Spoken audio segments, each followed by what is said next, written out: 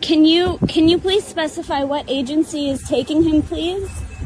Excuse me. They're not talking to me. I don't know. Were you not listening? What's up, Audrey? Excuse me. The lawyer would like to speak to somebody. Oh my God, they're literally running away from me. Because you're inconsequential. She's inconsequential.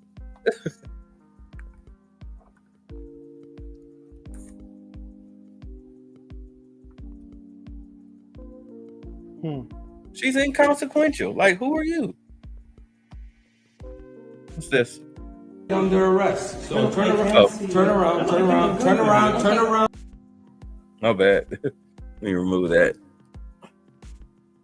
There we go. Who do y'all think? Is he justifiably able to be deported? Yeah, if you're pushing Hamas. Yeah, because I remember when all that stuff was going on last year, and I'm like, I was like, this is an American campus. You're on American grounds. Why are you letting the Palestinians who hate America because America funds Israel, why are you letting them protest on your campuses all across the United States? What are you doing? You wouldn't let Iranians do that. You wouldn't let Russians do that. So why are you letting Palestinians do that?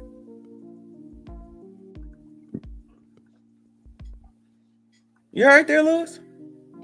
I was setting everything up. My bad. Sorry I came late. Well, no, you good. I was in the Royal Palace.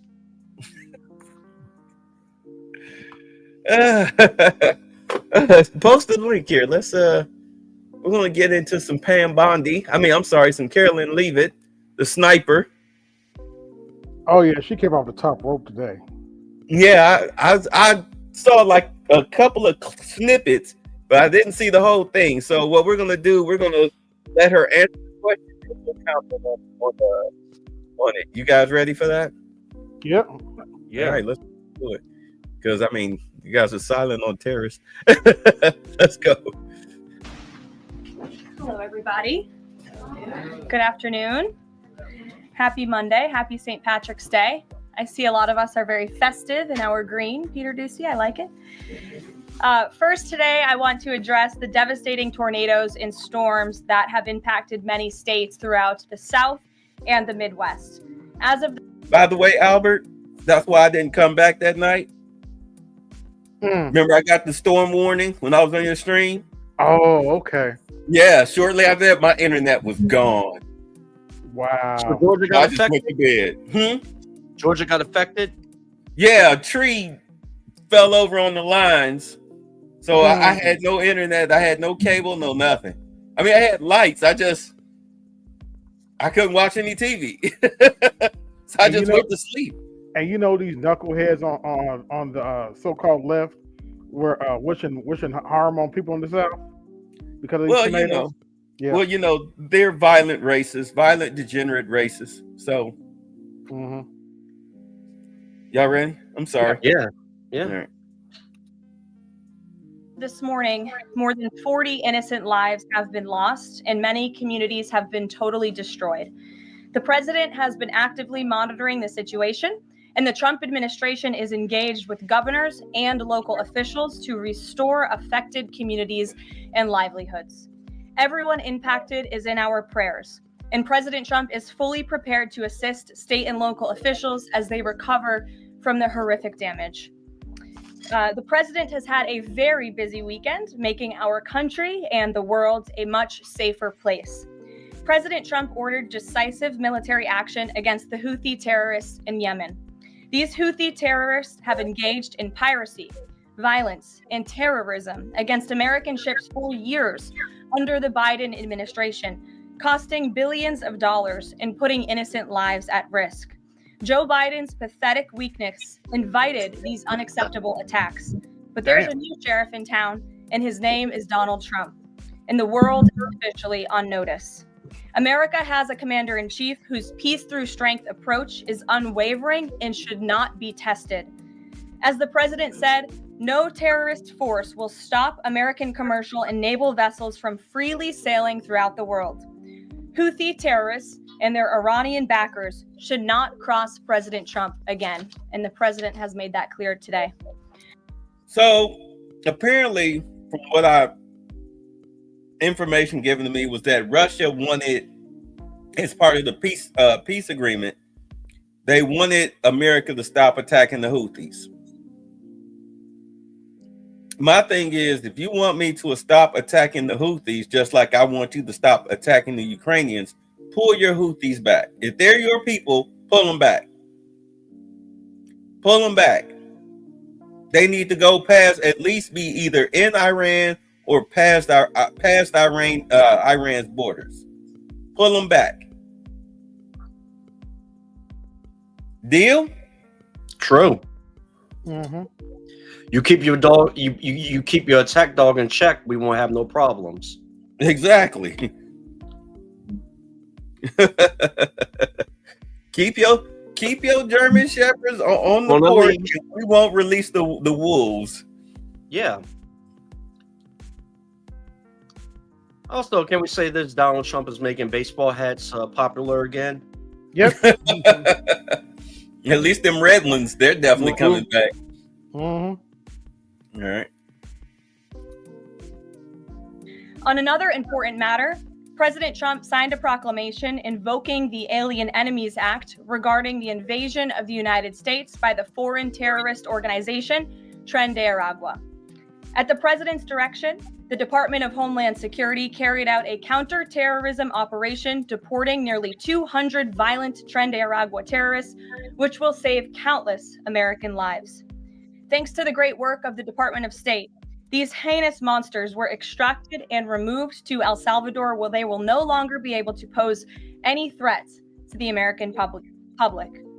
Tren de Aragua is one of the most ruthless terrorist gangs in the world, and they are responsible for some of the most heinous crimes that have occurred in our nation's history in recent years, including the savage murders of beautiful Laken Riley and Jocelyn Nungray. President Trump promised Laken and Jocelyn's families during his campaign that he would demand justice for their beautiful girls, and that's exactly what he did. As the president acknowledged during his inaugural address on January 20th, he pledged to invoke this act, and he has no higher responsibility than to defend our country from threats and invasions. President Trump will continue his historic efforts to seal the border and prevent these illegal invaders from coming here in the first place. As the New York Times is acknowledged over the weekend, President Trump's policies are working. Here's how the Times summed it up. Illegal crossings at the U.S.-Mexico border are down to their lowest level in decades. Once crowded migrant shelters are empty. Instead of heading north, people stranded in Mexico are starting to return home in bigger numbers. The border is almost unrecognizable from just a couple of years ago, when hundreds of thousands of people from around the world were crossing into the United States every month in scenes of chaos and upheaval. This is the Trump effect in action. And again, those are the words from the New York Times. We didn't need a border security bill. We just needed President Trump. All of these actions taken together are contributing to a wave of optimism about the direction of our great country. According to brand new polling from NBC News, more registered voters say the United States is heading in the right direction than at any point since early 2004. Americans support President Trump's common sense approach that's getting our country back on track in record time. Meanwhile, the president's critics can't say the same. That same new NBC poll also found that the Democrat Party has reached an all-time low in popularity. It turns out when you let your hatred of President Trump get in the way of doing what is best for America, the people reject you. Who would have thought? Joining us today in our new media seat is Kelly Meyer. She is a White House correspondent with News Nation. News Nation started in 2021 and is one of America's fastest growing cable news networks with a focus on news for all of America. It's part of a larger ecosystem, Nexstar, which is home to News Nation, the political website The Hill, the broadcast network The CW, and local Nexstar stations. With that, kick us off, please, Kelly. All right, so before they get started, let's just be honest. Let's just be honest. The Democratic, what's up, Jibba? The Democratic Party is eating itself alive. Can we admit that? Yes. Yeah, but I think they're doing it on purpose. I think they went along with the Kamala Harris experiment, and they're showing in everybody's eyes with the far leftists, with the Rainbow Group and all this stuff. I think probably within the next election, they're going to target white working class people, because that small fringe that's in the party, they're like, we're going to give you what you want, and we're showing you it's not working, and they're going to use it as an excuse to decenter them. Because I can't believe, maybe I'm the delusional one. I refuse to believe that they're this stupid. Well, I think they're letting the inmates run the same asylum right now to show to the American public that is not working. It's like what's the case? I'm gonna give you what you want to show you. It's not working. You're right. It's not working. And the guy that's running against, I forget his name just that quick. The guy that's running against Jasmine Crockett. I posted on his TikTok. I told him, and I even posted the video where I talked about how you can unseat the Democrats in the primaries with all of these gold card jobs that are coming in, right? These gold card companies that are coming in within the next 2 years. If you are any type of politician, and you want to unseat the Democrats because they're so unstable, all you have to do is get with Republicans, find out who these gold card companies are that need office space, warehouses, all right, manufacturing places, whatever. If you have them in your area, bring them in. Come take a look. Come look at our space. Come look at our area. This is the percentage of working age males and females, but mainly males that we have in this area, because men are going to be the backbone of your industry. All right, shipping, packing, forklift driving, all of that stuff. You're going to need male labor for that. Show them that. Give them a tax break or whatever. Yes, come in here. And when they agree, go ahead, get those leases signed. You take those leases on these podcasts, whatever. Hey, look, this is what I've done. I've done this for my community, etc., etc., etc. Man, come on. That's your golden ticket to the seat right there. Am I lying? Is that a better strategy? No. I mean, these people need to work. They need jobs. It was almost a shame that I'm sitting up here telling my little cousin, yo, you better learn how to code. I know how to code. Well, you better get great at it.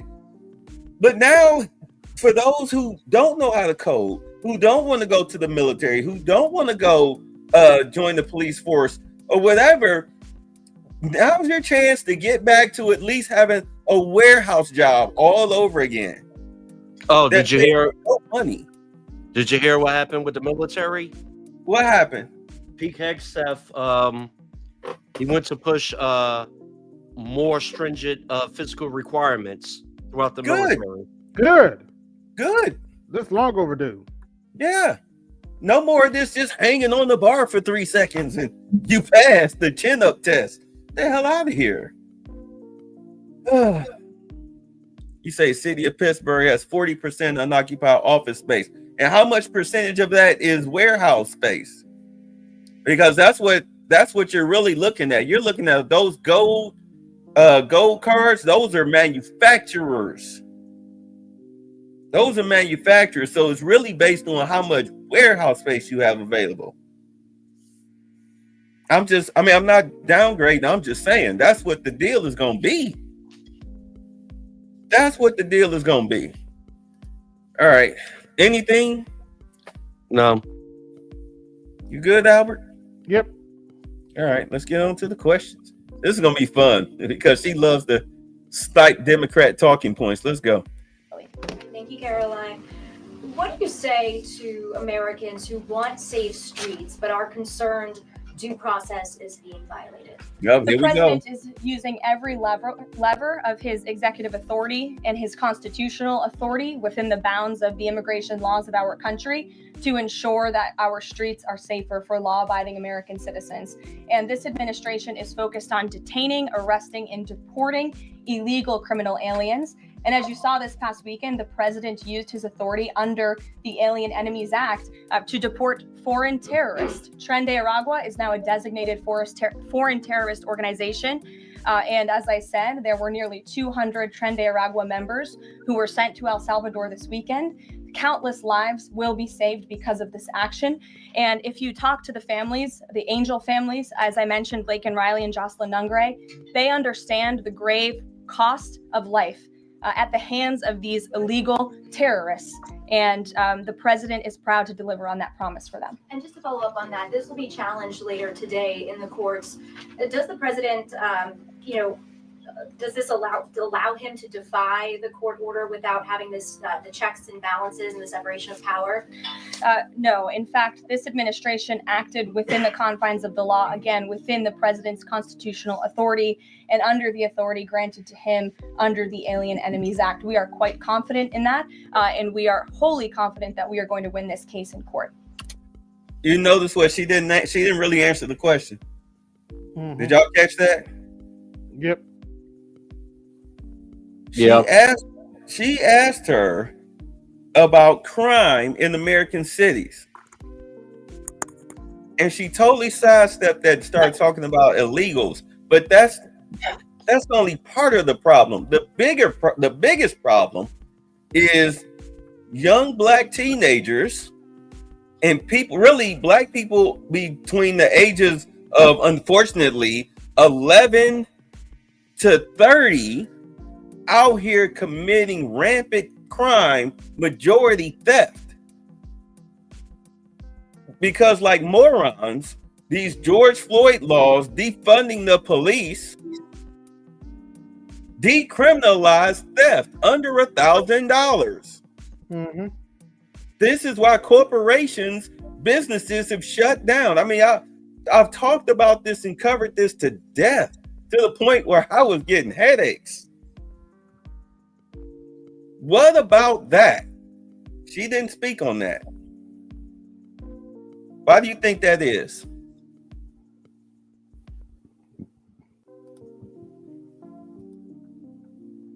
Not sure. Not sure. It ain't time to speak on that yet. Let's deal with the big problem first, which is the criminal illegals. Well, all illegals are criminals, but the illegals that have committed criminal acts, like physical criminal acts. Let's get them out of here first, because again, you're looking at guerrilla fighters that can be used by a foreign enemy against American citizens. Get rid of them first. Lock down the border. Then you deal with the problem in-house. Yeah, then deal with the problem in-house. So they're not going to talk about that yet. What is this? Don't play it yet. Don't wait. That's that. Play that after she stops speaking. Finish her thing. I want you to play that. Oh, okay. You mean like the very end? Yeah, well, I'll tell you when to play it. All right. So, yeah, right now you want to keep everything as far as how you're going to deal with American-born crime. You're going to keep that under wraps first. Remember, he had the meeting with the business owners here in the United States, the ones that are already here. Mm-hmm. Yeah, they was like, okay, so you know that crime was one of their biggest issues. So I would say give it about maybe about 6 months. We'll see what happens at the start of the summer, because we all know that a lot of violent crime and whatnot normally kicks off when the weather gets hot. Yeah, unfortunately. Yeah. Yep. Yeah. So we'll see what happens like right around mid-May, early June. I think that's when they'll deal with it. All right, y'all ready? Mm-hmm. All right. Peter. Thank you, Caroline. If you guys can't send 200 Tren de Aragua terrorists at a time to El Salvador, where are you going to send them instead? It's a very good question. You'd have to ask the courts and the people on the left who are trying to fight this administration for doing the business that this president sought out to do, which is to deport these foreign terrorists. And we're very grateful to President Bukele and to El Salvador for accepting these heinous monsters where they will face justice. And if these guys are terrorists at war with the United States, is President Trump considering anything more lethal to address them than just sticking them on a plane somewhere else? Well, it sounded like you had a little bit of niggers? curiosity in the premise of your question, so Hold I on. want to address it. These are designated foreign terrorists. The president signed a proclamation on February 20th, 2025, designating TDA as a foreign terrorist organization that was in consultation with the Attorney General and the Secretary of Treasury. That was pursuant to 8 U.S. Code 1189. The president has the right to do that. And I think nobody would argue that Tren de Aragua should be designated a foreign terrorist organization. If you want to have that argument, I'm happy to do it. These are heinous monsters, rapists, murderers, kidnappers, sexual assaulters, predators who have no right to be in this country, and they must be held accountable. And Is she talking about there is now a niggers? member of the European Parliament from France who does not think the U.S. represents the values of the Statue of Liberty anymore. They want the Statue of Liberty back. So is President Trump going to send the Statue of Liberty back to France? Absolutely not.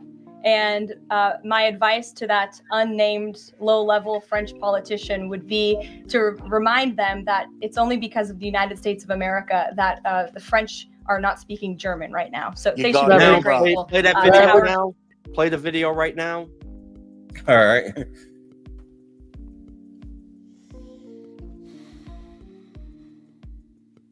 Yeah. That's accurate.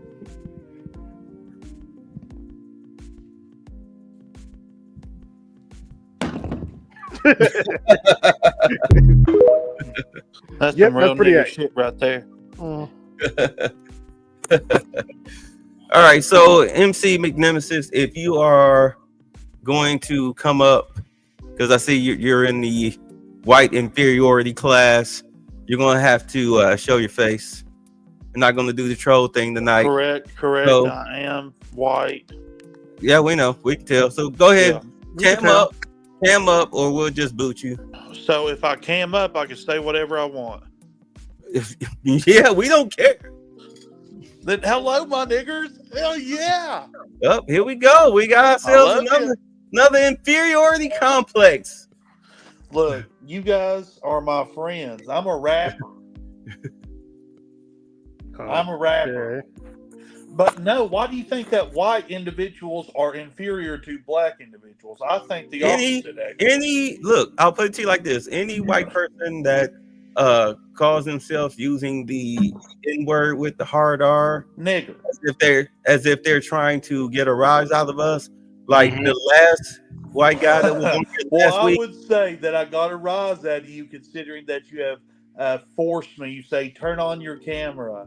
Yeah, well, the Then thing you is about it. highlight The thing is You that don't if know you're, if I'll porn bomb you or not, but yet here I am. hey, I've got And the you button. should not do this. I've got the button. You don't. Oh, I've want got the this. Like, button. I'm not a porn bomber. I'm just warning Okay. you for a future. Okay. No, There's it's a lot fine. of people that follow me on this platform that Mhm. are trolls, That's fine. That's and fine. those mean, we- trolls are going to come after you. It's They fine. don't like people of your color either. Trust me. Hey, that's fine. So what? And I don't claim to lead them. I don't have control over them, but they Mhm. don't like dark-skinned individuals. Well, let me ask you a question. What made you come this way tonight? Well, I was on my own panel, Aaron Woodard Experience, Mm-hmm. and just shucking and jiving with my white people over there. You know, we're just messing with each other. and then I decided to, just what is it called? Rabbit panel hopping. And people they are not very fond of the N's and the F's around my area. And you know it. Well, here's the thing. We don't get triggered by that. You understand? You're definitely triggered, like I said. No, we're not triggered. If you just be quiet for a second and let me explain it. Last week we had somebody. You definitely please be quiet and let me explain. Covering up your rage. Please be quiet and let me explain it. Last week we had a guy come up here, and the only thing he could do was just call us hard R's. But after a good hour and a half of him just being one note, come to find out that he was near 40-year-old loser living at home in in his grandfather's house. All right. He had 0 job prospects. His black girlfriend of 2 years had dumped him. All right. Yeah. So, he was just. Yeah, he's a nigga lover. And you think that I have a similar story? No, I'm just letting you know up front that if you are going to be here, then these are the rules. What are the rules? The rules are if you come up and you're not a regular panelist, then we need for you to cam up. Okay. But do yourself a favor. At least come in here and have an intellectual conversation with us, and you will be treated with respect. Right? Well, okay. Respect begets respect, you a Republican? Right? I am not. I'm an independent. A nigga-pendant? I know, right? No, I'm just fucking with you. It's like they can't help themselves. You gotta stop all that bullshit of uptightness. Like, you gotta learn to let loose, my nigger. Like, fuck. I'm uptight. Okay. What? Yeah, you gotta stop that shit. Just wow. Loosen up. Nobody's disrespecting you. I love you. Hell, everybody in my family probably love you. I hope for a little Christmas dinner. But the thing that you gotta remember is this: I'm a rapper. So what? So you're trying to control what a rapper says. I don't understand. Like, how are we trying to control you? You're trying to say, like, you got to do this, you got to do that. That's just the rule of the show. It's our show. Okay, so you think there's actually rules to life? I mean, there is rules to life, but do you know what those rules are? Inform us. Go ahead. Tell us your rules to life. Name one rule in life. Name one thing that is objectively, morally evil.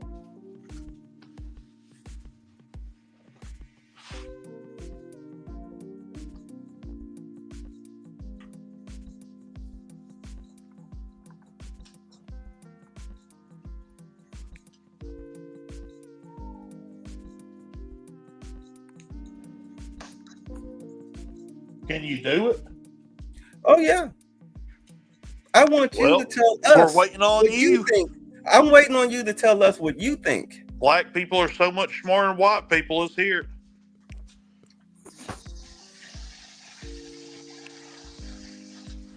To be honest with you, a nigger never taught me nothing. It's all been white people. Okay. I ain't never learned anything. Never been educated by any black person ever. The ones that educated me are all white. Some of them are Jews. Now, I don't like Jews either, but I have learned a lot from them. Well, how old are you, by the way? How old are you? How old am I? Mm-hmm. You want to ask me questions? Are you going to answer questions? Yeah. So to answer your first question, because I don't have a problem with like death, but it has to be justifiable. Let me explain something to you. Homicide is against my moral ambiguity. Let me explain just as, something. like, Whenever a person like me comes into your life, right? Mm-hmm. I'm an occultist. You're an occultist? Mind control. Mind control? I'm trying to set your mind free. You're trying to set my mind free? You are? Because you are in a triggered state put there by the Democrats. We're not Democrats. We're not Democrats over here. Then why are you triggered? Triggered by what? Triggered by what? You're triggered. Has any one of us called you out of your name? Yes. Okay. Oh yeah? What did we call you? And in the comments too. No. Have They're anyone calling of me us, mentally ill. which one of us three on this panel You called know? you out of your name? See, this dude's saying this is a prime example of why I Whoa, don't give a fuck. whoa. Like these, Which, this is completely not good. Which one of us on this panel called you out And of your they're name? calling me a troll. Which one of us on this panel called you out of your name? This dude Link. He Which says, one I of love us how they on always the troll panel black. that you see out of the I'm not a three? troll. Which one of us And called to you call out of me your a name? troll, why are you Bruh, going to call someone You know a what? troll when they're I'm not gonna a do this troll? 2 weeks in a row. I am done with dummies. I'm not dealing with that. I'm done with dummies. I know. Yeah. Right. Exactly. I'm not dealing with that tonight. Apparently, you can't handle Hey, the Bay, pressure. you know you're hitting it big, right? I probably am. You look, you got all the mayonnaise smooth brains just coming over. Oh, Yeah, God. pretty much. I think he's in my chat, but you know, It's fine. you can stay there for now. Yeah, I'm not about to put up with this. It's like we went through this last week, but the only reason why it went so long last week because really the show was over. We did 2 hours. The show was over. We'll talk about this afterwards because it's probably more of them listening. But Yeah, more than likely. Thank you for the good content. Yeah. I've arrived. It's funny. I pissed off the Democratic white supremacists. I'm sorry, the Democratic white inferiors, because here you had a guy who was looked like to be in his late 30s, and he's a quote unquote rapper. Yeah. You know, I mean, talk about your great, job prospects. I mean, this guy's going to make $1 million. Now I can make some memes. Anyway, that'll be another clip. That'll be clipped. Oh, by the way, I can now post all of those clips from last week because through YouTube I can remove the music. They give me the option to remove the music. So yeah, I'll get on that. Yeah, because I'm doing it tomorrow. They actually dinged me for that stream we did last week. Did they? Yeah, I could already. Yeah, I just went ahead and removed the music off my version of the stream. Yeah, I can post it. I think if there's about 8 to 10 shorts that they had that they banned, but I can remove the music now. So we'll get back to that. Anyway, so back to what Karoline Leavitt was talking about. Let's replay it. This guy that threw was me savage. Let's see here. Nungre, they understand the grave cost of life at the hands of these illegal. And as you saw this past weekend, the president used his authority under the Alien Enemies Act. The president is using every lever of his executive authority and his constitutional authority within the bounds of the immigration laws of our country to ensure that our streets are safer for law-abiding American citizens. And this administration is focused on detaining, arresting, and deporting illegal criminal aliens. And as you saw this past weekend, the president used his authority under the Alien Enemies Act to deport foreign terrorists. Tren de Aragua is now a designated foreign terrorist organization. And as I said, there were nearly 200 Tren de Aragua members who were sent to El Salvador this weekend. Countless lives will be saved because of this action. And if you talk to the families, the Angel families, as I mentioned, Blake and Riley and Jocelyn Nungre, they understand the grave cost of life at the hands of these illegal terrorists. And the president is proud to deliver on that promise for them. And just to follow up on that, this will be challenged later today in the courts. Does the president, does this allow him to defy the court order without having this the checks and balances and the separation of power? No. In fact, this administration acted within the confines of the law, again, within the president's constitutional authority and under the authority granted to him under the Alien Enemies Act. We are quite confident in that, and we are wholly confident that we are going to win this case in court. Peter. Thank you, Caroline. If you guys can't send 200 Tren de Aragua terrorists at a time to El Salvador, where are you going to send them instead? It's a very good question. You'd have to ask the courts and the people on the left who are trying to fight this administration for doing the business that this president sought out to do, which is to deport these foreign terrorists. And we're very grateful to President Bukele and to El Salvador for accepting these heinous monsters where they will face justice. And if these guys are terrorists at war with the United States, is President Trump considering anything more lethal to address them than just sticking them on a plane somewhere else? Well, it sounded like you had a little bit of curiosity in the premise of your question, so I want to address it. These are designated foreign terrorists. The president signed a proclamation on February 20th, 2025, designating TDA as a foreign terrorist organization that was in consultation with the Attorney General and the Secretary of Treasury. That was pursuant to 8 U.S. Code 1189. The president has the right to do that. And I think nobody would argue that Tren de Aragua should be designated a foreign terrorist organization. If you want to have that argument, I'm happy to do it. These are heinous monsters, rapists, murderers, kidnappers, sexual assaulters, predators who have no right to be in this country, and they must be held accountable. And something different. There is now a member of the European Parliament from France who does not think the U.S. represents the values of the... Wait, hold on. So you talking about this black guy right here? So you got this black guy right here. You got this Indian woman right here. You got one stand up in the back. Where? Oh yeah, you got the brother right here. You got the black. Okay, let's go by the row. Black chick right here. I mean, not that it matters, but let's do the count. Do the color count. Okay, one. You got an Indian woman here. Indian woman here. This looks to be like a Hispanic woman, maybe like a dark skin, possibly black. All right. And then you got the black guy right here. Let's see here. You got the black chick right here. All right, you got another black chick right here. All right, and then of course you got the brother right here. Here's an Asian woman, looks like right here. So it's not the cameraman in the back. Where? Oh yeah, you got the brother right here. Yeah, you know. So I mean, it's not like this room isn't a representation of the American demographic. Let's just be honest. Oh, all right, I'll count her. I remember her. Yeah, so it's not like this room is diverse. It's diverse, but really it's based on who they send. You know this. No, this isn't the guy from last week that asked that stupid question about terrorists. That's not him, right? No, that guy was blonde. That's not him. So, you know. Oh, I think, yep, right here. Here's a black person right here, I believe. Unless that's a hole in the wall or a statue. But we'll see. Let's play it. All right. So they were talking about the Statue of Liberty. Statue of Liberty anymore. They want the Statue of Liberty back. So is President Trump going to send the Statue of Liberty back to France? Absolutely. Okay, so that was a bust in the wall. All right, my bad. All right. Absolutely not.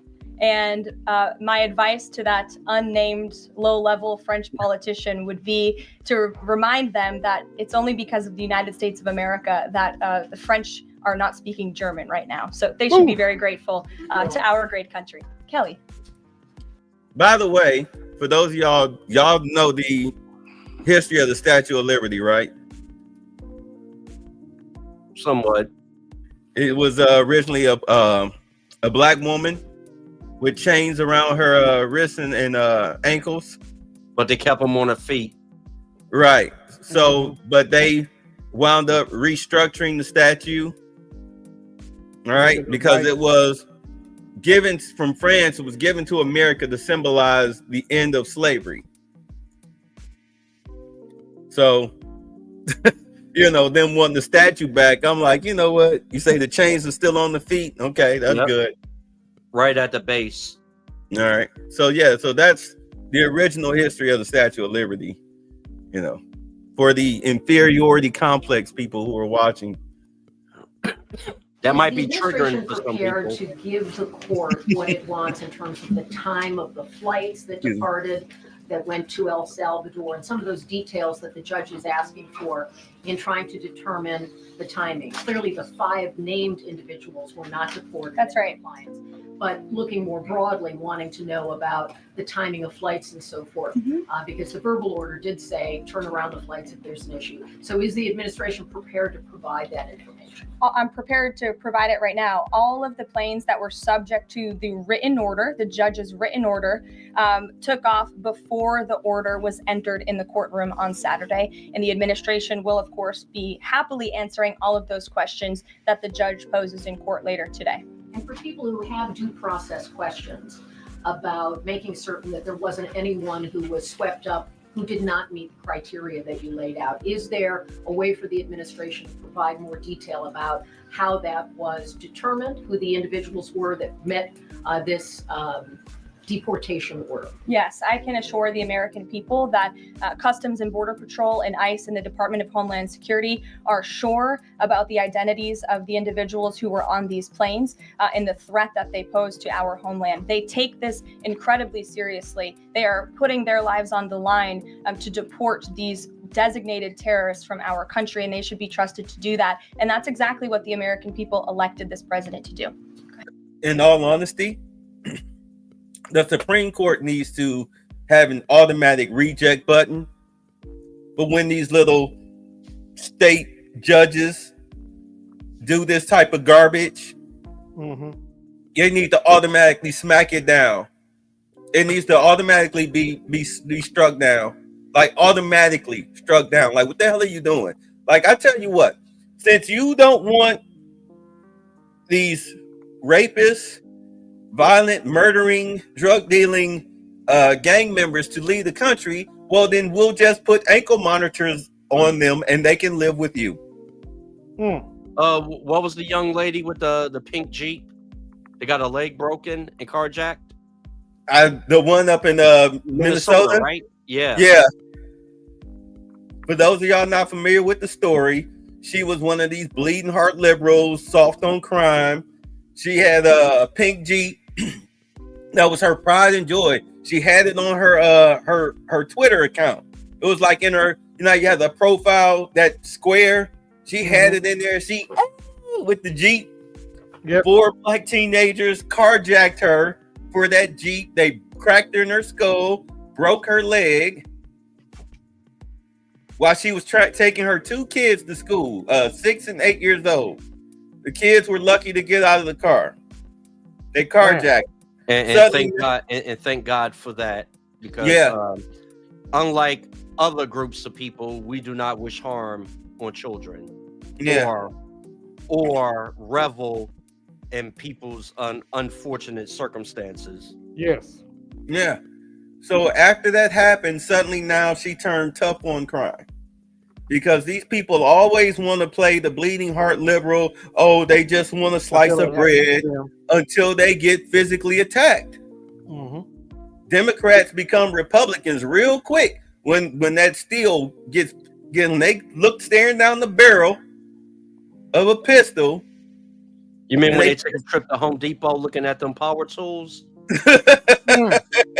Yeah. When they staring down the barrel of a power tool, suddenly now they have a change of heart. I bet. And I'm like, no. When we catch them, we're going to put ankle monitors on them, and they're going to live with you for a good 6 to 8 months, and you can bake them cookies and lecture them on how what you're doing is so wrong, little Timmy.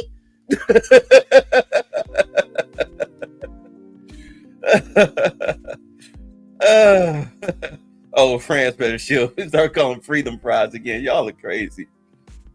Wait, was this woman? I don't remember her name.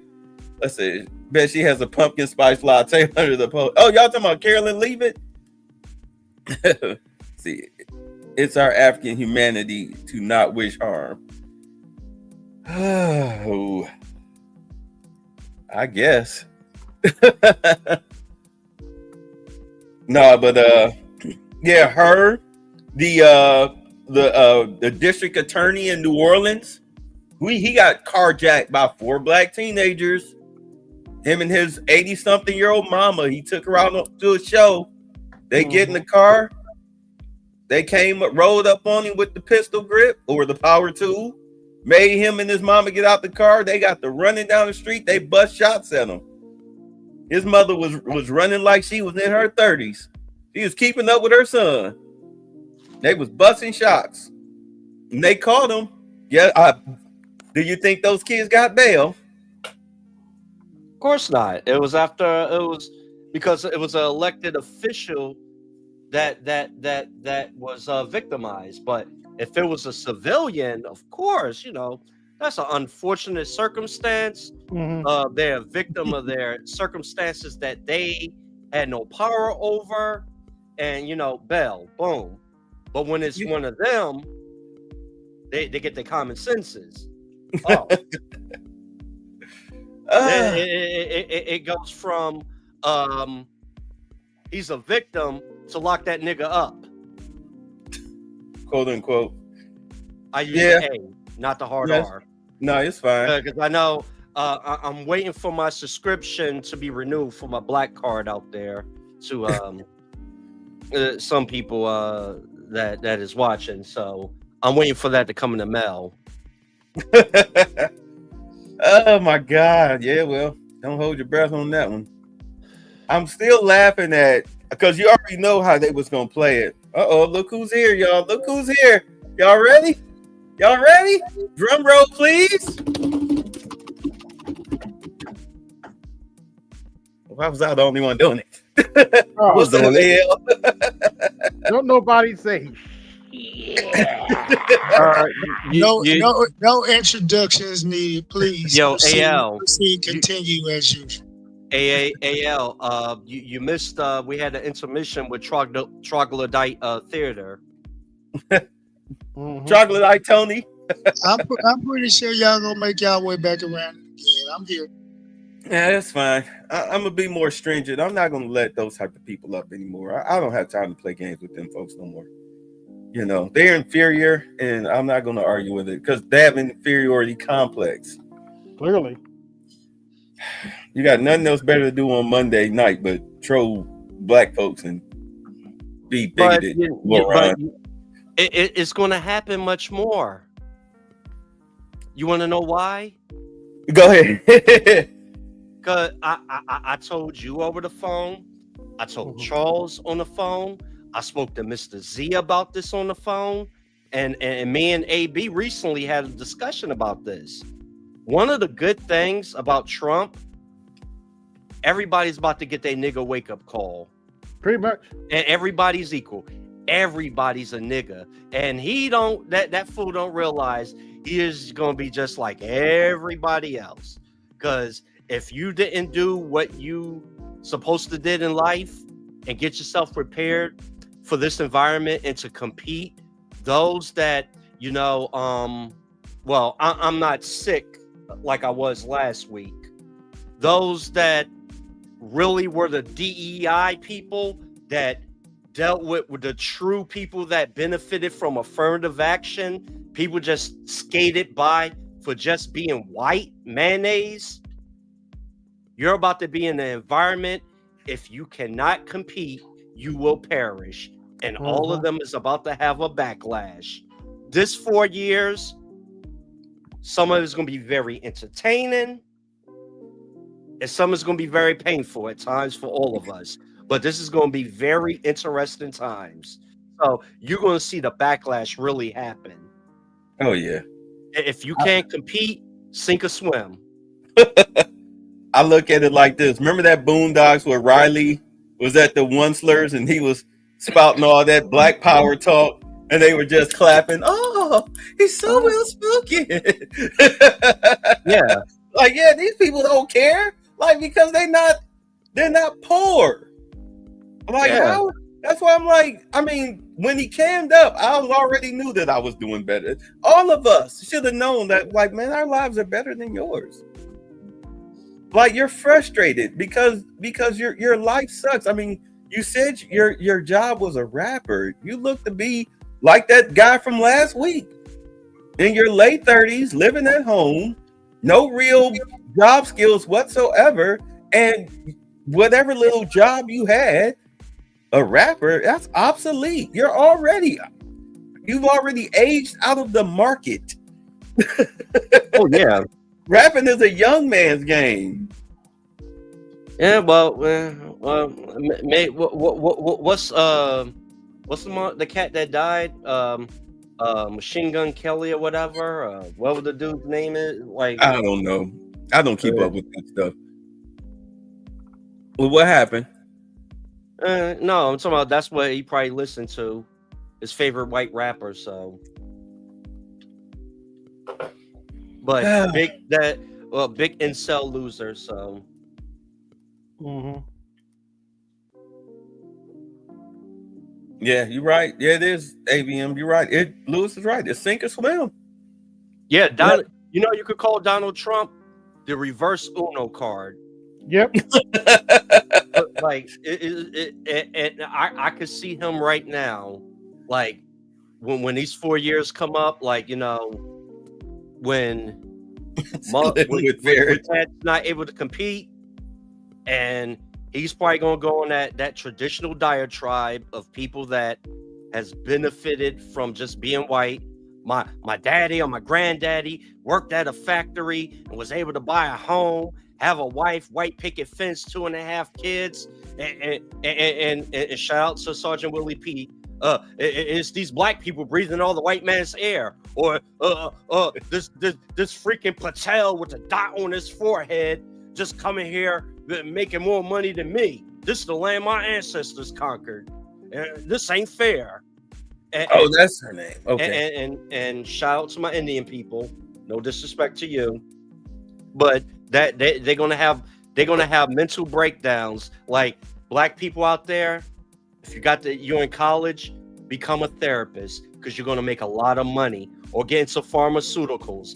Invest in all your pharmaceutical companies, because there's going to be a lot of the antidepressant medicine coming out on the market soon. Trust me. Dang it.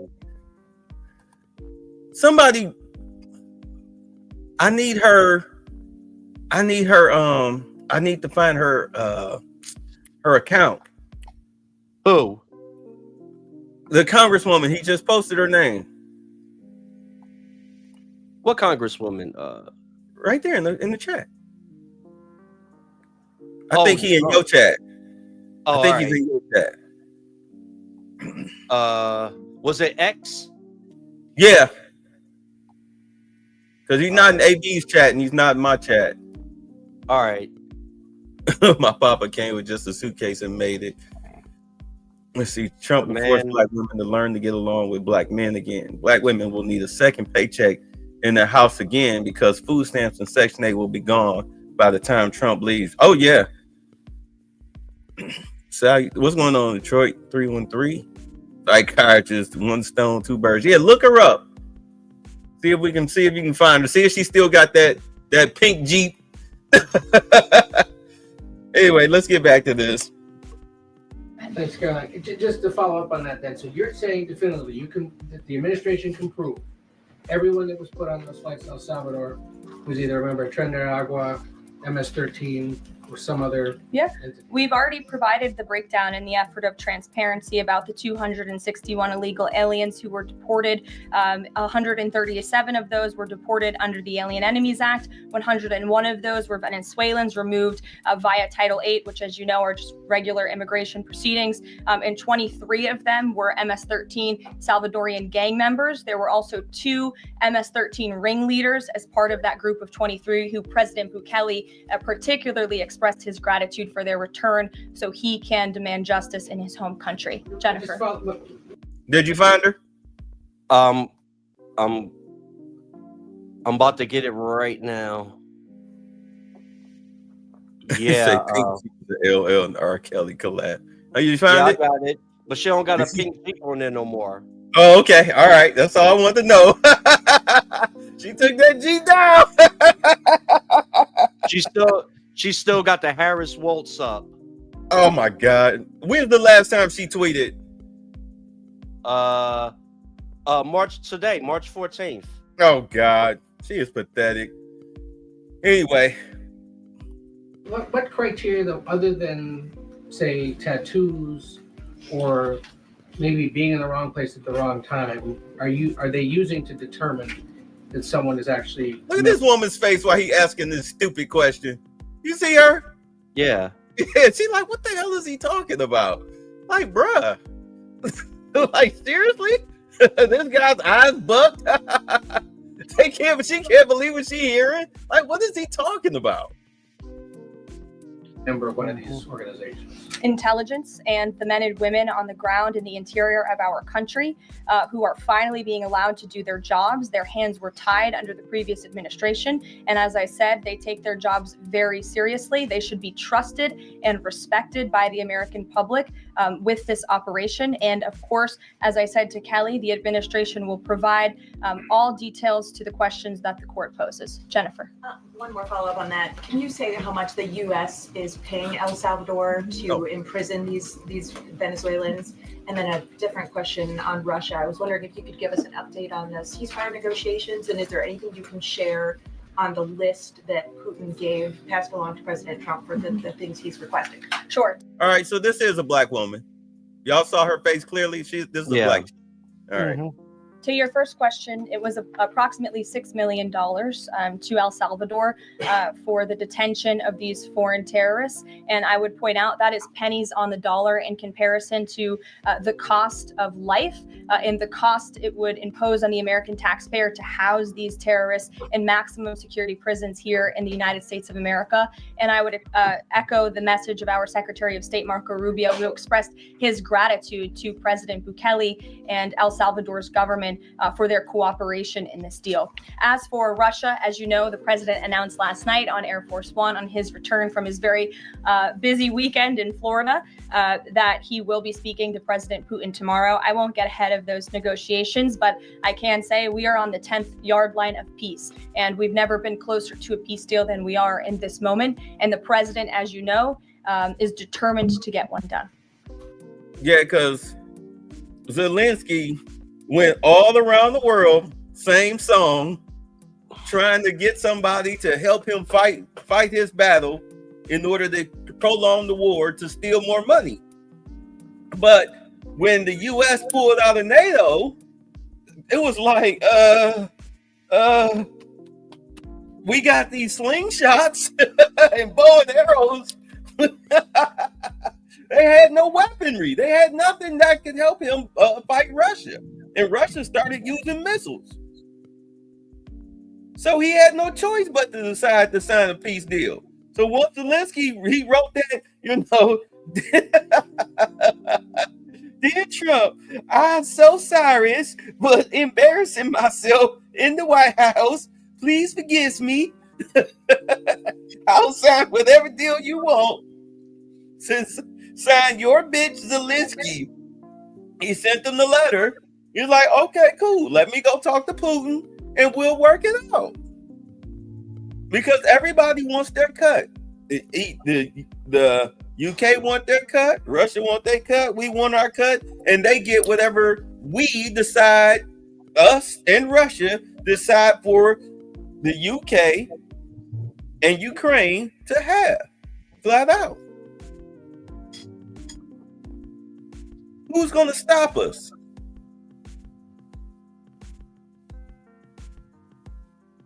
That was a question. Nobody. Right. Nobody. Yeah. And we're not trying to fight with Russia. That would be devastating to the world. Devastating to the world. So let's sign these deals. And that's what Putin wants to go with anyway. As far as with resources rights, that's what BRICS was all. That's what BRICS is all about. You get fair trade for your commodities, for your GDP. Fair trade will help you build your infrastructure. China's come over there with the 3D printer to build the apartment homes for the workers that you guys can eventually live in when it's all said and done, which will probably tear up. But that's fine. That's on you. But you'll get fair trade. You'll be fairly compensated for your GDP. What you do with that after that is up to you. Does that sound fair? Yep. Mm-hmm. It's better than a hostile takeover. That's what China was doing. China was just taking your resources and building up, quote unquote, building up your infrastructure, but charging you to maintain it because they didn't teach you how to maintain it. You didn't have the education or the wherewithal or the willpower to maintain your infrastructure. This is much better. If anything, I would definitely start educating your children. They would be BGS. Oh yeah. Hey. Send him the link if y'all want him up. I mean, if he's in your chat room. I mean, sorry, I didn't mean to make something like that. I apologize for that. Oh, Chalk G died? Okay. There he is. There's our resident senior. What's going on? What's going on? I mean, the reason she didn't speak on it because crime is a city and a state thing. Okay, they don't really have a whole lot of jurisdiction over that. Mm-hmm. Yeah. And the laws that were passed were not George Floyd laws. Okay, those were actually laws passed under COVID because they had so many people that were out of work and so many people shoplifting that the police actually did this. It's actually a police thing, right? Police could not take everybody to jail, especially white folks. So they increased the limit to keep from taking all these people to jail because people had gone basically bonkers during COVID. That had nothing to do with George Floyd. Because most of the George Floyd laws really didn't go through as far as defund the police. That shit didn't pass, most of it. But there's holdovers, like California actually reset their laws as far as shoplifting and stuff like that. They just did it this year because under COVID, they had really relaxed all that crap. And people didn't go back to normal. So they said, okay, we have to get stricter. But state by state, the laws are actually going to change. They're already, like California already did change in 2025. Yeah, I was still laughing at that video of them two girls in the back of the police car. Yeah. So in other words, man, basically there's a whole bunch of, I think California passed like 5 or 6 laws to actually enhance and prevent that rampant shoplifting that was going on. In fact, some increased some of those to felonies where a cop doesn't have to see you actually shoplift. He can actually arrest you on the word of the store owner. Okay. Yeah, even in the city I work at, this was 19 years ago. Mm-hmm. It was after the city municipalities police, they fell under the consent decree of the federal government because of corruption. Mm-hmm. And they were addressing I forgot with the bail reform. So a lot of, and especially where I'm at, it is a lot of gang activity. So we had a lot of shoplifting in my store. Unless somebody was getting seriously hurt, nobody's going to respond because throughout the city, somebody was getting shot and stabbed. Yeah, you remember this because Louis, because you were working in the store, right? Remember when they were during COVID with all the shoplifting, they actually relaxed all those laws. Yeah, remember that? Yeah. That's because of COVID. It wasn't because of George Floyd. Once the George Floyd laws was actually so the DOJ would actually come down on people doing shit on tape. Because they were letting people out of county jail because a lot of inmates was having COVID, and a lot of and plus the county jails and prisons, they were understaffed. They're understaffed, so that's why they did it. And so, but I do believe most states have reversed those laws that they passed under COVID. Because I know California did. California's fairly liberal. Yeah, I see a lot of chokeholds. Well, it's not chokeholds per se, but that chokeholds are illegal. They always have been illegal. The chokeholds went out with for the most part when under what's the name, Gates in Los Angeles with the chokehold. That was back in the 90s. That stuff went out. So chokeholds were illegal. Yes, sir. You know, Gavin Newsom got a podcast now on YouTube. Yeah, I saw him. I saw one. Well, so does Michelle Obama, but I saw one. Gavin with he actually interviewed. I was surprised. Steve Bannon. Steve Bannon, yeah, which is shocking. Yeah, and he interviewed Charlie Kirk. Yeah, no, that was his first one. And Steve Bannon was the second, and the third one was oh my God, Michael Savage. And so basically, he's in. I got to give him credit. He's not shying away from the other side. And the Michael Savage interview was very good. I got into 10 minutes with Steve Bannon, but I'm going to watch the full interview. People underestimate. I mean, just Gavin Newsom doesn't always present well, but people underestimate how smart Gavin Newsom actually is. They really do. They look at him and say he's plastic, but Gavin Newsom is actually a lot smarter than people actually think he is. Yeah, Florida didn't do nothing, but yeah, it's a lot of. I'm reading now a lot of chokeholds, neck restraints, carotid triangle restraint, unless justified. I mean, it's a lot of chokeholds, and I also see a lot of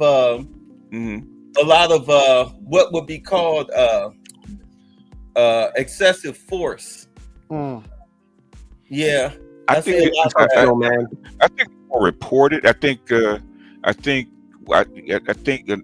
the Floyd, on the Trump, basically the DOJ was cracking down on that kind of stuff, and as soon as they're not cracking back down on it, it'll go back to the way it was. Yeah. Hey, BGS, your thoughts on Karoline Leavitt's mic drop today? I haven't heard it yet. We ain't got to it yet. Okay. Haven't heard it. I mean, she's not playing, so she's got Trump behind her, so yeah. So she don't have to mealy mouth. So they're he picked her because she's gonna be more aggressive and more outspoken. So, good Lord! All right, let's get y'all ready to get back to this. Yes, sir. Yeah, when I got some time. All right.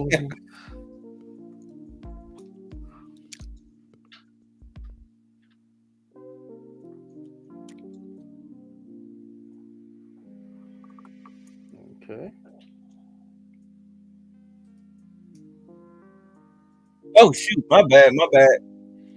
To undo. Let me back it up. My bad. I apologize.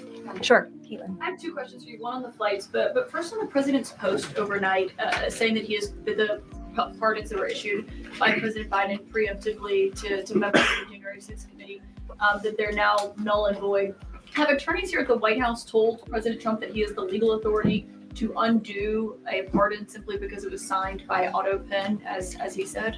The president was begging the question that I think a lot of journalists in this room should be asking about whether or not the former president of the United States, who I think we can all finally agree was cognitively impaired. I know it took people some time to finally admit that, but we all know that to be true, as evidenced by his disastrous debate performance against President Trump during the campaign. I digress on that. But the president was raising the point that, did the president even know about these pardons? Was his legal signature used without his consent or knowledge? And that's not just the president or me raising those questions, Caitlin. According to the New York Post, there are Biden officials from the previous White House who raised those questions and wondered if the president was even consulted about his legally binding signature being signed onto documents. And so I think it's a question that everybody in this room should be looking into, because certainly that would propose perhaps criminal or illegal behavior if staff members were signing the president of the United States autograph without his consent. That's true. I have no problem with that. You should question that. Yes. In all honesty, because like Trump said, because I did catch that snippet. I didn't get to his conference, before he got on the plane, before he got on Air Force One. But he said, I'm leaving that up to the courts. Yeah, that's what he said. Right. And if the courts say that these signatures are null and void because they were auto-penned and Joe Biden was, because of his mental condition. Yeah. Oh, see, you're going to jail. You're going to jail. Woo! In other words, he's washing his hands of it. So he said, he's raising the question as he can and he should. Anybody can. but he doesn't have any power over it, so he's going to leave it up to the courts. Yep. Fair enough. Damn, I don't have it. I don't have it. Yeah, If it's proven that Biden did not have wasn't cognitive to run the country, and his staff was running roughshod. You know what? The thing is, I don't understand why they're asking her the question. He's been pretty clear about what he said about it. I don't know. I don't get it. Why are you asking her? He's already said what he said. How's he going to change it? They got to have the clarity point because she is the official White House mouthpiece. And what I'm saying is, she's not going to say anything different than what he said. Okay, because he said that more than one occasion. Why are you asking her the same? Do you ask him? He's already responded. It's Caitlin Collins. Okay. It's Caitlin Collins. Hey, replay that part. Nasty pussy. Hey, babe, replay that part with France, man. That was savage. Who? With Statue of Liberty. Yeah, the Statue of Liberty. Oh gosh, that was savage.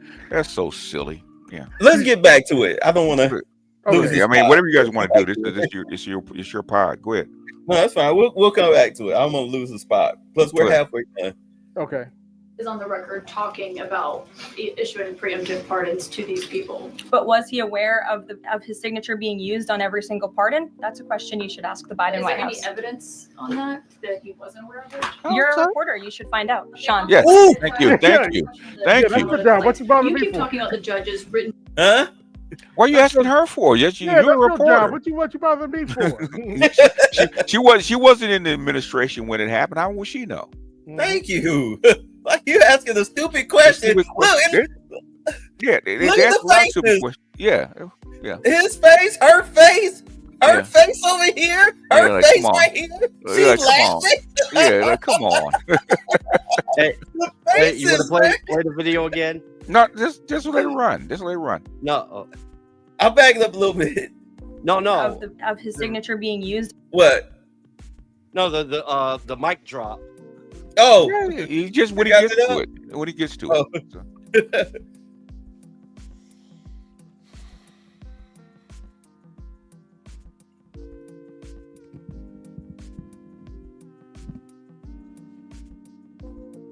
What's up, Wensler?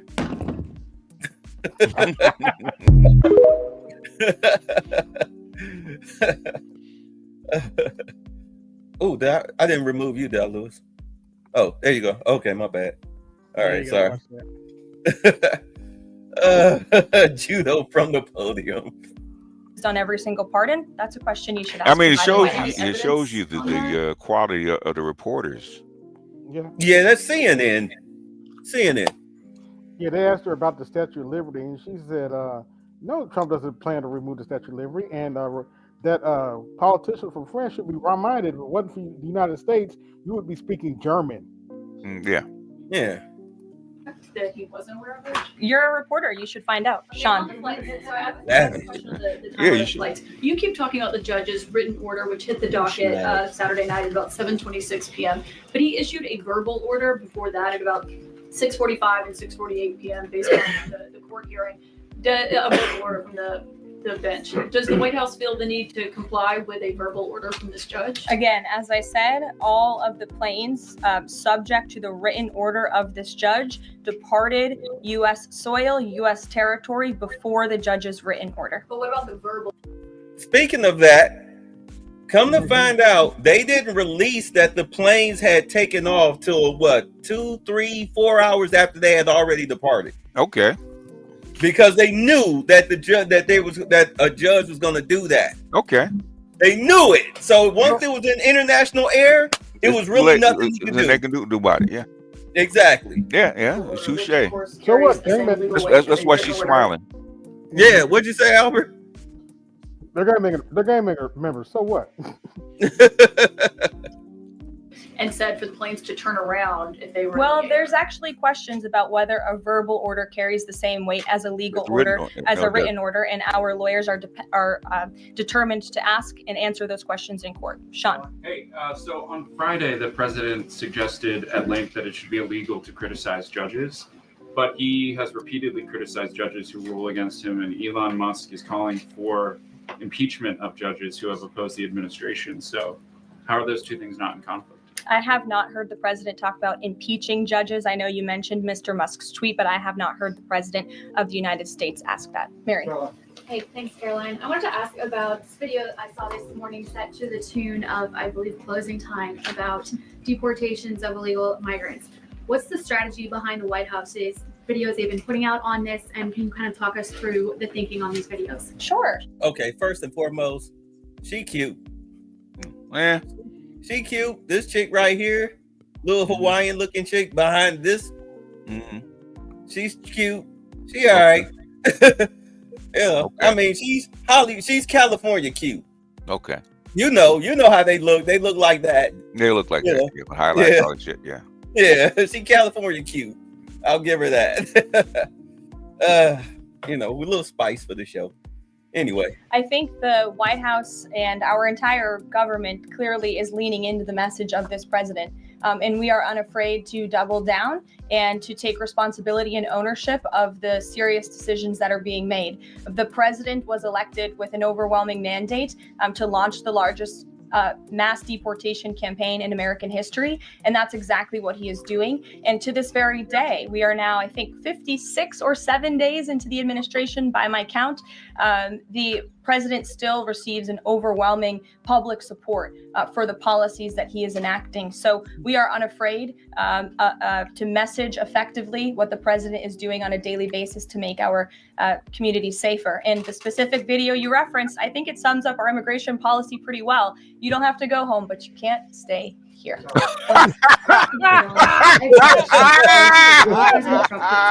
Oh, you ain't shit for that girl. That's why I call her the sniper. You ain't his for that one. Okay. All right. She got to pull way back from that one. That's a 1970s one, boy. You ain't got to go home. Gotta get out of here. Yeah. They stunned at that one. No retorts.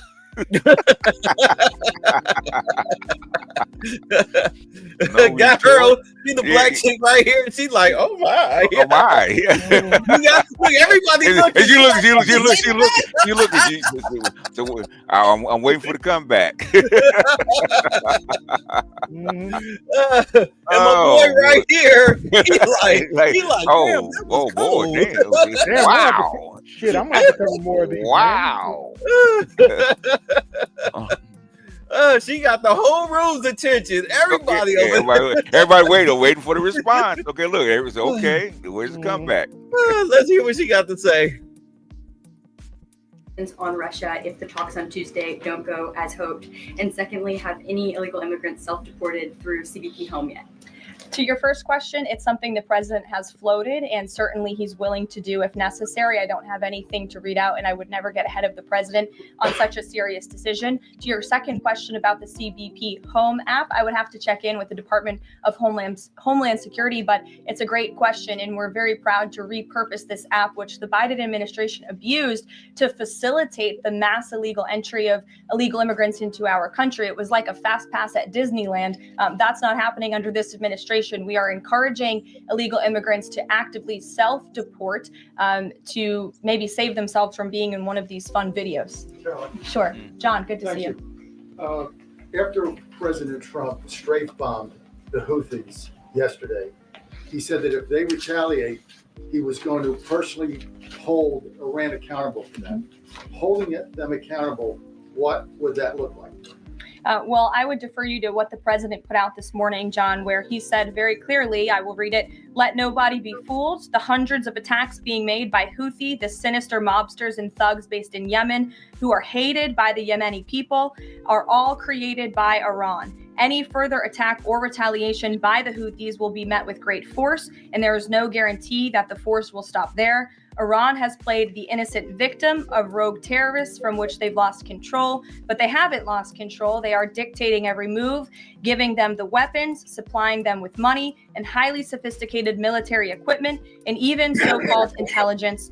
Every shot fired by the Houthis will be looked upon from this point forward as being a shot fired from the weapons and leadership of Iran. And Iran will be held responsible and suffer the consequences, and those consequences will be dire. That is a statement from the President of the United States just moments ago. I have nothing additional to share, but our message to Iran is you better take this president seriously. And I think the Houthis learned that the hard way this past weekend. As I said in my opening remarks, there's a new sheriff in town, and this president is not just going to sit on his hands and allow terrorists to launch attacks on commercial vessels and U.S. naval ships. Those actions will not be tolerated. Sure, Edward. Yeah, thanks.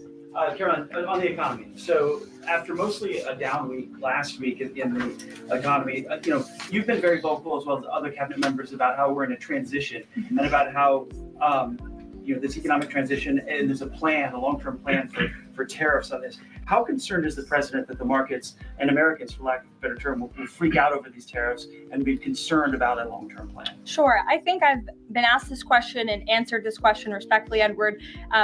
We are in a period of transition. The president has made that clear. He also has made his belief in tariffs and what they will do for our great country clear, restoring wealth back to our country. And if you look at the president's first-term economic formula, massive deregulation, tax cuts, lowering the cost of living with an energy boom, which the American people can expect soon. Wall Street and Main Street should both be assured by what President Trump did in his first term. It's the exact same formula. In fact, I would argue it's even better this time around. And if you look at some of the economic indicators in the last week, the latest CPI report last week beat expectations. Inflation is cooling. Core inflation dropped for the first time in 4 months. The national average of the price of gas is down 42 cents from 1 year ago. And there was also a new report out this morning about wholesale egg prices. They continue to fall. A dozen eggs are now $3.10 cheaper since January 24th. First, that's a 47% decrease overall. So I think the American people have great reason to be optimistic about this economy. Yeah. And as I've said repeatedly, it continues to be true. The administration has a whole of government effort to fix the economic mess created by Biden. Well, check her facts in. 18-pack where I'm at is $13. Yeah, well, check her facts, because you had all 50 states. Yeah. Yeah, I mean, if she's exaggerating, check her facts. I just bought the 60-pack or whatever. The Walmart. Yeah. Well, actually, I got them at Kroger this time. I bought the 60-pack of eggs today. You know, I mean, unfortunately, I don't know how much they cost, but they seemed a little cheaper than what they were. I did go to Walmart today, and I noticed, like that video I sent you, that egg shelf now is full. Okay, it was majority full. So the supply is starting to catch up with the demand. Yeah, so the price will fall slowly, because they want to make that profit. Yeah, I think it might just be in certain areas, but not across the board. Yeah. So it's not that you guys are wrong, but two things can be true at the same time. Yeah, they're talking about a national average. Yeah. So, eventually it'll catch up to y'all. Make sure y'all hear the AB's cash out if you guys are so willing. But yeah, it's let's say 18-pack in Sin Hill area of Las Vegas is $6.80. Yeah, okay. Gas has been in that range since fall. Yeah, I've noticed gas prices. I've definitely noticed that gas prices have gotten cheaper. Like, because everybody with a car, we all fill up, at least once a week or whatnot. You notice the difference. Gas prices have gotten lower. You say equilibrium. Price for a barrel of oil has went down from $97 to $75. So that should let you know. Yeah. It's going to take time. I mean, we've been saying that it's going to get worse before it gets better. As far as like the job market, it's going to get worse before it gets better. But again, with manufacturing jobs coming back, especially with these gold cards, it's going to get better. And if Trump is able, if the tariffs go the way that he expects them to, because they will, it's not like you don't have a choice. Either you pay the taxes or your goods don't come here, and you lose out on the biggest financial market in the world, which is the United States. Kind of. It's cheaper to move your factories here or open factories here and for Europe. produce your products here than to pay the tariffs. For Europe, that's true. Right. So you come out a whole lot better. It'll be cheaper in the long run, and you're bringing jobs back to America. Especially with him talking about, because remember he said he wanted to kill taxes, kill the IRS, but then, you're talking about the people who, they have to go, they care not who make its laws, but they still want their money.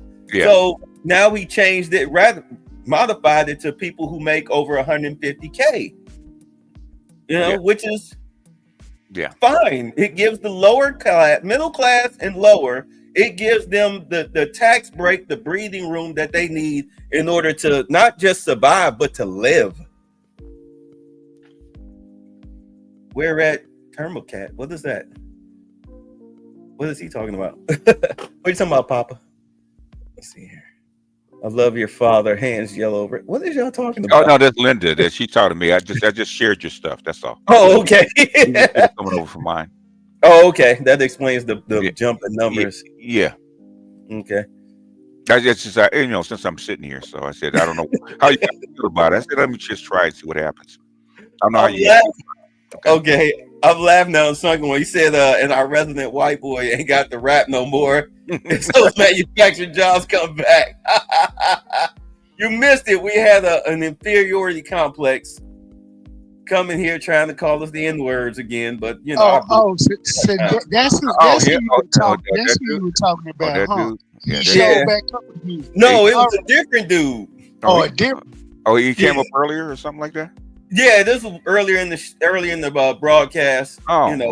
Maybe about 20, 30 minutes. I say about 30 minutes when you came in. Okay. Yeah, he came. Some other 40-year-old rapper living at home, bald head. Okay. Looking like he need to hit a treadmill. Coming here trying to toss around the N-word. Now, I don't have the patience for it anymore. I don't have the patience for it anymore. I mean, any black man, really, once rap and hip hop started with the N-word, basically N-word doesn't have that much power anymore. So. Right. I mean, that's what I'm trying to tell them. Like, dude, we're not triggered by you calling us. I said, is that the best that you can do? Okay, is that all you got? Okay. Hey, Charles, why are you wooing instead of coming up? Because I sent you the link in your email. Might be working for a change. Got a gun on people. I'm handcuffing a suspect at the moment. Canned up with Cheeto State t-shirt. Yeah, he was pathetic.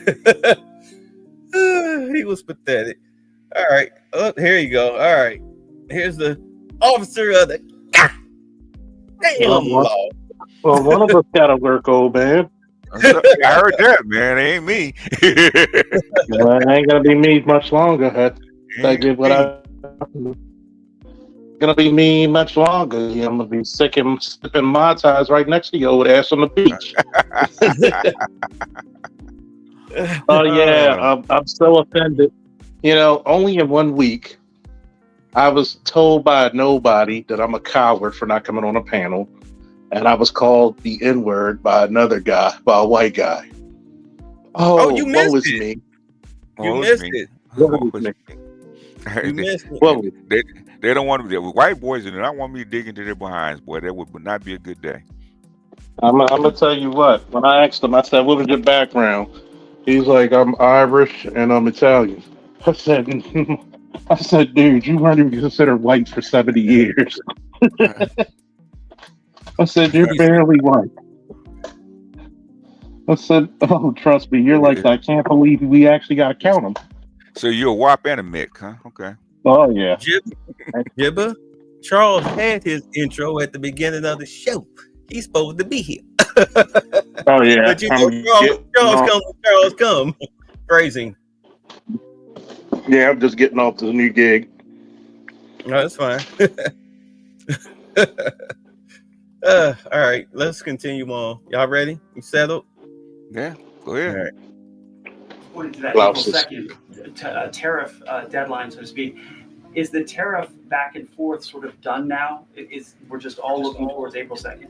Well, I think the president would tell you that all options are always on the table, and he's always ready to respond if he feels the United States is being unfairly treated by our allies and also our competitors around the world. But yes, the April 2nd day is a big day for the country, as the president has said. Reciprocal tariffs will go into effect. We'll have more details on that as the date nears, but our entire trade team, Secretary Lutnick, Secretary Bessent, the vice president has been quite involved in these talks and discussions as well about what that will look like. And the president, as you always do, you will hear from him directly on it. Deborah Saunders, how are you? Fine, how are you doing? Good, thanks. Former Pardon Attorney Elizabeth Boyer believes she was fired for refusing to sign off on a move to restore gun rights to actor Mel Gibson. DOJ's Todd Blanche says no. But I want to know, is the administration dedicated to restoring gun rights to felons who served their times? I ask this because I've talked to people who are pardoned. They felt that was important. Of course, this isn't necessarily for a pardon. What is the president's thinking on this issue? Sure. After you've served your sentence, should you have gun rights? It's an important question. It is one I have not spoken to the president about on his views, but I will take it to him this afternoon. I will tell him you asked, and we will get you an answer. You're welcome. Jonathan. Thanks a lot, Caroline. A question for you regarding the administration complying with judges' orders. I want to ask about an administration. Wait, where is he? Where is he? Roll it and see. Spokesperson, who's the borders of There he is, right? Is he Tom in front? Homan. He was on Fox News. We love Tom Homan. And he was talking about the deportations, and he said the following. He said, "We're not stopping. I don't care what the judges think," which seems to me, just reading that, that you don't care what orders come from the federal bench. Is that the case? Can you clarify that, please? Well, I think since you just quoted Tom, I'll quote Tom. He said, "I don't care what the judges think, but I can assure you that the administration is complying with the court order. And as I've said repeatedly from this podium, all of the flights that were subject to the judge's written order departed before the written order, and we are prepared to make that case in court later this afternoon." Reagan. I'll say again, when it comes to this situation right here, these little federal judge orders, I'm sorry, in all honesty, they need to go through the Supreme Court. They need to go to the Supreme Court. This is why I say the Supreme Court should have automatically vetoed their little orders. Like, no, you need to come to us. Let us make that decision. Well, they can file an injunction, or they can, then it has to work its way up to the courts. Okay, right? But they're gumming. I mean, like that guy said, that was the one that said they were throwing gold bars off the Titanic. When he was talking to that male reporter, thinking that he was gonna get his little pucker plug that night. Okay. He was saying, yeah, we've got people in the Pentagon and whatnot. We're gonna actively sabotage Trump's presidency, yada yada yada. And it's like, you know what?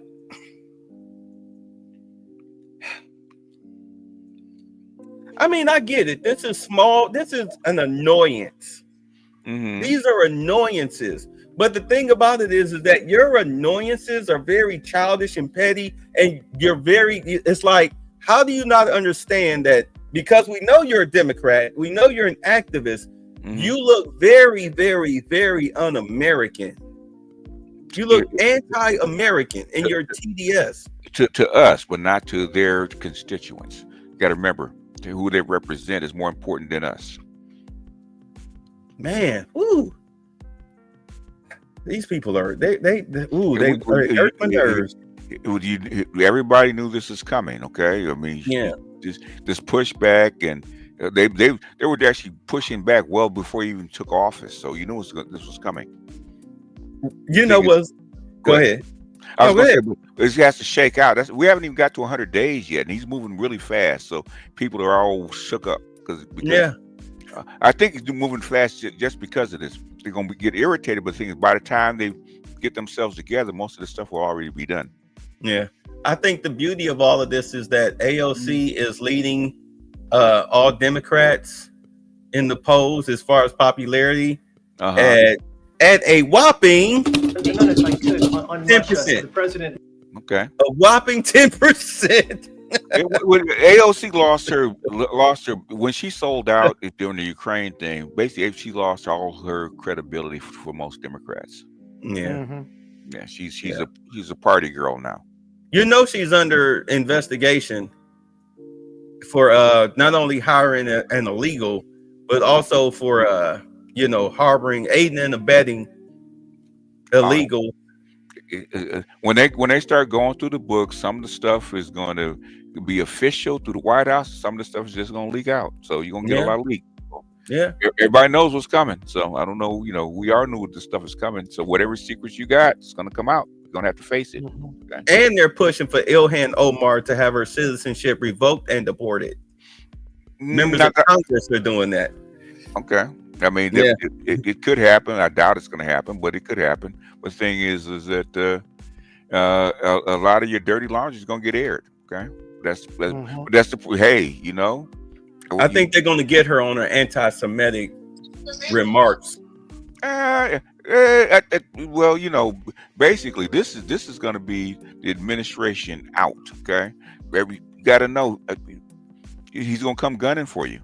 Yeah, okay? And he has the NSA and all this stuff. He sees all this stuff, right? What stuff is he going to release? That's the only issue. How far will he go?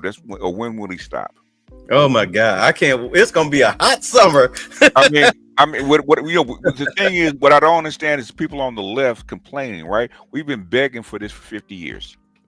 Whether you like the dude or not, we've been begging for what's going on right now with them going in and uncovering all this mess for 50 years. But BGS, wait. Wasn't they supposed to be the party of the people to uncover all the corruption and dirt? Yeah, they were. But guess what happened?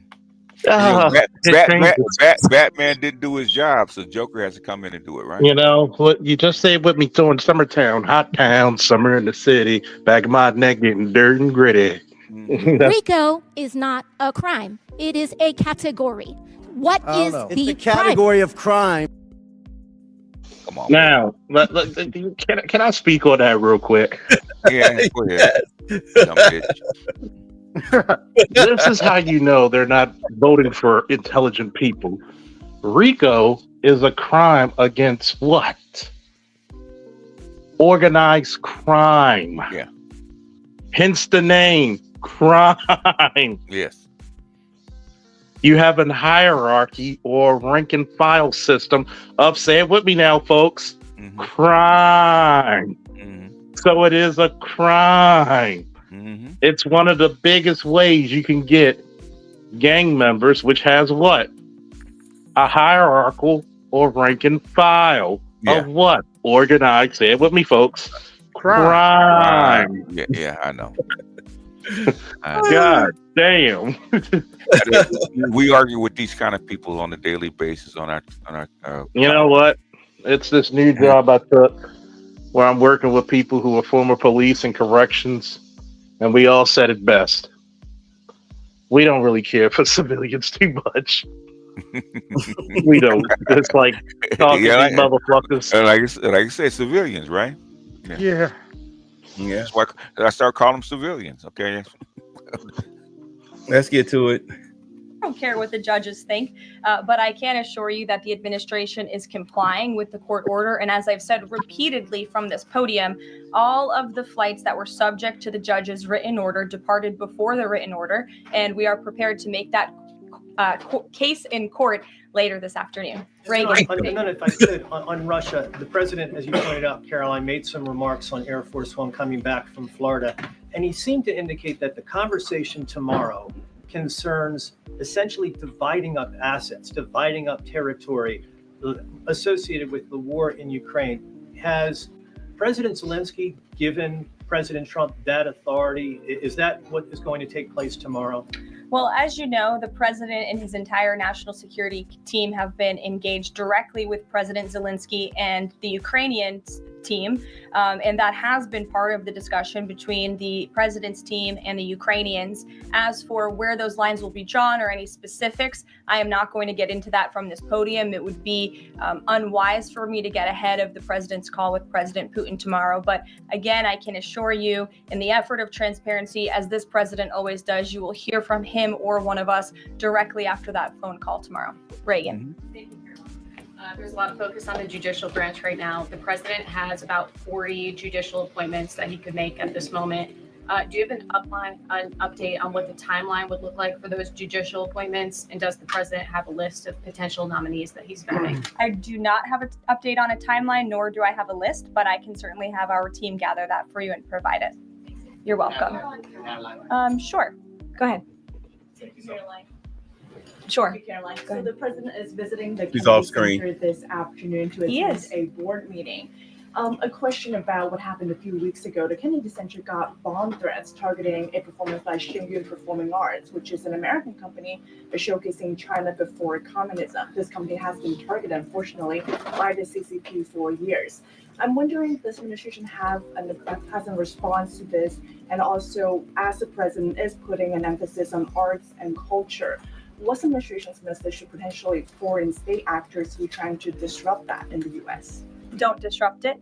This administration will take that very seriously and hold you accountable. We obviously condemn any violence or threats of violence against American institutions. And the president will be traveling to the Kennedy Center later this afternoon. I look forward to going with him. As you know, he is now the chairman of the board of the Kennedy Center, where he hopes to restore arts and culture that embrace American tradition, don't disparage it, as we have unfortunately seen over the past several years. The president will be doing a tour of the center. In his business developer mind, I'm sure he will make some recommendations on how the center itself can be improved, but also will be discussing perhaps some future plays and musicals and theatrical programs that the center will be hosting under his new leadership and the board's new leadership. Daniel.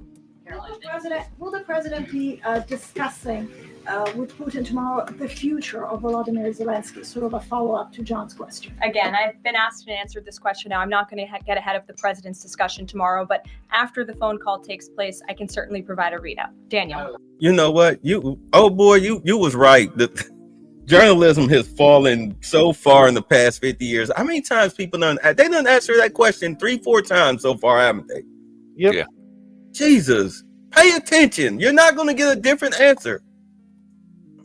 Caroline, thank you so much. You mentioned earlier in the briefing that you guys are at the 10-yard line of peace. Given the amount of progress that you've made in such a short amount of time, is that an indictment of the previous administration's foreign policy stance? And is it just more proof that you need to talk to people to sort of get things done? I think so. I think the previous administration is the reason this war began. As President Trump often says, this war would have never started if he were still in office. It only started because of the incompetence and the weakness of the previous administration. And President Trump is very proud of the progress that he and his team have made in such a short amount of time. And hopefully tomorrow that progress will move forward. Sure. Thanks.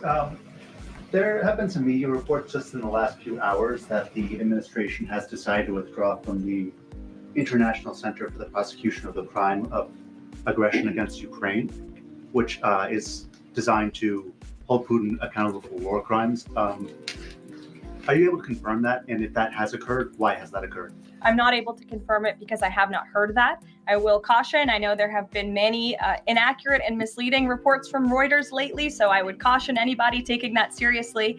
But I can check in and get back to you. Rachel. Caroline. Is it the president's belief that the Justice Department should be investigating members of the January 6th Select Committee? Is he directing the DOJ to do that? As the president made it very clear in his address on Friday, I believe some of you were there, I was there. He made his vision for what he would like to see of the Department of Justice very clear, but he said that he has appointed great people in Attorney General Pam Bondi and also in our FBI Director Kash Patel to do what they think is best for our justice system and to stop the weaponization of justice that we saw under the previous administration against not just President Trump, but his supporters as well. We want to restore the Department of Justice to an institution that focuses on fighting law and order and crime and putting real criminals behind bars, not targeting Americans because of their religion or their political speech. We saw that under the previous administration, and it's unacceptable to this president. I got to say this about her. Go ahead. Trump sure got a tiger shark, didn't he? Yes. You picked hand-picked tiger shark. Yeah. He got a hand-picked tiger shark, didn't he?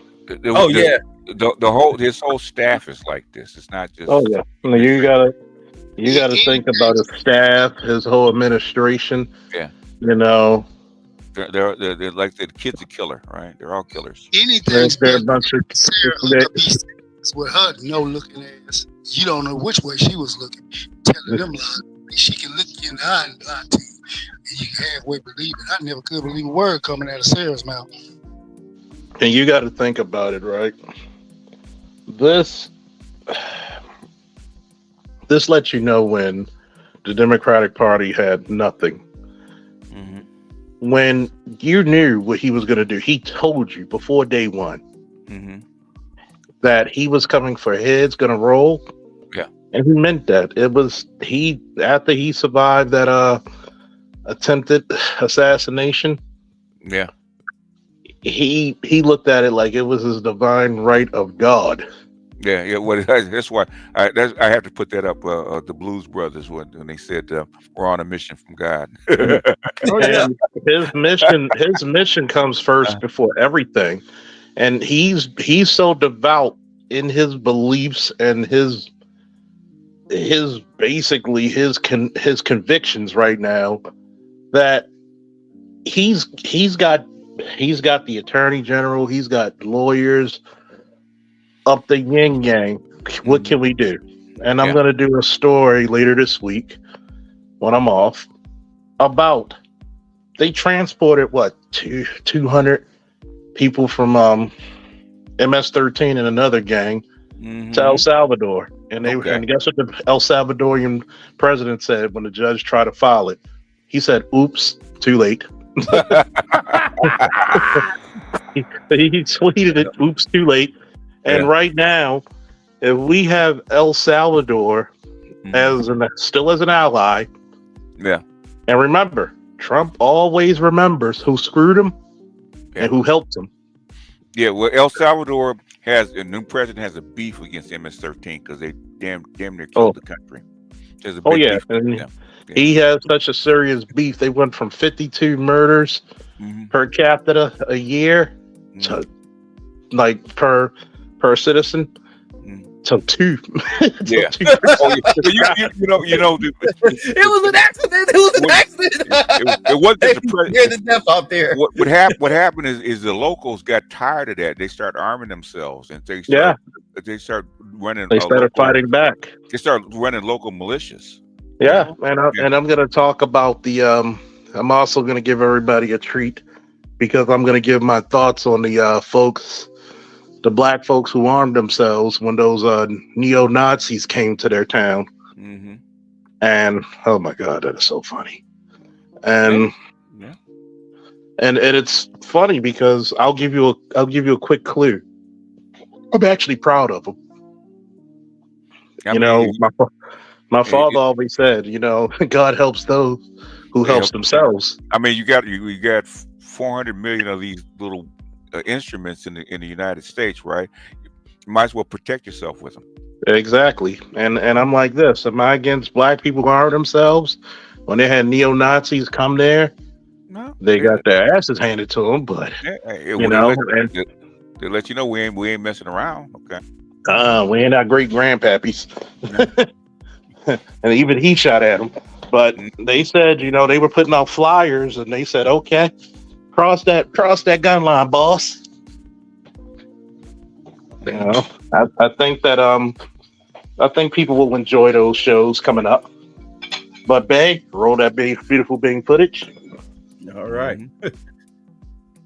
Oh wait, it was something she said. I wanted to hold on. Let me back it up a second. To stop the weaponization of justice that we saw under the previous administration against not just President Trump but his supporters as well.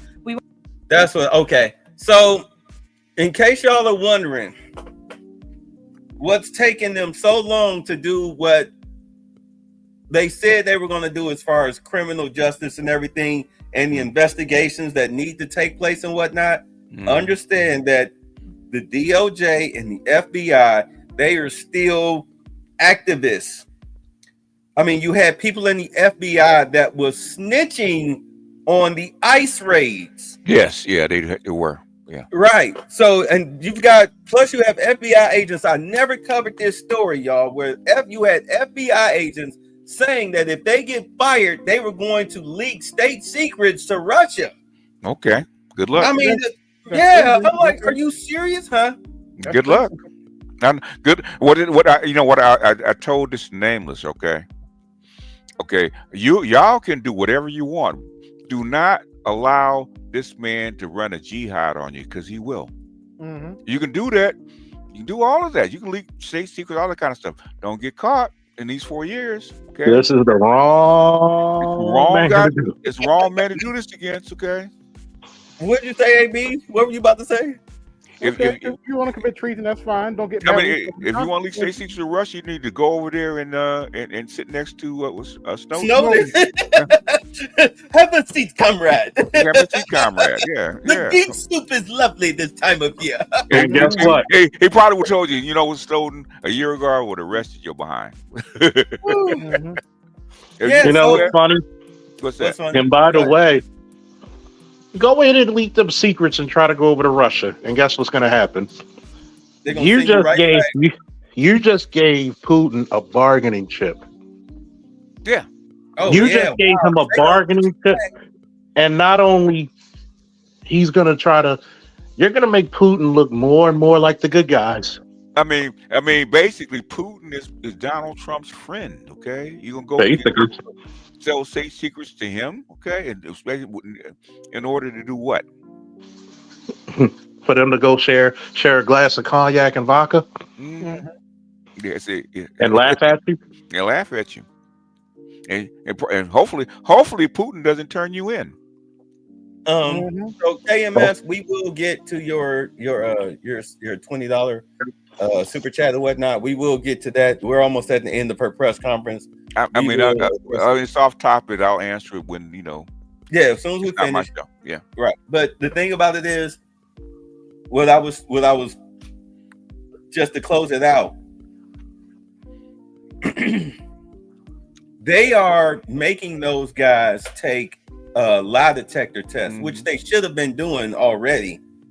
So they're sending those guys through lie detector tests in order to root out the bad, quote unquote, bad actors. Everybody else that failed it, you're getting fired. That's how they're handling it. Yep. So let Kash Patel and Pam Bondi, let them clean out the DOJ and the FBI. I said this. I was like, they're hiring like crazy. So if you're a former anything or current and you want to change careers, move up. Yeah, this is your chance. Yeah, this is your chance, especially if you're military or former police officer. Like how many years have I said this? Yeah, it's been about at least 7. Yeah, this is your chance. I told people. You really said it right after the Trump did the little thing in January 6th. You really said that. What did I say? The K's of the kingdom are yours, black people. I even did one 4 years later. What did Spock say in Rathacon? Sauce for the goose, Mr. Savage. The odds are even. Yes. Yeah. This is a black job. It's a black job. It's a hell of a black job. Yeah. You should be more than happy to go and arrest some dude out in Iowa, banging on his keyboard, talking. I'm gonna, hurt the such and such. I don't want to get flagged. I'm gonna hurt the such and such. I'm just here so I don't get flagged. Yeah. I'm only here just so I don't get flagged. But anyway, I told people this for years. Oh, Trump doesn't like this.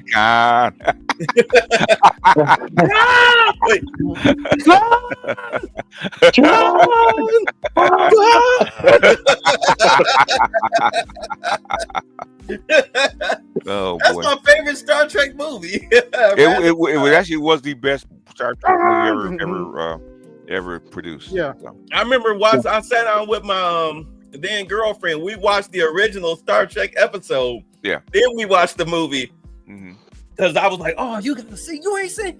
So I put it on. She was like, "Oh, that was pretty good." Like, yeah, like, even got to see the Kobayashi Maru. Yeah. Oh, yeah. I've told all you Negroes, look, Trump's gonna get rid of all these DEI people. If you're good at what you do, you're gonna be recruited. There's gonna be a whole lot of white woman tears, boy. I'm gonna tell you what, if you're former police, former paramedic, former military, they're gonna have a job for you. You got to go When stick my that partner, my partner today, she tried to say, you voted for Trump. She's a black female, but she's a dude, meaning she loves her father. But I explained to her, I said, let me ask you this question.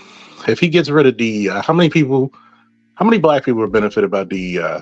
Less than 4%? Exactly. Yeah. If you talk about black men, it's probably like maybe 1%. 1%.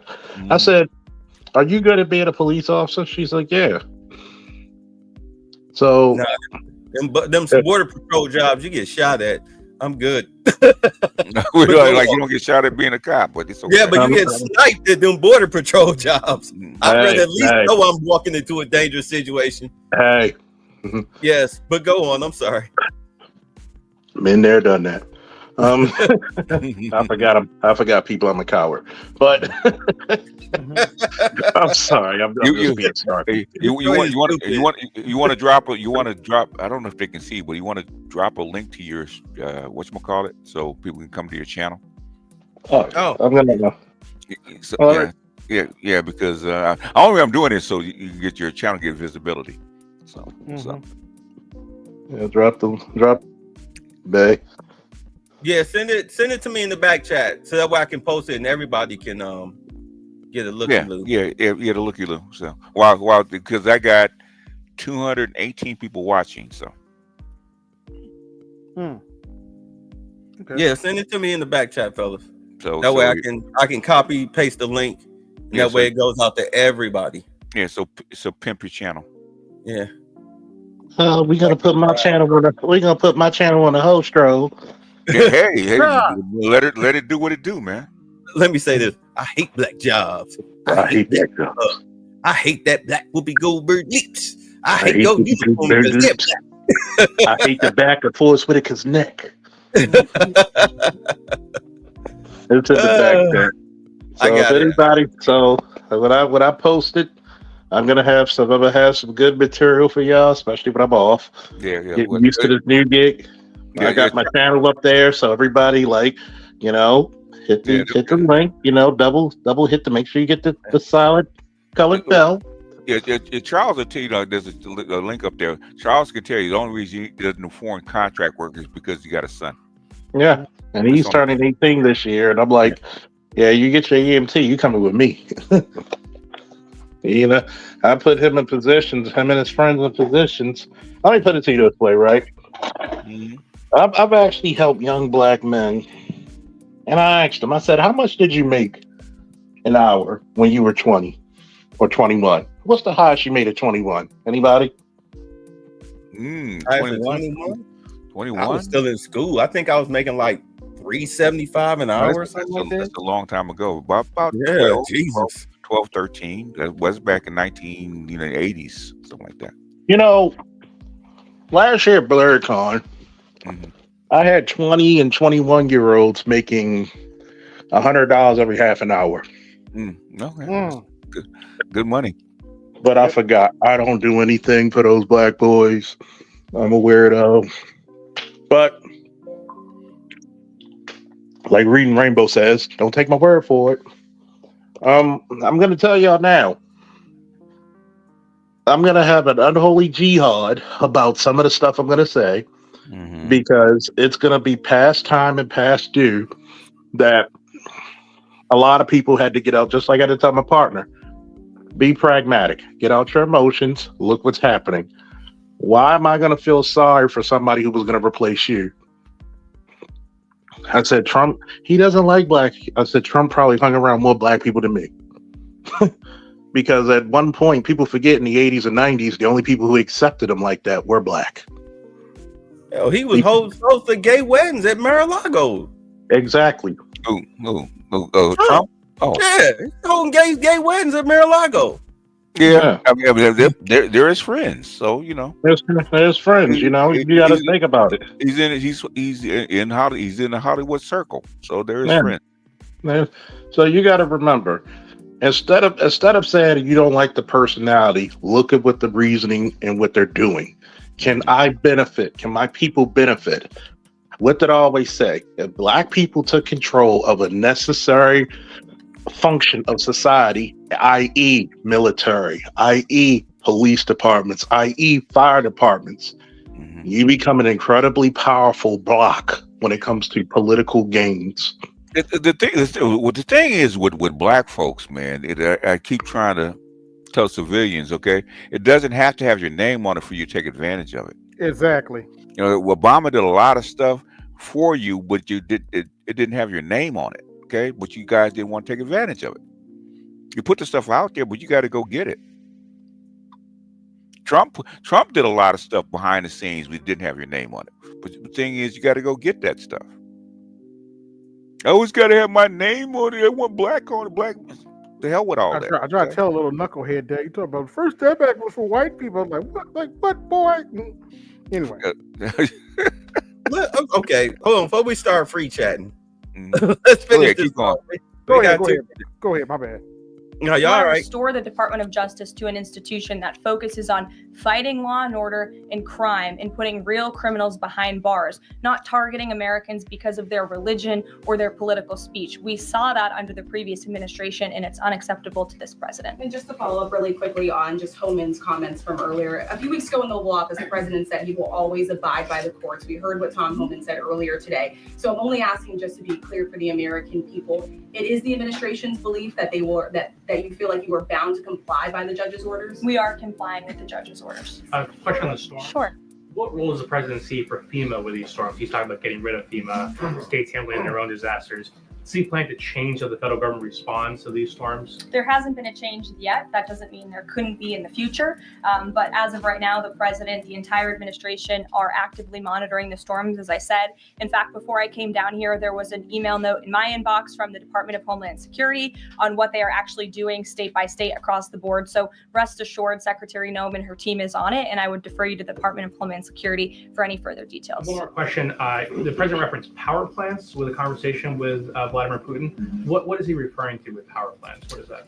There's a power plant that is on the border of Russia and Ukraine that was up for discussion with the Ukrainians, and he will address it in his call with Putin tomorrow. The nuclear plant. Correct. Okay. Yes. Caroline? Do you have a question? Yes. Okay. I wanted to ask you if you would be releasing more granular data about the people who were sent to El Salvador this week. Particularly, will you be releasing their names?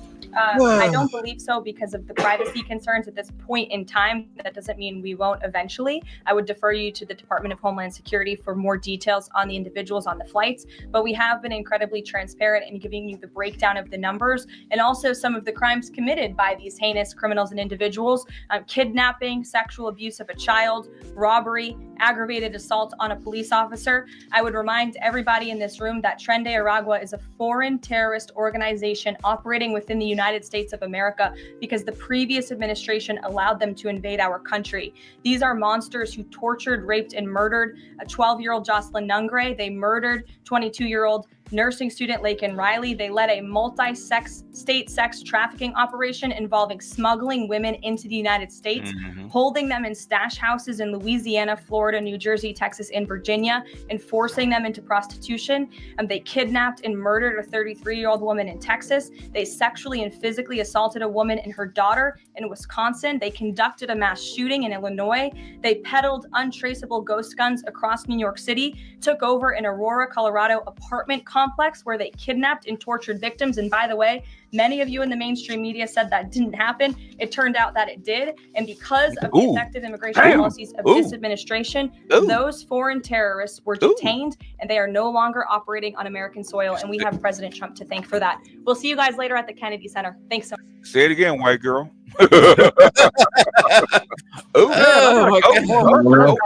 Oh my!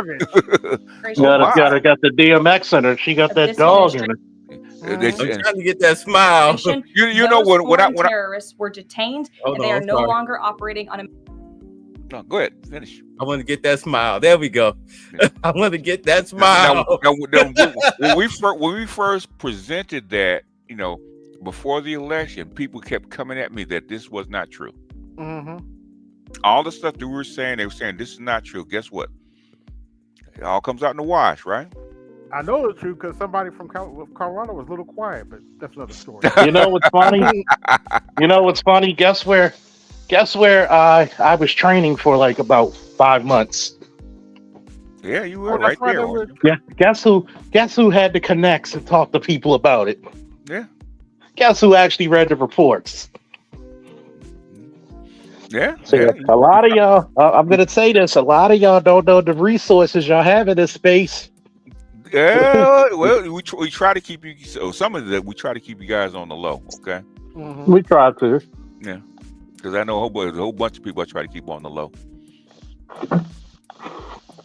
I'm just so out in the open sometimes. Some of them working for the UN. I'm not gonna say who, but Oh, okay. UN, DOD, whole bunch of people. Capitol, U.S. Capitol Police. Oh yeah, FBI, CIA. Yes. Some special operations. Yeah. Navy intelligence. NSA. Yeah. Oh yeah. There's I told people. Remember when I told you when everybody kept denying me January 6th, and they were like, "You don't know what's going on. I'm literally on the phone with the Negro right now." I was giving people details that nobody else knew about on January 6th. I'm like, they went in there and threw shit everywhere. Mm-hmm. And I'm telling y'all what the hell's going on while he's fighting the dudes. Yeah, I mean, even under COVID, everything that our team said about COVID, guess what? It was 100% true. Okay, they even filed lawsuits on the same things that we said about it. No, that ain't true. Okay, we're even better than your local news. Yeah, much better. Huh? Y'all see this? What? U.S. Steel. Can y'all see that? Yeah. So hold on. Let me. By the way, Bay, how's the price of eggs looking and gas? Pretty good. We talked about that. Pretty good.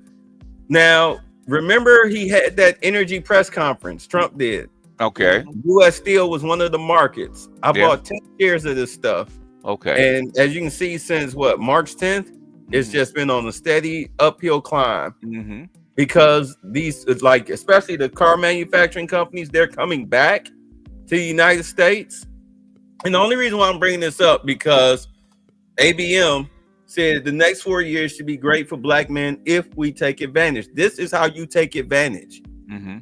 If you're not out there, if you're, you got the money, you see it's only $40 a share right now. Mm-hmm. It was cheaper than this when I bought it. That's why I bought 10 shares. Mm-hmm. They're using U.S. Steel because they have that government contract.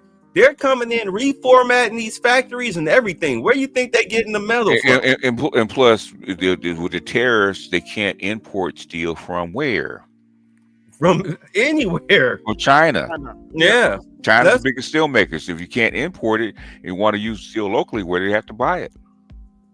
Click on the 1 year. Oh, click on the 1 year. All right. I'll go on the 1 year. Boom. As you can see, with most stock, double roller bottom. coasters. Yeah, roller coasters. That's a double bottom. Yeah, that's a good indication. Yeah. Right where you bought it? That's good. Yeah, I bought it right around. No, right it wasn't here. It was right around the 28th. Yeah. On a dip. Okay. Yeah. But, then it dipped and then it shot back up. Yes, I'm looking at the double bottom at 30. I think that is. Okay. Right here? Yeah. December 20th, and what is that? Yeah. Right after the election. Okay, December 2024. Yeah. Yeah. Your double bottom is. Yeah. Yeah. You look for it. Up. Yeah. They got that contract, man. Come on. This is where y'all supposed to make it. I mean, I'm not trying to give out financial advice, but I got right here, what was it? NVIDIA, Apple, and of course, U.S. Steel. Oh, and IBM. Oh yeah, and shout out to the $5 holla by the electrical one known as 480. God damn it, we love you, brother. You goddamn supporter you. Right, because You know, Apple, he made the contract with Apple with the jobs that they're going to bring. What was it? 200,000, 500,000 jobs. Mm-hmm. Right. Plus, you're going to be using their products, as with NVIDIA, which is the AI stuff. And IBM. Understand, they're going to be, these companies coming back, they're going to be using these people's programs. They're all under government contracts. So I'm like, here, well, use this, use this, use this. And by the way, it's going to be a hot summer. This spring and summer, I'm going to give black people a cheat sheet because they have us doing armed security for the Apple stores. Apple is giving free classes in coding, various levels, drawing, and all kinds of computer-oriented things, Apple Intelligence, for free this entire summer. Send your kids say it with me now. Send your kids. Send your teenagers, send your young kids. You're getting free coding classes from Apple. Why? Because they're being supported by who? Go ahead, Bay. Say it. I'm sorry. I'm multitasking. What was the question? I said go send your kids to these free coding classes and computer classes from Apple in the Apple stores. Why? Because they're being supported by who, Bay? By the government. I'm giving y'all a cheat sheet. Yeah, he's kind of said that they want to reskill, and that's something. If you really listen to David Schweikert, he's giving you the code about what's getting ready to happen economically. Okay, And by the way, Apple, if you go through the classes and you do well enough, they will hire you on the spot as either tech, coding. Hell, if you could fix the phones and the iPhones, they will hire you on the spot and your kids. Yeah. You know what? They need talent. Yeah. I'm gonna look this up. I'm gonna look up copper. Let me see what copper is looking like. Because if it looks good, copper's gonna be high because there's a separation between the bricks and the West. So all right, well, let's see what we're looking at here. Southern Corp is at 97, Freeport is at 39, and Mac Copper. Which copper stock is best? They say Southern Copper. All right, Southern Copper. Can y'all see that? Y'all see that? Yeah. Okay. Let's see. Wow. And one day they climbed up. Let's see what their 6 month look like. Oh, they were they were in free fall. But it seems like after March 4th, they've been climbing up. Yeah, because now because of the tariffs and stuff like that, it's going to climb because now you have to buy from them. In other words, they don't have the competition of cheap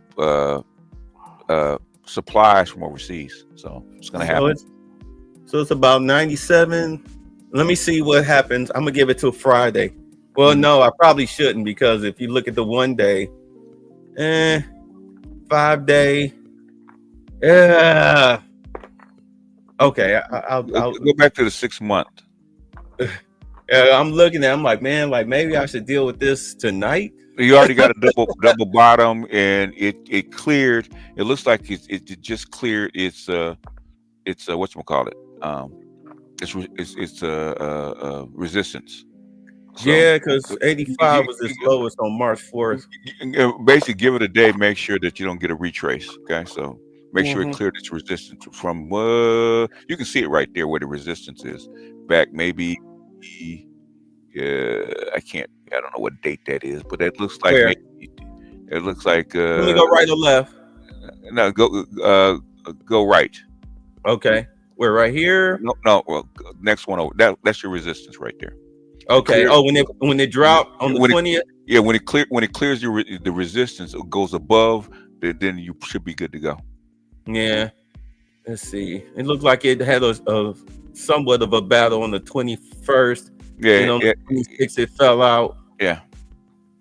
To about to the 4th. Yeah, it looked like it's on the strong comeback. Yeah. You know what?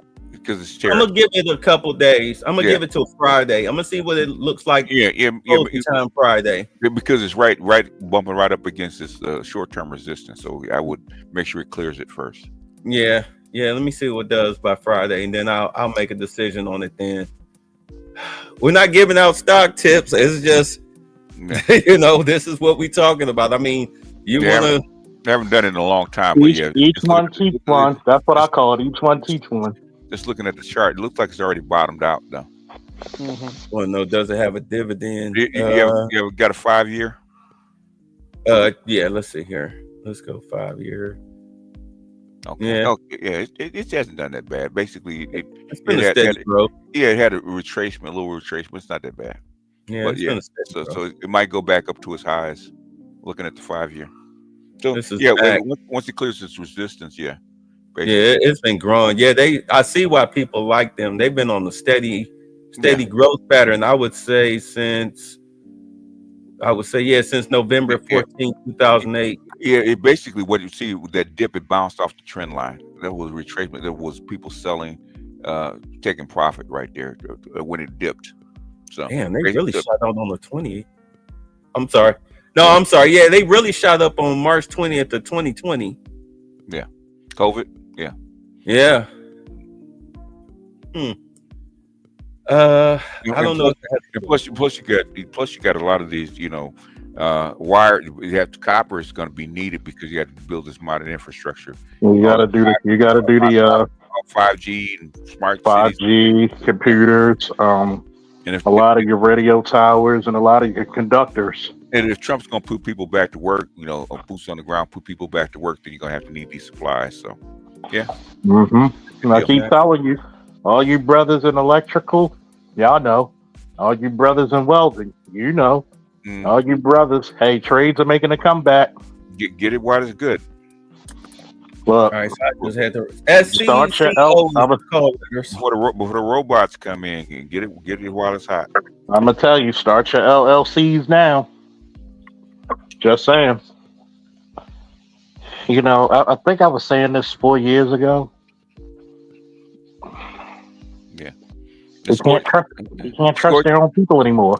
Scorched earth, yeah, they should do it, but the thing is, you got to remember, they're 20 years too late. They're 20 years behind, so they have to play catch up.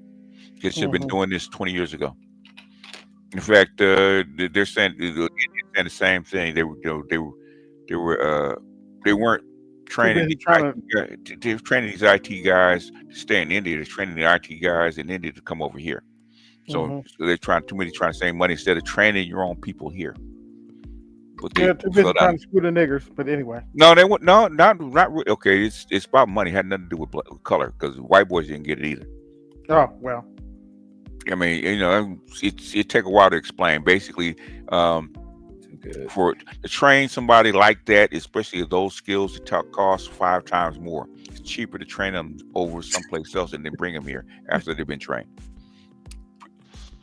Yeah, and right now they need you, man. They need you badly because they're giving out classes they're doing 2-hour classes. They're behind, so now they have to all the talent that they've basically ignored. Now they have to go dig. They have to dig down and find it because evidently Trump is threatening to cut off the H-1B visa. So basically now you got to find all this homegrown talent as fast as you can. Again. They should have done this in the first place, and now, especially if the Indians and Chinese start to go home and stay there. Okay, BGF, when he did it his first term, how many black people Trump when he cut the visas? Yeah, how many black people? That's how racist. They weren't. You listen to the white black women, okay? And it's funny because this is the beautiful thing. You got to hold for the pun of the joke, BGS.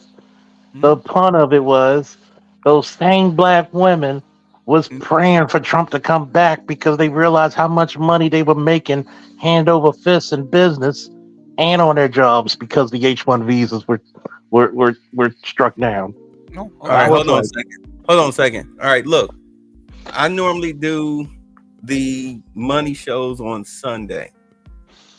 All right. I normally do the money shows on Sunday. Haven't been doing them lately because they're not getting any traction. But if y'all want, I will do the money shows. I'll go back to doing the money shows on Sunday, but I will only post them in the Patreon You can subscribe to my Patreon for free. I will drop the link to my Patreon. I'll put them in the free section. So, but I'll just put them there, and understand I'm not a stockbroker or money manager or anything like that. It's just us guys talking smack on the internet. So this is my Patreon. It's free. Again, it's free. Okay.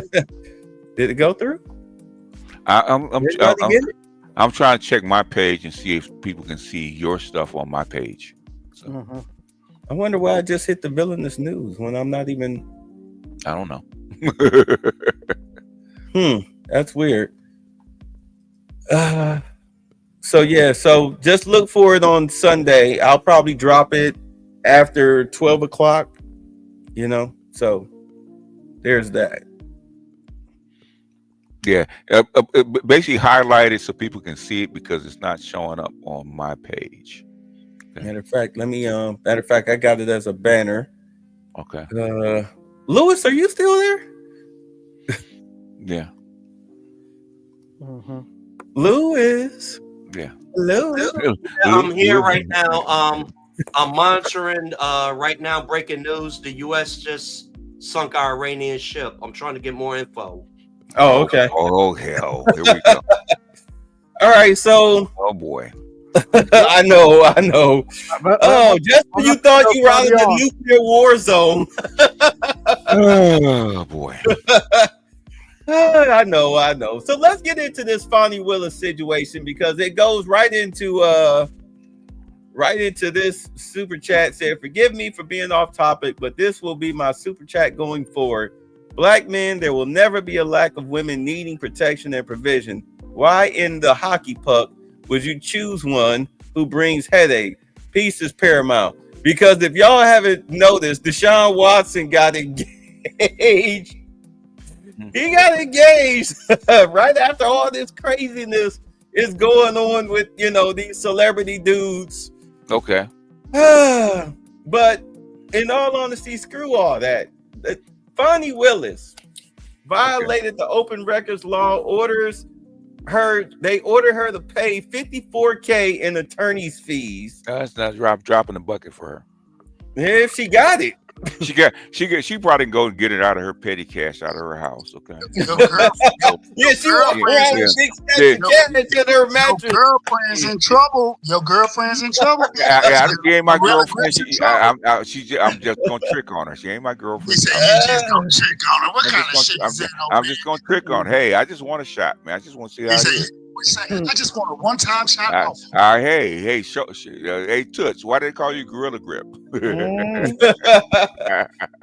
And it looks like they're gonna try to make her pay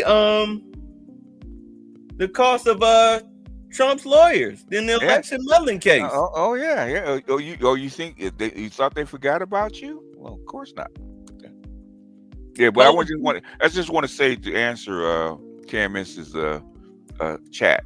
Basically, what's really the thing is, and I've been saying this for a very long time, right? When after Trump gets finished doing what he's doing, there's going to be a lot of women looking for chairs. Okay, a lot of women of all colors, sizes, shapes, and races. Okay, pick the best woman for you. Okay, don't accept no BS, no headache. Pick the best for you. Okay, if like I said, if we've been telling black women for like 20 years, all right? This is coming, okay? So if she dies, she dies. Okay? It ain't you. Put the mask on yourself first, okay? If you want somebody to feel sorry for him, go to Bay. It ain't me, okay? Bay might feel sorry for him. I'll feel sorry for him. You're safe now. Yeah. Safe now. Bay feel sorry for him, right? Okay. I ain't gonna feel sorry for him. You knew this was coming. You said when you was using sign language on us, you didn't think about that, did you? Okay. Here you go, baby. Wipe your mouth. You wipe your mouth to see. No. Let Bay comfort them, right? Okay? It ain't me. Wipe your mouth, honey. There you go. There you go. Here's a blanket for you. Yep. Mm-hmm. Go sleep outside. We ain't got no room in the house. I'm gonna be driving by with the deuces sign. Okay. No room in the inn. Yes, sir. Oh my God! Oh my God! No. We got a manger for you, baby. We got a manger outside for you. No, what you say, old man? Mamba out. Mamba out. Yep. No, but her and who's that other chick? Letitia James, still out there trying to shake her broomstick. I know that's no linebacker beauty. Don't rag on my girl. Hey. If y'all spell Gorilla Grip, y'all better spell Letitia, goddammit. None of them. Hey, if you had to go to jail, baby, I'll put money on your books. I'll put money on your books, okay? I ain't dealing with it. So, oh wow, is this true? What? Oh no, let's take a look at this. Is this true? What? Let's hear what he got to say. From all parts of the political spectrum, one of the Apparently, says Pam Bondi indicting AOC on federal charges over illegal migrant hiring scandal. That's actually a question mark. I heard they were looking at it. Let's see what this brother got to say. This is Brian Maxwell. I'm subscribed to him. Okay. All right. So shout out to Brian Maxwell. I heard they were looking at it. All right. Let's see what's talking. See what's popping. Biggest issues that we have when it comes to immigration is the fact that we have an undocumented population. Now you can fix that by trying to build a wall, or you can fix that by trying to document people and create a path to citizenship. And feel glad. We'll have folks that might say, look at these systems, that our shelter system has weight and things like that. But one of the reasons that our public systems experience weight is because people don't have a documented and reliable path to work and sustain themselves, just like all of our ancestors did, and our grandparents and great-grandparents. Now this one is... Hold on. But you know what they didn't do? They didn't steal somebody else's social security number. They didn't commit identity theft. For those other immigrants, all right? They didn't commit identity theft. This is why you have millions of people over the age of 100 on social security rolls. It's identity theft. That's since, little Ratchet Crockett ones are, it's not illegal. Yeah, well, they're committing. First of all, it is illegal. Is it a civil crime? Sure, it's not a felony, but it is a civil crime that will get you deported. But once you're using somebody's social security number, now you committed a felony. It's a federal crime, yeah. Right. I have worked I've worked in the hotel industry. We have had hundreds of illegals working for us, and you can always tell who they are because they come. It's like a bunch of them have the same birthday. Yeah. At the same day, yeah. Yeah. And the thing is that the SSI knows it because they Obama that like 15 years ago. He said he ignored it. Talking about some Elon, his people didn't understand the coding. It's like, dude, these people land rocket ships. I'm pretty sure they know the coding. Matter of fact, go make me a rum and coke. How about that? I bet they don't know how to do that, but you sure do. Is going to roll some heads because, as you just heard in that previous clip, our favorite Congresswoman, Mrs. Alexandria Ocasio-Cortez out of the Bronx, New York, was giving her perspective on how do we fix the illegal immigration. We fix illegal immigration, she thinks, by legalizing all of the illegal immigrants. Well, Eureka, doesn't that sound like some highly ignorant and unintelligent crap for a Congresswoman to say? Absolutely. But you want to know something?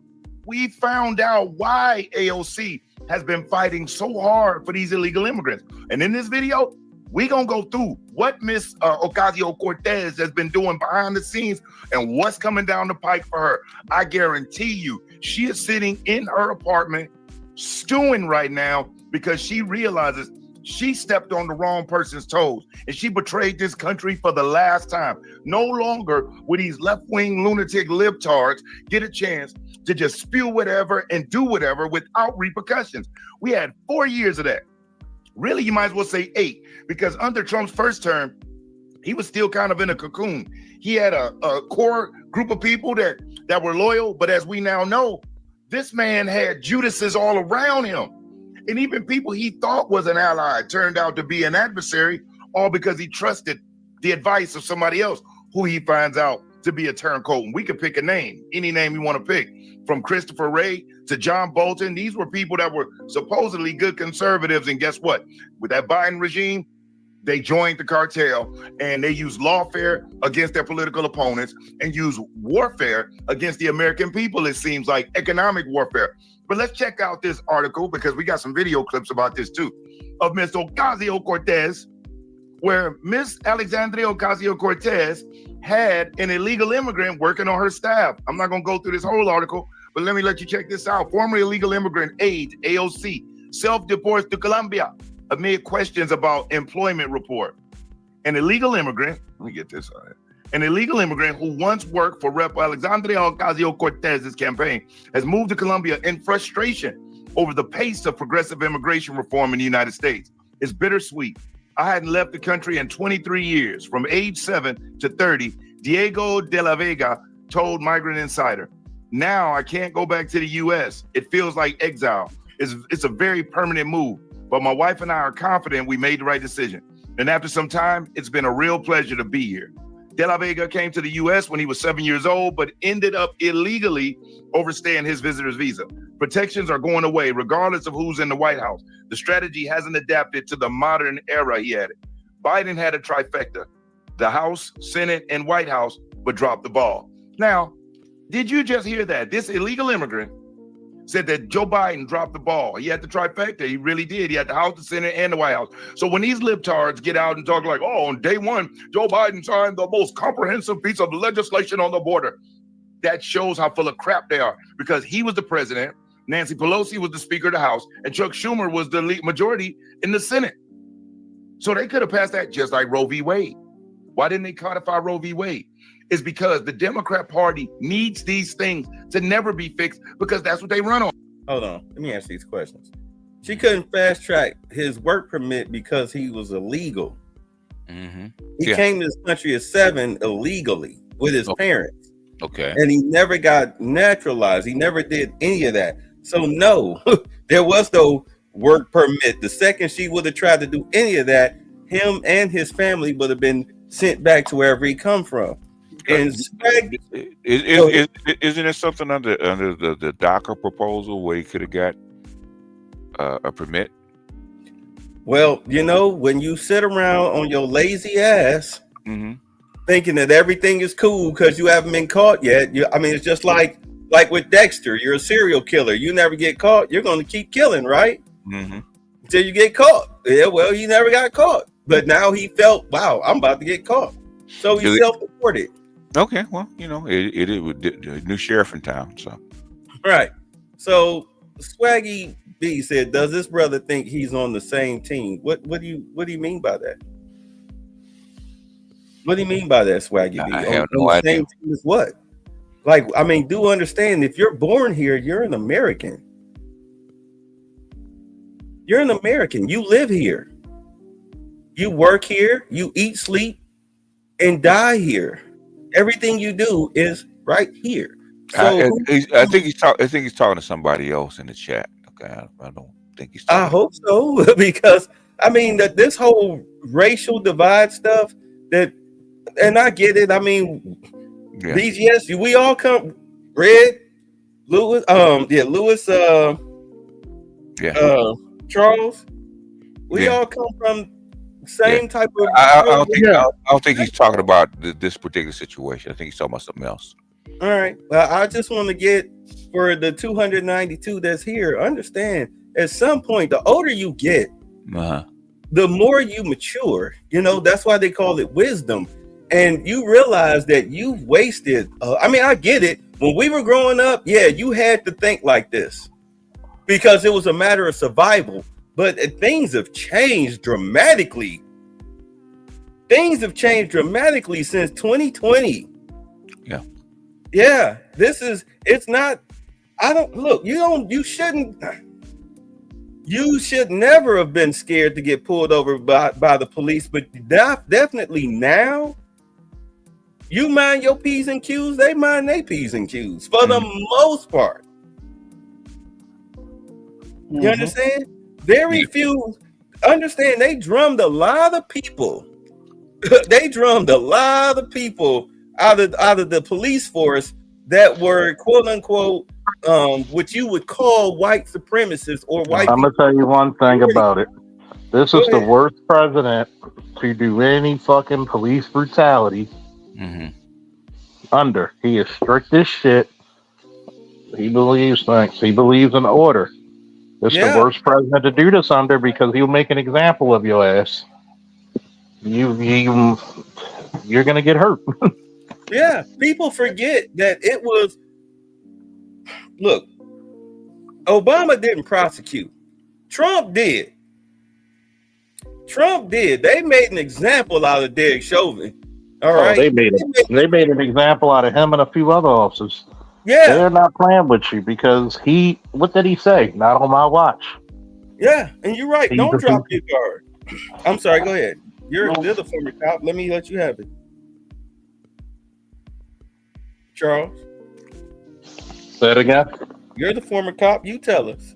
I mean, you got to think those consent decrees, when all that stuff with Michael Brown and all these other cases happened, he made an example. The DOJ was swift. It was not these slow moving. Obama want to take beers with your ass. You did something outside the law, outside the scope of your authority. You're gonna pay for it with your badge and some prison time. Your career is over, and he is.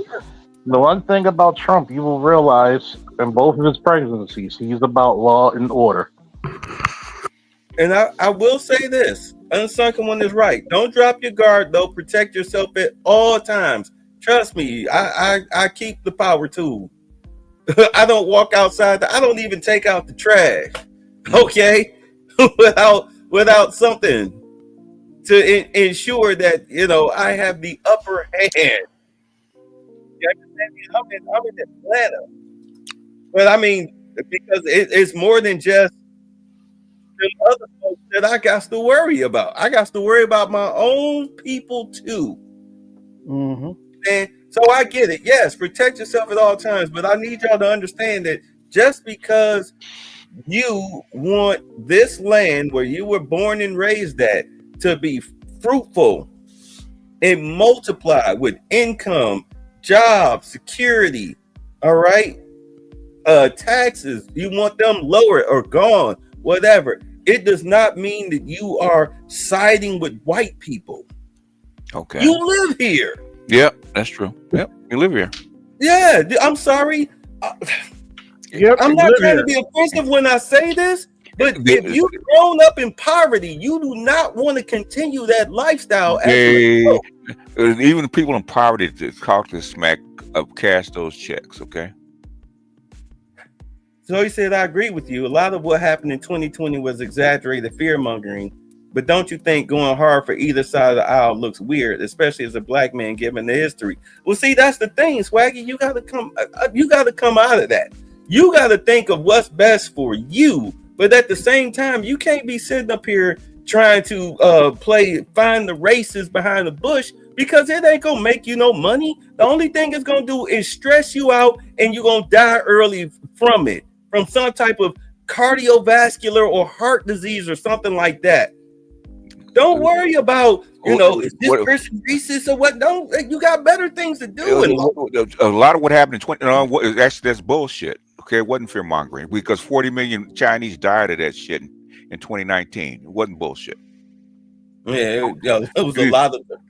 Kennedy just wrote a book, and Rand Paul wrote a book. He went up, he read all the records. Go look for yourself. Okay, USAID just got questioned about financing the gain of function work that virus came out of. It's no bullshit. They're trying to do the thing about suing the Chinese for the release of that virus. Okay, it's not fear mongering. Okay, now if you want to bring your paperwork against my paperwork, son, please do. I did a year and a half on this stuff. Yeah, I mean, I even caught COVID. I never got the jab, thank God. I would wound up like DeMar Hamlin. Mongo was in the hospital for 2 weeks with COVID, okay? Yeah, we were really worried about Mongo, man. If he hadn't been, Mongo hadn't been Superman, Mongo would have been on a respirator. Stop playing. Okay, so now he asked, what caused the large shift to the right? Did I miss something? Well, let me ask you something.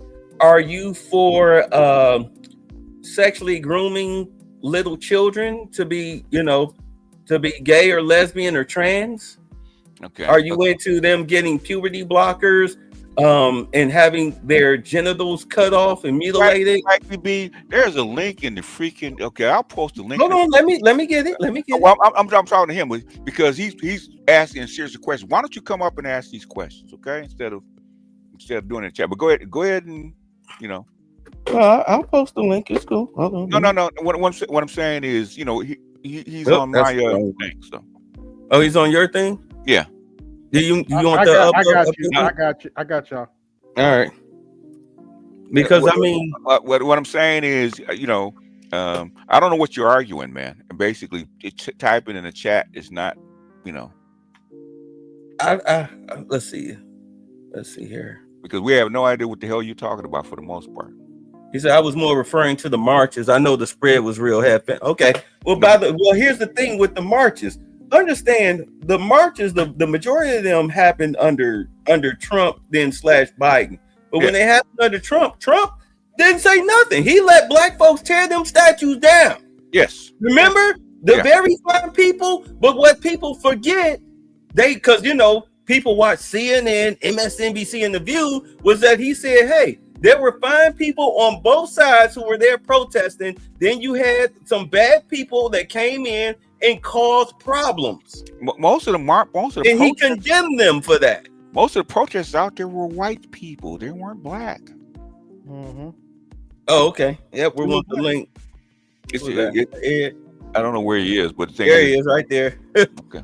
There's Ed. The thing is, most of the people out there protesting were white. Why were they protesting? It's because they got tired of being inside the house. 90% of them.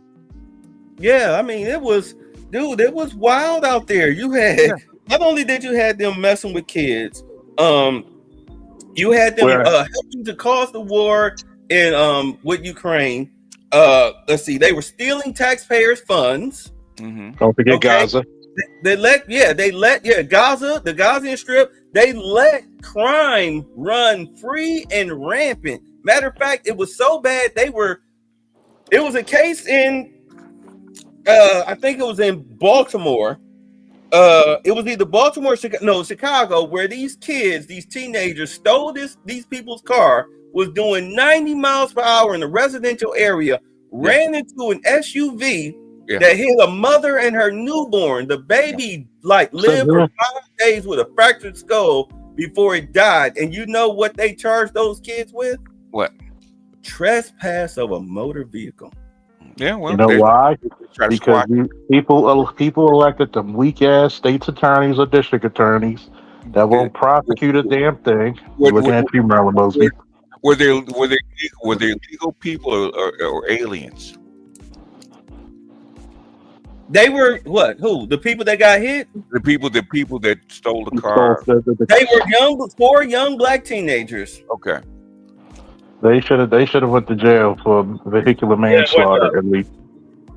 Yeah, can y'all hear me? Yeah. We can hear you. What's up? I'm just trying to coming in crazy. All right. Nah, man, what's up, everybody? Yeah, man, these 21 question ass niggas, and just even with the questioning, it's like the shift to the right. I mean, I'm technically I'm a registered Democrat. So, I mean, I don't know what people are talking about. They have this idea of black people think you're voting for racism or you're voting for no racism. And I always like to cut the bullshit. Is that how you view voting? Because if that's how you view voting, you're an idiot. Because the Democratic Party is just as racist as the Republicans. They're just more overt about it. I mean, no, covert about it. And I mean, for real. Covert. Versus that's it. So people have this imagination. That's why, with Biden, it's always like stuff. As you say it all the time. People go Biden was mentored by a. Oh, they got him. Oh, he Borgen. Can you hear me better now? Yeah. Biden was mentored by a former Grand Dragon. Biden produced the crime bill that affected black men. And yet, I mean, it's like that just doesn't register, man. And when you tell people this, it be like they say everything but so. But that's basically what they're saying. So what? So if I vote blue, I'm voting for not racism. If I vote red, I'm voting for racism. Just admit that's what y'all think.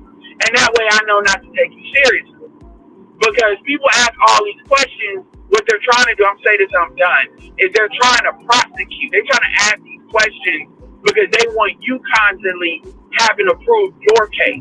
And that's why BGS was like, bring the damn link so we can see what you're talking about. That way we can see what's cooking in between your ears. And now you just asking us endless questions from the safety of the chat. Well, he's here. He's here. All right, go ahead, Swaggy. You got the floor. Yeah, it was kudos for coming here. So yeah, we get this cooking. Yeah. Hello, can you hear me? Yeah, we can hear you. Okay.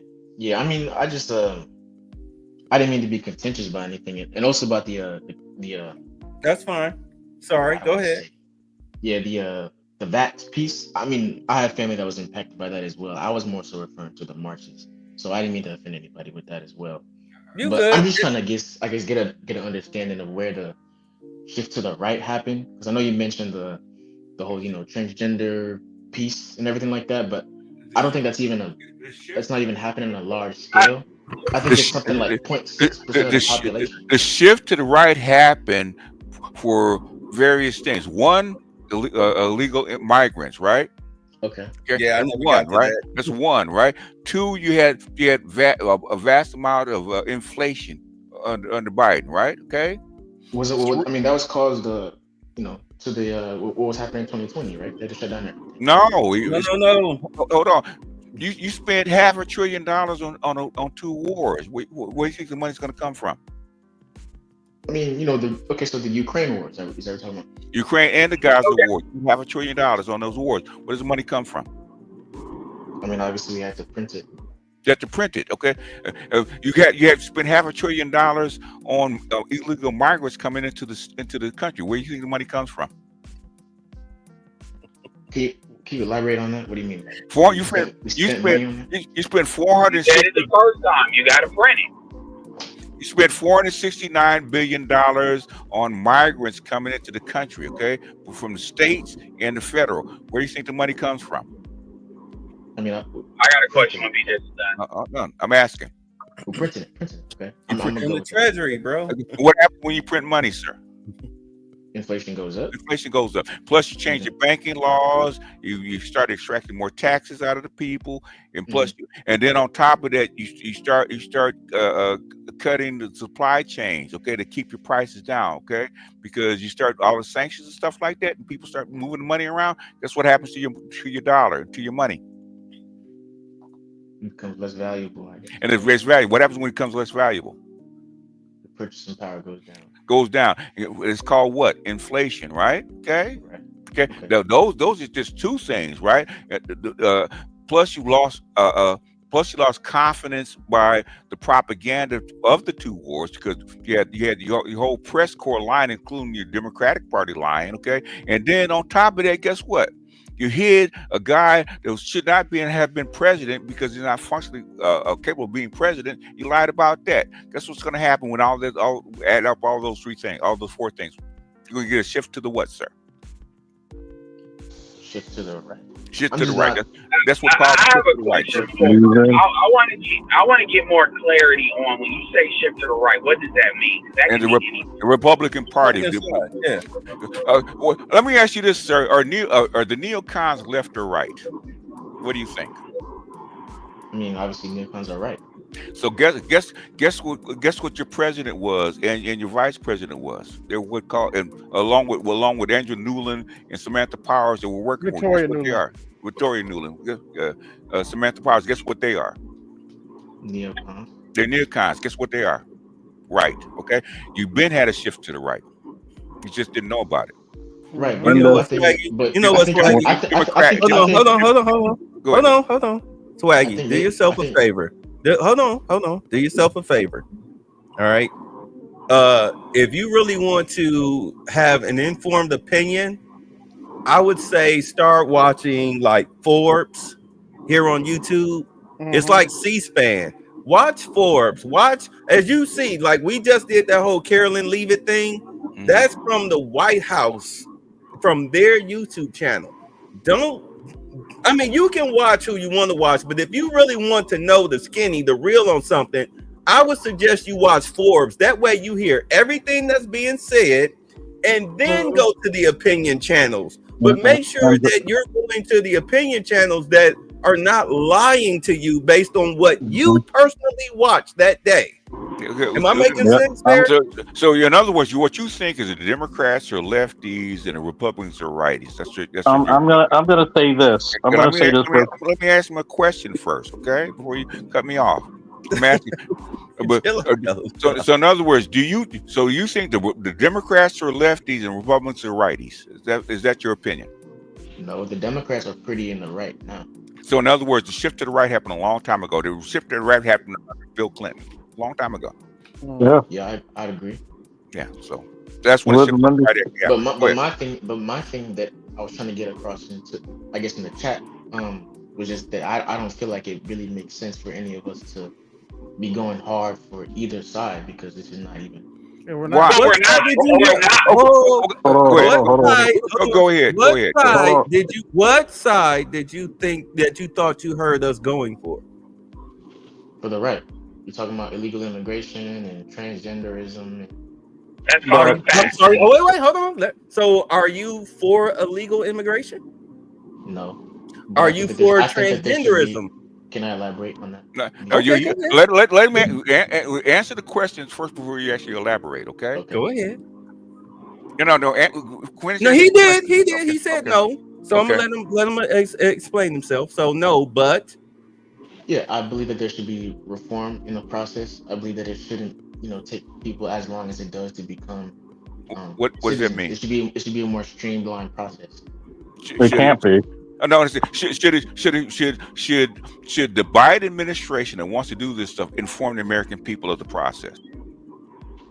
Sorry, can you repeat that? Should the Biden administration? Should the Biden administration that come forward and actually told you they were actually doing this program and informed you that this is the process? Yes, they should have been more vocal about what they were doing. Well, let me explain it. Let me explain it. So here's my take on illegal immigration. If you are a violent felon, get the fuck out. If you have been here, though, if you've been here for 6 months plus, you're holding down a job, you're paying taxes. All right, so look, we got you. We caught you. Here's what you can do. We're going to give you a 6-month probationary period to where here's the immigration book. Study this book. Come back to courtroom C in 6 months. Take your citizenship test. If you pass the test, you can stay. If you fail the test, I got something to say, but I know Charles is trying to get in. Let him finish talking. That is the most humane way to handle it, because number one, you did break into the country, and number two, in order for you to cash a check or have a bank account, you are committing identity theft through social security numbers. So I'm going to give you a humane chance. After that, you're out. So Tony L., when you say, how does a former pro-black from Atlanta become a MAGA fanboy? Super weird. How am I a MAGA fanboy? No. That's the part. I'm going to just say this for Swaggy. Do you think any able-bodied male who's an illegal immigrant should automatically have to join the military? Should automatically have to join the military? Yes.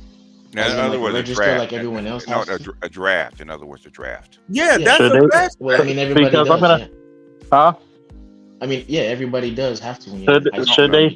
No, not so not selective service. But actually join the military. Join the military if they're And- illegal, if they want citizenship. I don't believe so. No. So why not? Because that's one of the fast tracks of getting citizenship. Because you have to pay that. Because you're putting on a contract, you're willing to pay in what? Blood. Yeah.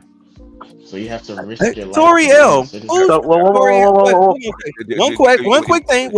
Tony, Toriel, whoever state you're in, let us know so we can send you the link and you can come up and question me directly. Toriel's a troll from a long back.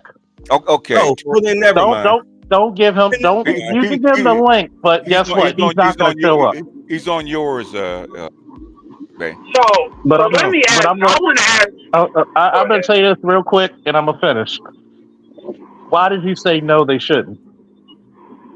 Because I don't feel like you should have to risk your life to become a citizen. I know that if that were How did black people How did black people get their? How did black people get their rights? Their citizenship. How did we get our full rights? Our civil rights. Okay. We had to risk we had to fight a war to vote, right? Yeah. Right. So why can't every Johnny come lately do the same? Okay. So in other words, what you need to do is go to your Congress on both sides, because there's not one side that talks about this, right? Left and right. Okay. And get them. I mean, we are. Okay, can I finish? Sorry. Let him have it. Go ahead. Okay. I mean, where you need to go is go to your Congress and go to the left, the Republican and Democrat, that actually want to keep these underpaid people working for them. Okay. And have them have a sound immigration policy. Okay. Which Trump is probably going to have to try to do right now. Have a sound. In fact, that's what they're pushing for right now: a sound immigration policy instead of this wonky stuff. So let me say this. First of all, everybody on here is really not right wing as you think. So the fact that you even said that is really telling, and it's fine. I appreciate you coming up. You did. He didn't say that. He didn't say that. No, what he said is he hears this shift to the right talk, where that's not what's really being said. It's not. I mean, other than Bay, and he ain't really talking right wing. He's just talking facts.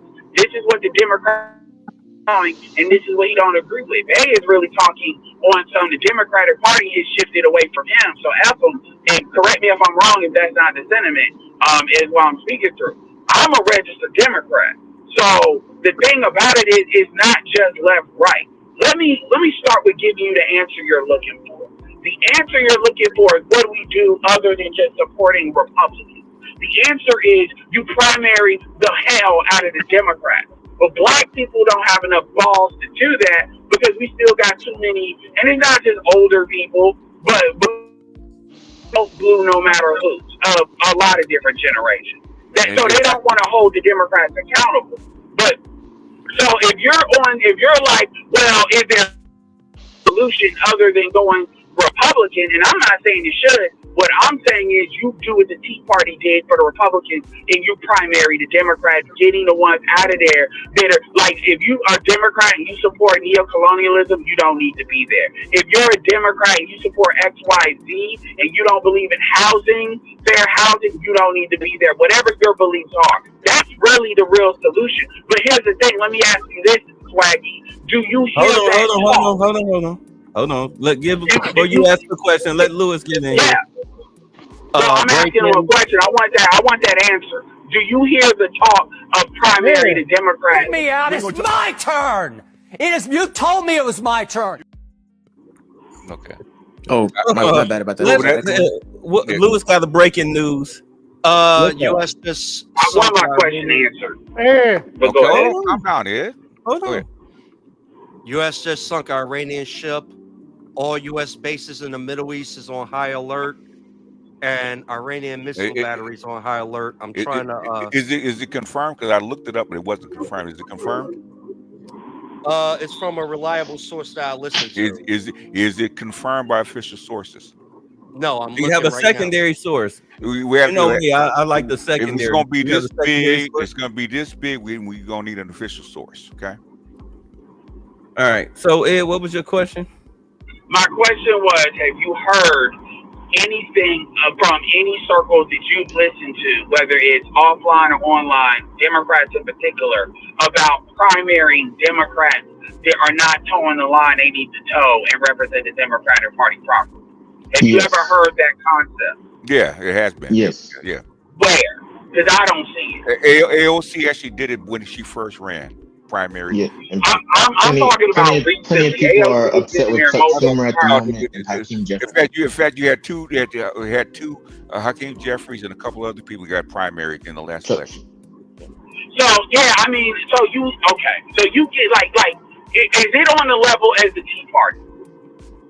I'm not. I think it's being misunderstood. I'm definitely not a Democrat as well. I think that they're very weak. Okay.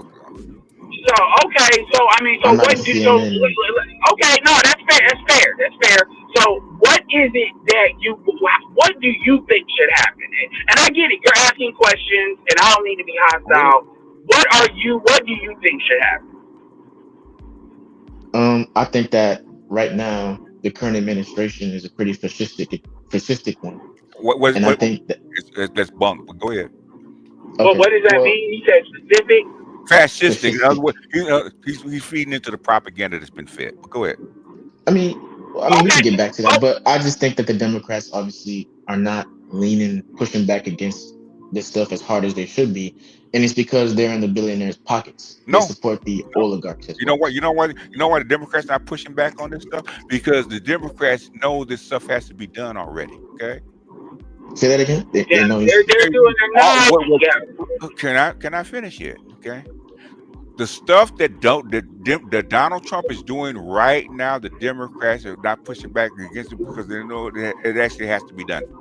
They know it. Yeah, their biggest problem is that they're getting caught with their hands in the cookie jar. Yeah. Okay, so one egregious example that happened last week was the Palestinian protester, the guy, I forgot his name now, but he had a green card and everything. His wife is like, I think 8 months pregnant. They just came and deported him for no reason. Okay. No, please let me answer this. Please let me answer this. You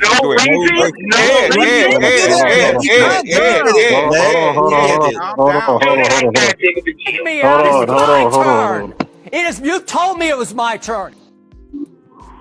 Let me handle this one. I love this. This dude is a Hamas supporter. He was engaged in terroristic activity on the campus of Columbia, where they were attacking Jewish students and destroying campus property. They were attacking people.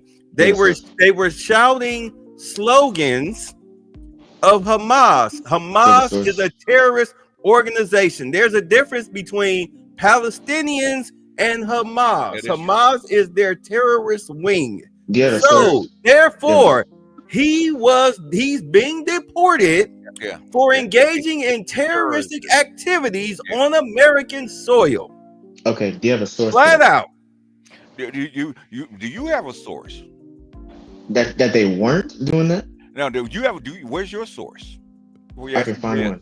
Find one. You have to find one. Okay. You have to find one. Yeah. All right. I'll find one. Have a source. Yeah. I mean, so what do you I'm saying, don't ask for a source if you don't have one.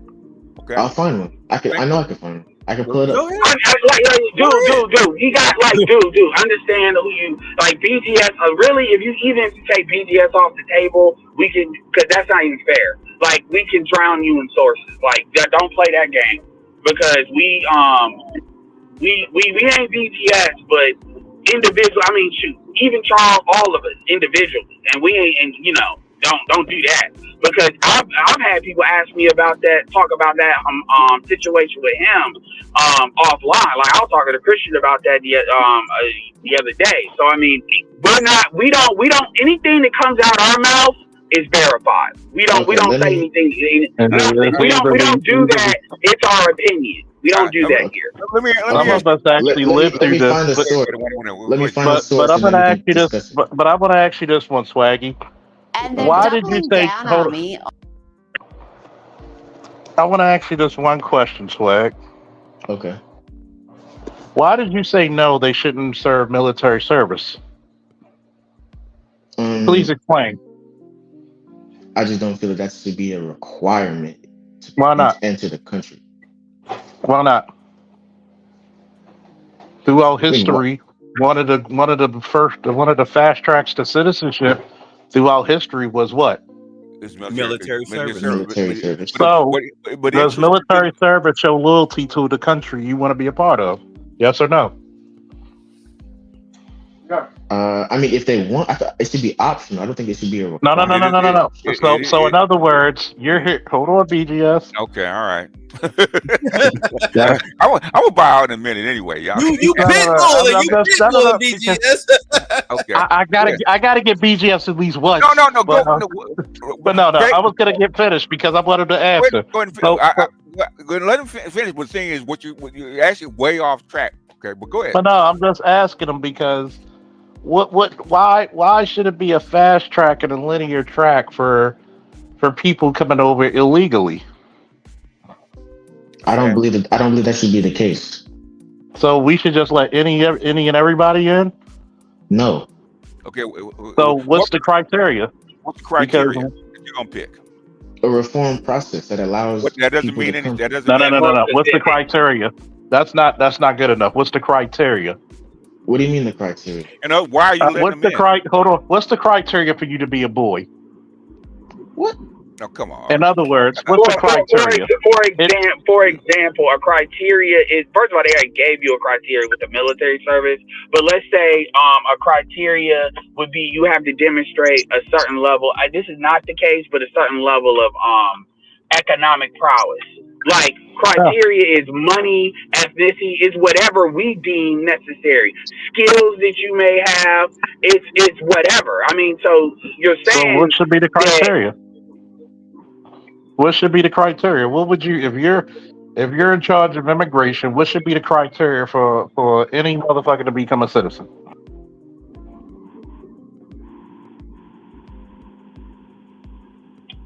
He's not here anymore. He left. Oh, I told you, man. That's why I like. I mean, he's all right, but that's why I like to ask open-ended questions. The next question I was going to ask him is, would he consider himself black first? Because what he's saying ain't black first. Immigration don't benefit us, man. It really he said he got disconnected. Okay, and I believe him, but that's what I want to know. If you heard me, would you consider yourself black first? But that's the part that I want to know. What's the criteria? Because you can't give me this thing. By the way, I forgot I'm one of those BGS drones, but I'm sorry, I'm just trolling right now. But well, Charles, he already told what's the criteria? Because you could go to ancient Rome, you could go to Kemet, you could go to all these civilizations, you could go to colonial pen, life insurance. It's funny. It's a requirement. If you go to Africa, there's requirements for you to be a citizen, even if you're black. With a lot of countries, not some of them. Like there's requirements no matter what to be a citizen. It's not like this is not a goodwill thing. That's not how that works. So when I heard him say "I feel," it's like it should. What I'm hearing, to be fair, is I'm hearing a lot of it needs to be better.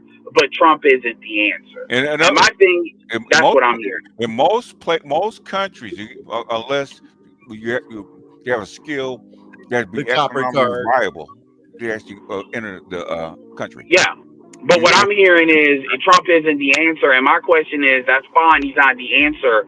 I want to know what he thinks about J.D. Vance. I want to know who he thinks should be.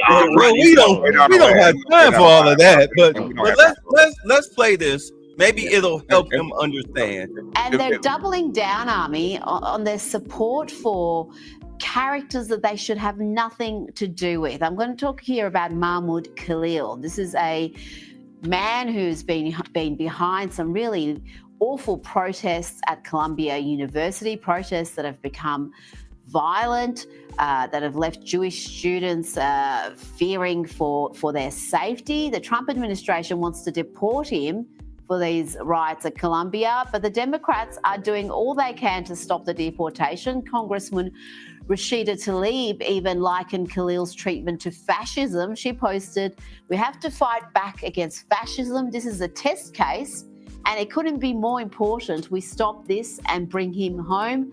Mahmoud's rights are our rights. If they can illegally abduct him and shred his legal rights, they will never stop. Anyone this lawless administration disagrees with can be targeted. Army, tell me about this man and why ICE and the Trump administration want him out of the country.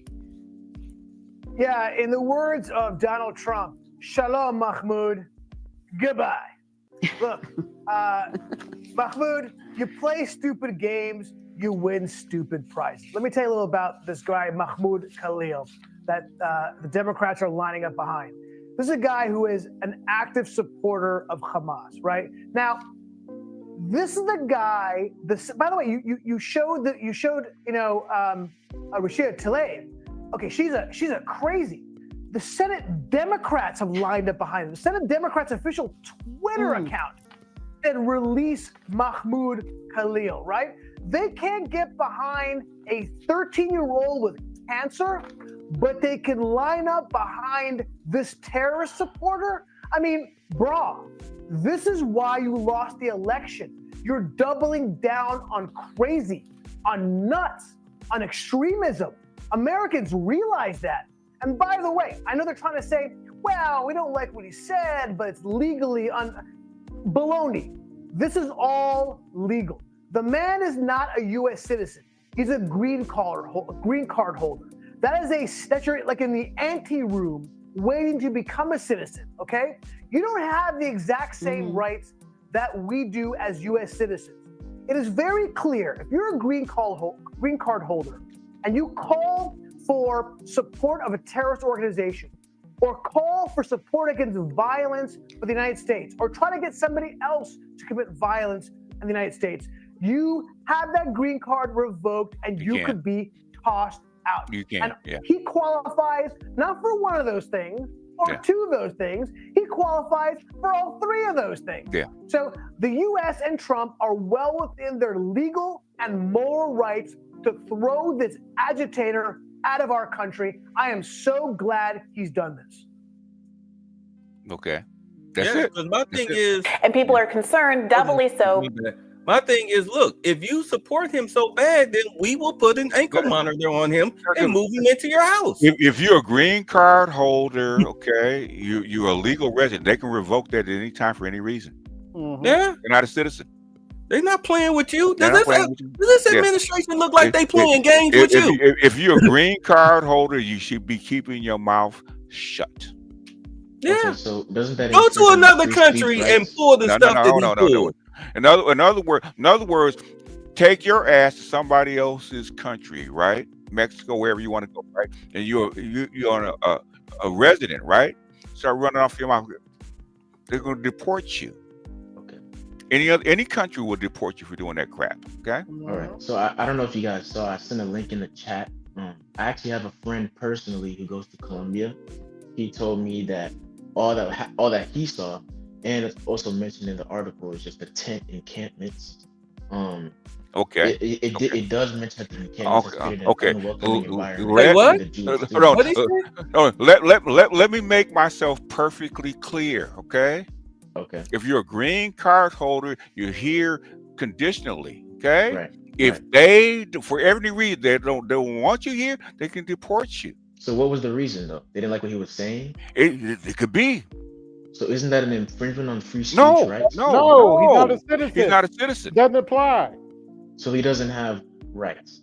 He's got rights within realm, okay? But he's not a citizen.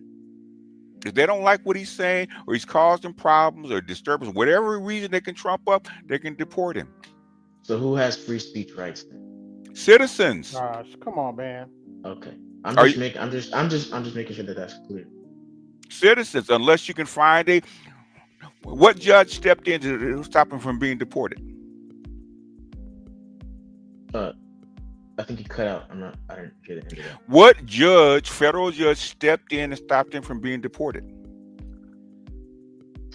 I'm not exactly sure, but none. That's why he got deported. In other words, he didn't have a leg to stand on. Okay. Just like the judge tried to step in to keep those 200 or 400 people being deported back to El Salvador.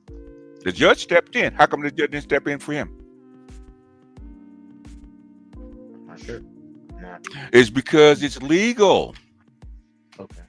Here's what they're saying. All right. Federal immigration agents were acting on orders from the State Department to revoke Khalil's student visa. When the agents were informed that Khalil, of Palestinian descent, Syrian nationality, and Algerian citizenship, is a lawful permanent resident of the United States in possession of a green card, they said this status would be revoked instead. He was transported to LaSalle Detention Center in Jena, Louisiana. On March 10th, District Judge Jesse Furman ordered that the Trump administration not deport Khalil pending judicial review of the arrest.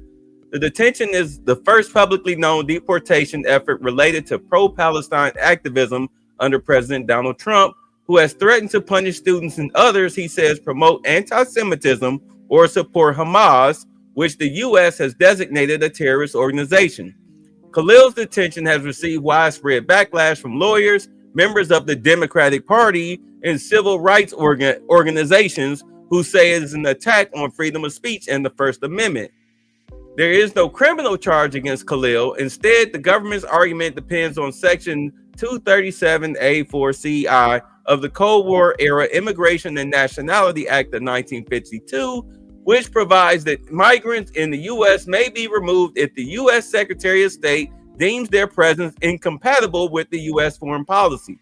Several journalists and human rights organizations have noted similarities between this law and McCarthyism. But the thing about it is that if this is the law and he broke the law, then he can be deported. All they did was slow it down. He's getting deported because I covered this stuff last year when I had the Embrace Villainy channel. And the first thing I asked was, why in the hell are they letting this supporters of Hamas have protests on American soil on college campuses? The violence and the destruction of property should have warranted the National Guard be there to restore order, but that's not what happened until later. So is he in detention? Or is he deported? Yes, he's in detention. He hasn't been deported yet. His trial is coming up. Right, he's in detention. No, he's in other words, they had to send him to trial. Okay. Yes. Yeah. To revoke his green card. Hasn't been deported yet. Trump is like yes, that. Yeah. The judge says that. Did you just see the law that he actually posted? Yes. Yeah, I did. I also sent a link in the chat. I'm not sure. Did you just see the law that he posted? Yes. Did the link in the chat say anything about the law? Law. Yes. What did it say? It says on March 10th, Judge Jesse Furman of the Southern District of New York issued an order halting deportation, ruling that Khalil shall not be removed from the U.S. unless and until the court orders otherwise. That's why he's aware. Yes. Yeah. In detention. In detention. Yeah. Yes. He hasn't been deported. He's in purgatory. No, he hasn't been what? He hasn't been deported yet, has he? No. So in other words, they're following the process that they should follow, right? Yes. Okay. You just saw the law where they can actually deport him, right? Yes. Okay. So you guess. Yeah, because it wasn't predicated on the idea that for any reason that you're incompatible with what? The foreign policy. Okay. But whether you committed a crime or not. Okay. Does that make sense to you? Yes. Okay. Now, what's your question now? I didn't have a question. Thank you. Can we move on? Yeah, so dude, trust me. Look, you do not understand something. Palestinians do not like America nor Americans. They feel that we're responsible for this whole massive land grab that Israel has been doing ever since the 1946, 48. Yeah, we are. Let's not lie. We are responsible. So here we are. These people are on our soil and they're causing dissension. And now do understand with everything that has happened, you most definitely need to let them know that we will, quote unquote, I'm saying this figuratively, crack your skull and toss you in the water and be done with you. I don't mean that in a violent way. I don't need my thing flag. We're not playing with in these other people. words, we will not tolerate terroristic or violent violent speech or assertion. They have put citizens in jail for this kind of stuff. Okay. Yeah. You gotta think about this, right? Or less. You gotta think about this, right? For you to become a citizen of Mexico, it really, I don't know if, I'm pretty sure it used to take you 10 years. I think it's It used to take you some time. Now they cut it down some.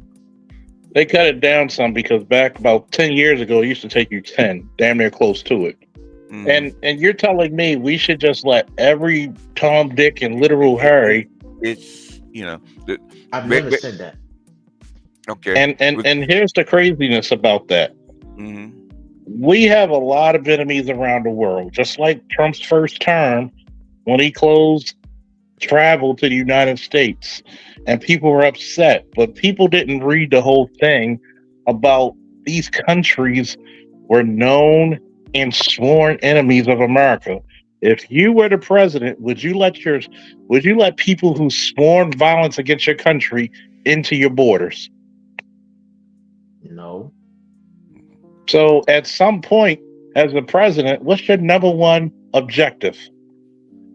Isn't that part of the immigration process? They do a screening.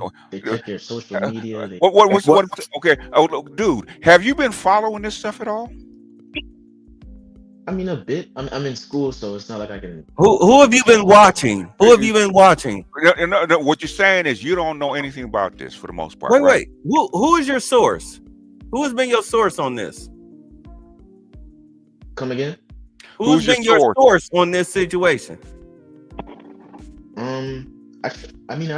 I look at AP News. I look at MSNBC. Oh boy. I watch some. I knew it. I knew it. Do you see the link that I posted? Do you see the link that I posted? Hold on. Do you see the link that I posted? Do you see it? It says Forbes breaking news. You see that? Yeah. Do you see that? No. You don't? Swaggy, how old are you, man? How old are you? Do me a favor. Can you post that link? You're 22. Okay, that's fine. PGS, since he's in your chat, can you post that link? Because in all honesty, he's listening to. No wonder why he's like, "Oh, why are you so leaning right?" Like, because you're listening to sources that are lying to you. He's in college. Guess what he's hearing? That's why. To be honest, I'm right. watching, He I'm needs watching to change his. No, dude. You in college? I'm watching like the Majority Report. I'm No, watching a lot of like. You're in college. Guess what you're getting? You're getting indoctrinated, sir. Yeah. No, I'm gonna tell you.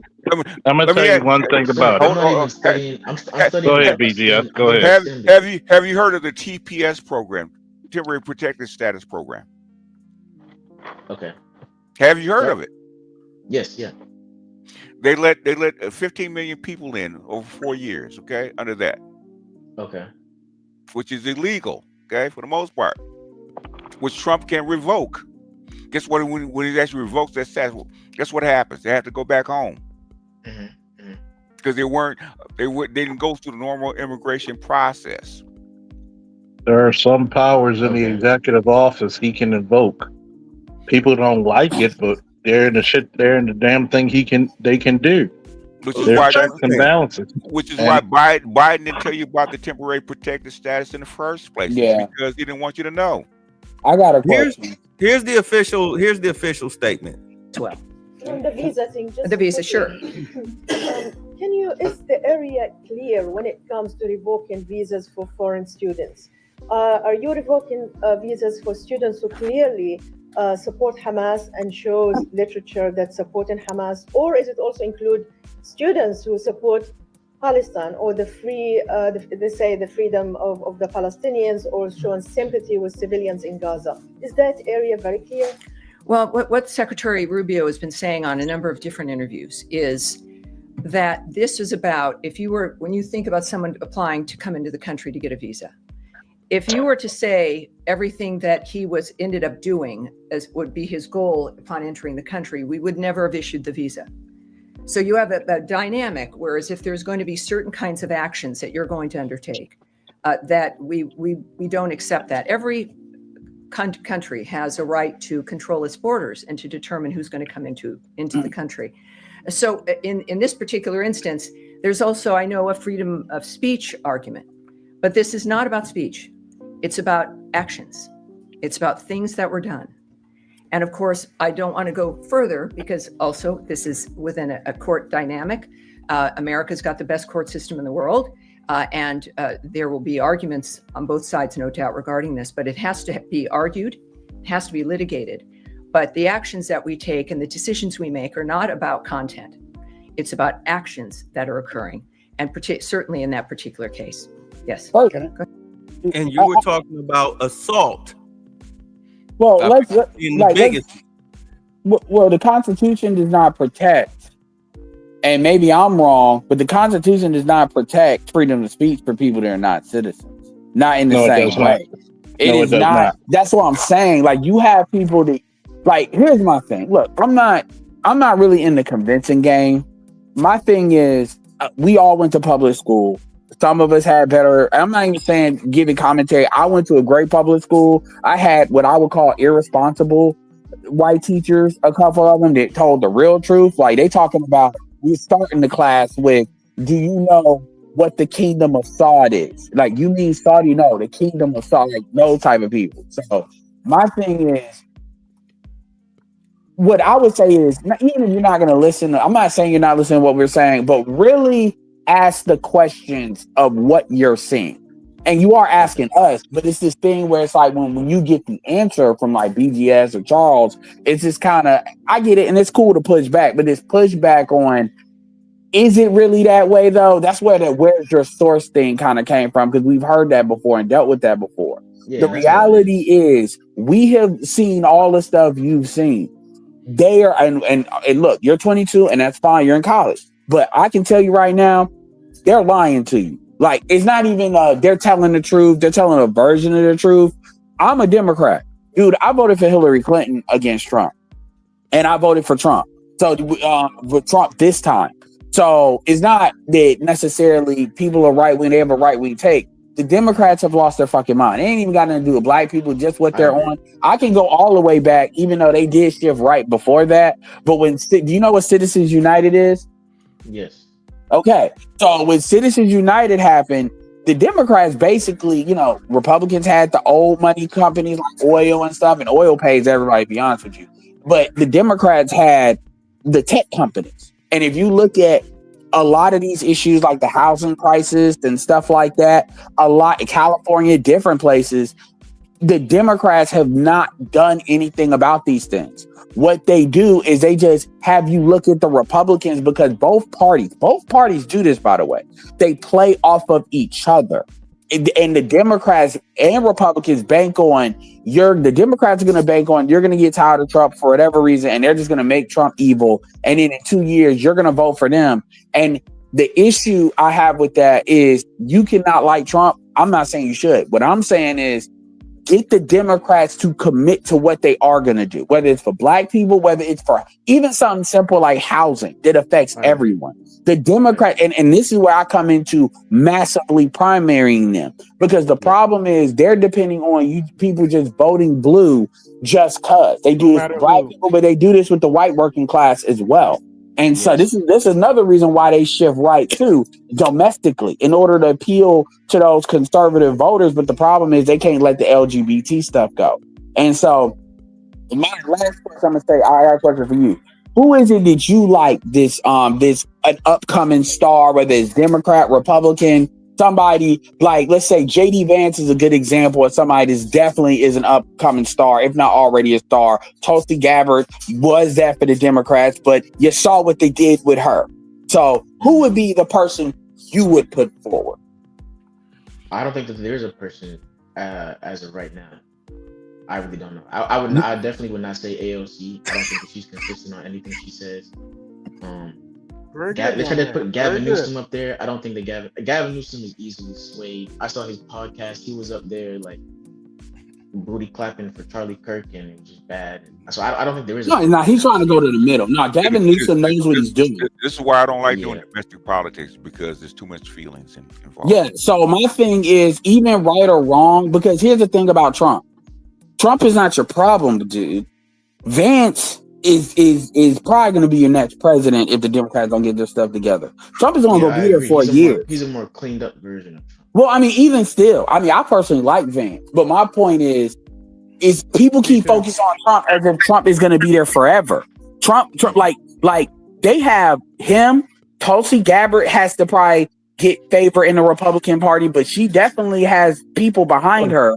Oh, they love her. They love her because of her military background. Okay. An overwhelming group of people actually wanted Trump as president. What do you think about that? The overwhelming majority of Americans. Okay, majority of the country bled red. Is that true? Okay. Yes. He had the popular and the electoral college. Wasn't there a large percentage of people that just sat home?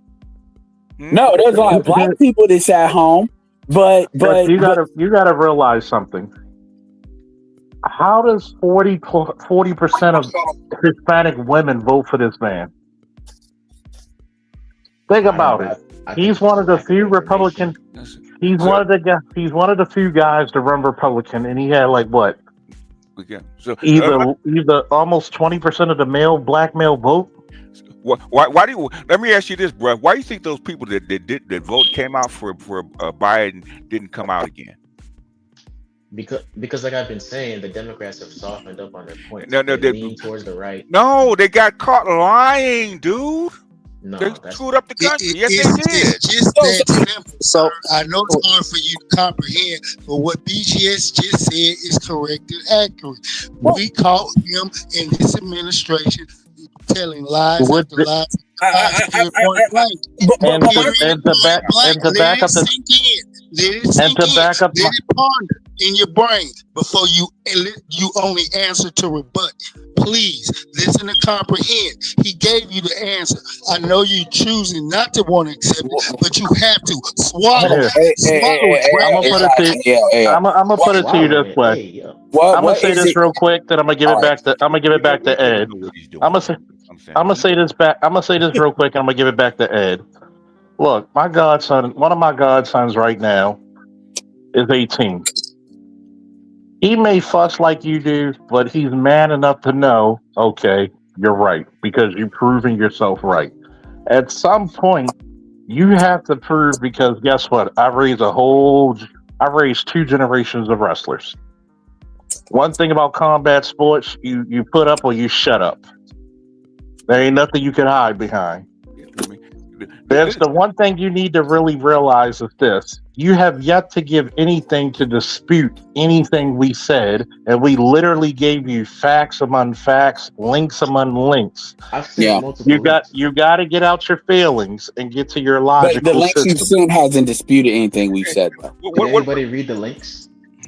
The piece about green card holders not having free speech protections. Green card holders don't have free speech protections. Honestly, no. Honestly, they're taking a long way around. And what you're doing too is you're trying to move the goalpost to config. So you already got an idea of what you actually want it to be. This is why we're leaving it ambiguous. Remember, you're in college, so research is the thing you all do. If y'all don't know nothing, y'all know how to do that. True, and y'all got Chat GPT. The reality is, even the question you asked, talking about, well, didn't the people, a lot of people stay home? Dude, you can easily research how many people participated in 2016, 2012, 2008. You can easily go to Chat GPT right now and get that answer. So either you already know it and you're just asking that to be disingenuous, but don't benefit it out that you're not doing. Yeah, you're trying to debate. Basically, he read you the law that they're going to deport him on. He read you the law. Like, well, we got to like, I can admit that I didn't know that. Now that you know, guess what? But you still asking, and it's like, and the thing is, you keep saying, and my question is too. I gotta ask you, man. Sorry, we gotta do the now. We gotta do the what's this thing you call, Charles, when you hit people for metal detectors? The metal detector up and down. dude, you got a real sympathy. Let me ask you this: would you consider yourself black first? Of course, yeah. Okay, so are you? Is your parents, grandparents from? Because you got a lot of empathy for immigrants, man. At the end of the day, these immigrants wouldn't have this empathy for you if you was jammed up. You know, when they send Haitians back just cause, not this round, but any round that they come over when Haiti is literally going through earthquake, nobody cares. Nobody speaks up for them.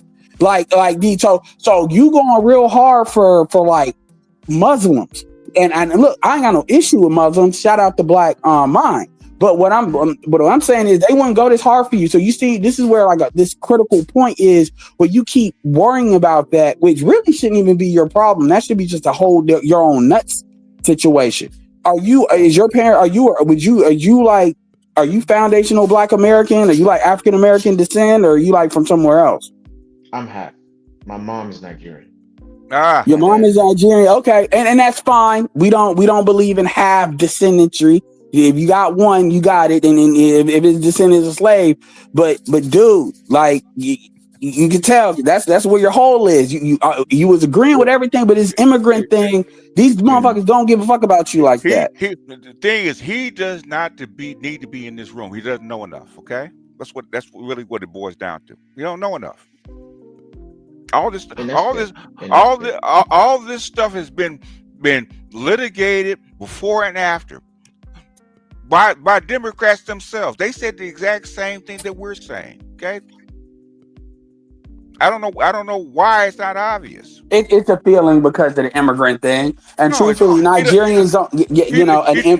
He doesn't like Trump. That's the biggest, and that's fine. But at the end of the day, Trump is only like Trump won. So it's like he's in there for a year. Let's ask him why. Let's ask him why. How come you don't like Trump?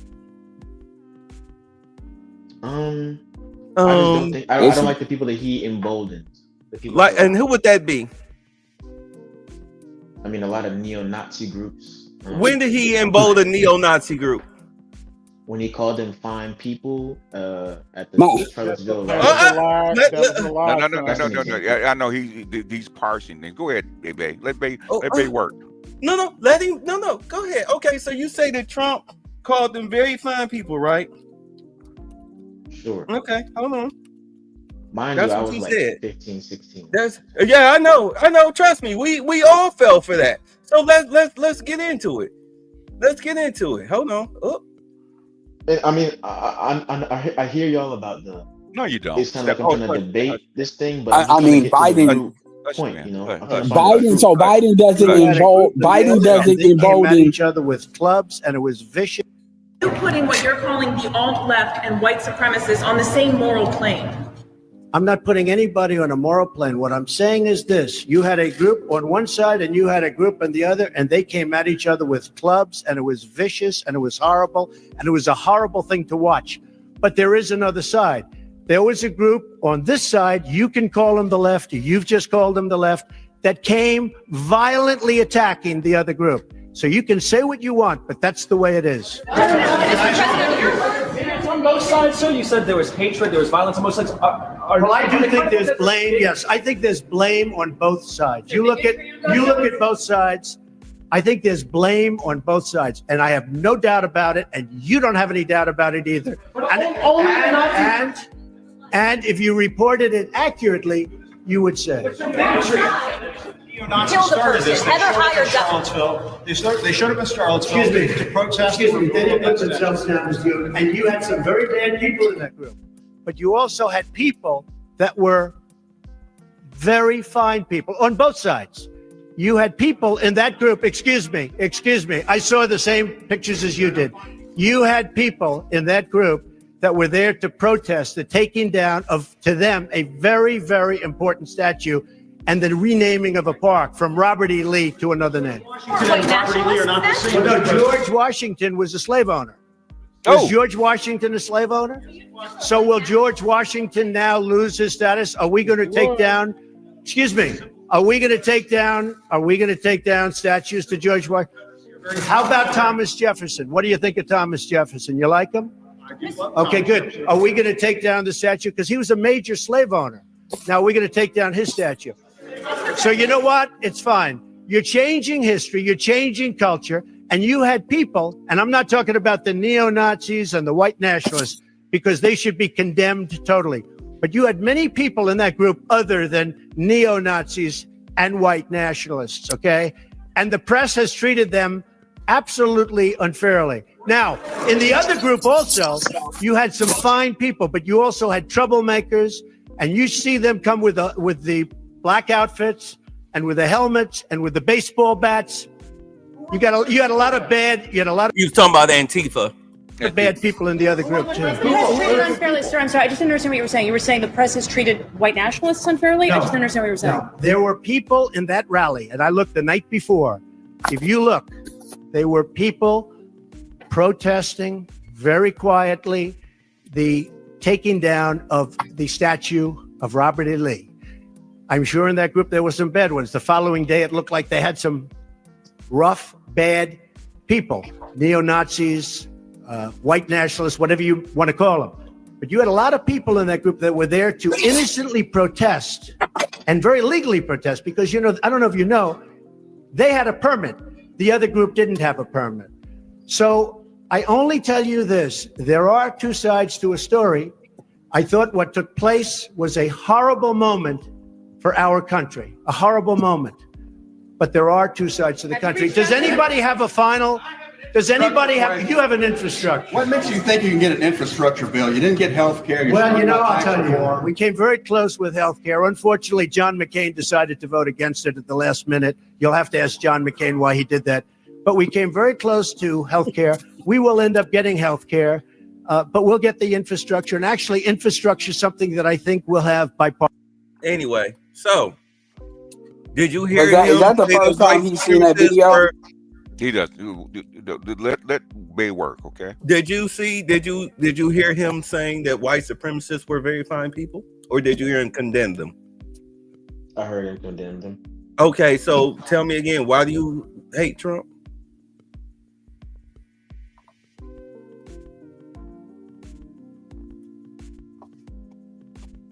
Hello? Trump bad. Neo-Nazis, but didn't he later come out and call them very fine people? No. Did you hear him say that? He later had to re-explain that. No. Literally just what? Hold on. You literally just heard the very press conference in which that idea that you said came from. Did you hear him say that white supremacists were very fine people? Okay. I mean, yes or no? I'll concede the point, but does this still not mean that Trump emboldens neo-Nazi groups? How did he embolden them? His rhetoric. Hey, Bay. What rhetoric? What rhetoric? No, let Bay work. What rhetoric? It's really the anti-immigrant rhetoric. What are you talking about? This had nothing to do with immigration. We're talking about right now. I'm past you're past this now because you know. Oh, wait. No, you can't just jump because you know you lost. No, he's not black first. Concede the point. First. Concede the point. I concede the point. I said that. Okay, you concede the point. So now I guess you're going to talk about when he called Mexicans rapists and killers and bad people, right? Back in 2016, 15, when he was running. Is that your next talking he does point? That now. Does he not do that now? Okay, are they not rapists and murderers and criminals and drug dealers? All of them? The ones that he's deporting, are they not? No. They're not? Not all of them. I don't believe. How do you know? And hold on, homeboy. Just you are so No, he's immigrant first. I mean, no.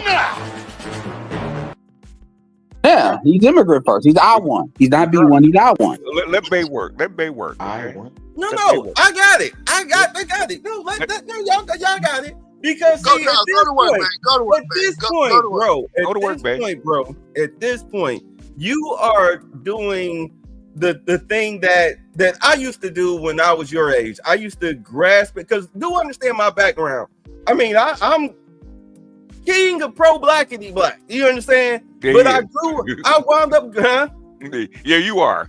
Yeah, and I grew out of that stuff because I realized that the times have changed now.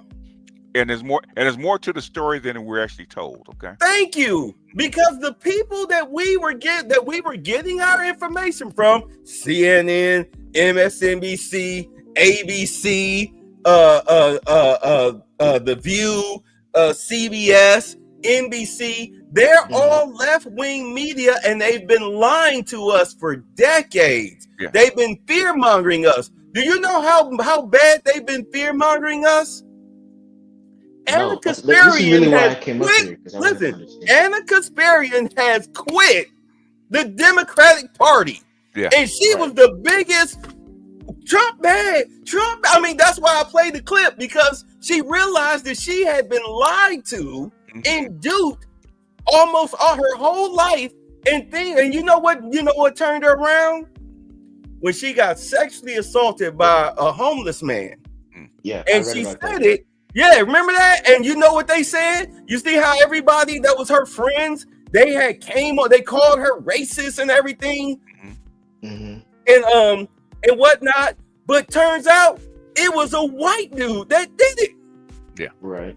It was a white dude that did it. Yes, willfully ignorant. The people on her side that turned against her were willfully ignorant. They were supporting the criminal, and that began her journey. But as I said, since 2020, since 2015, 2016, when Trump first came into office, okay, because this video is from only 7 years ago.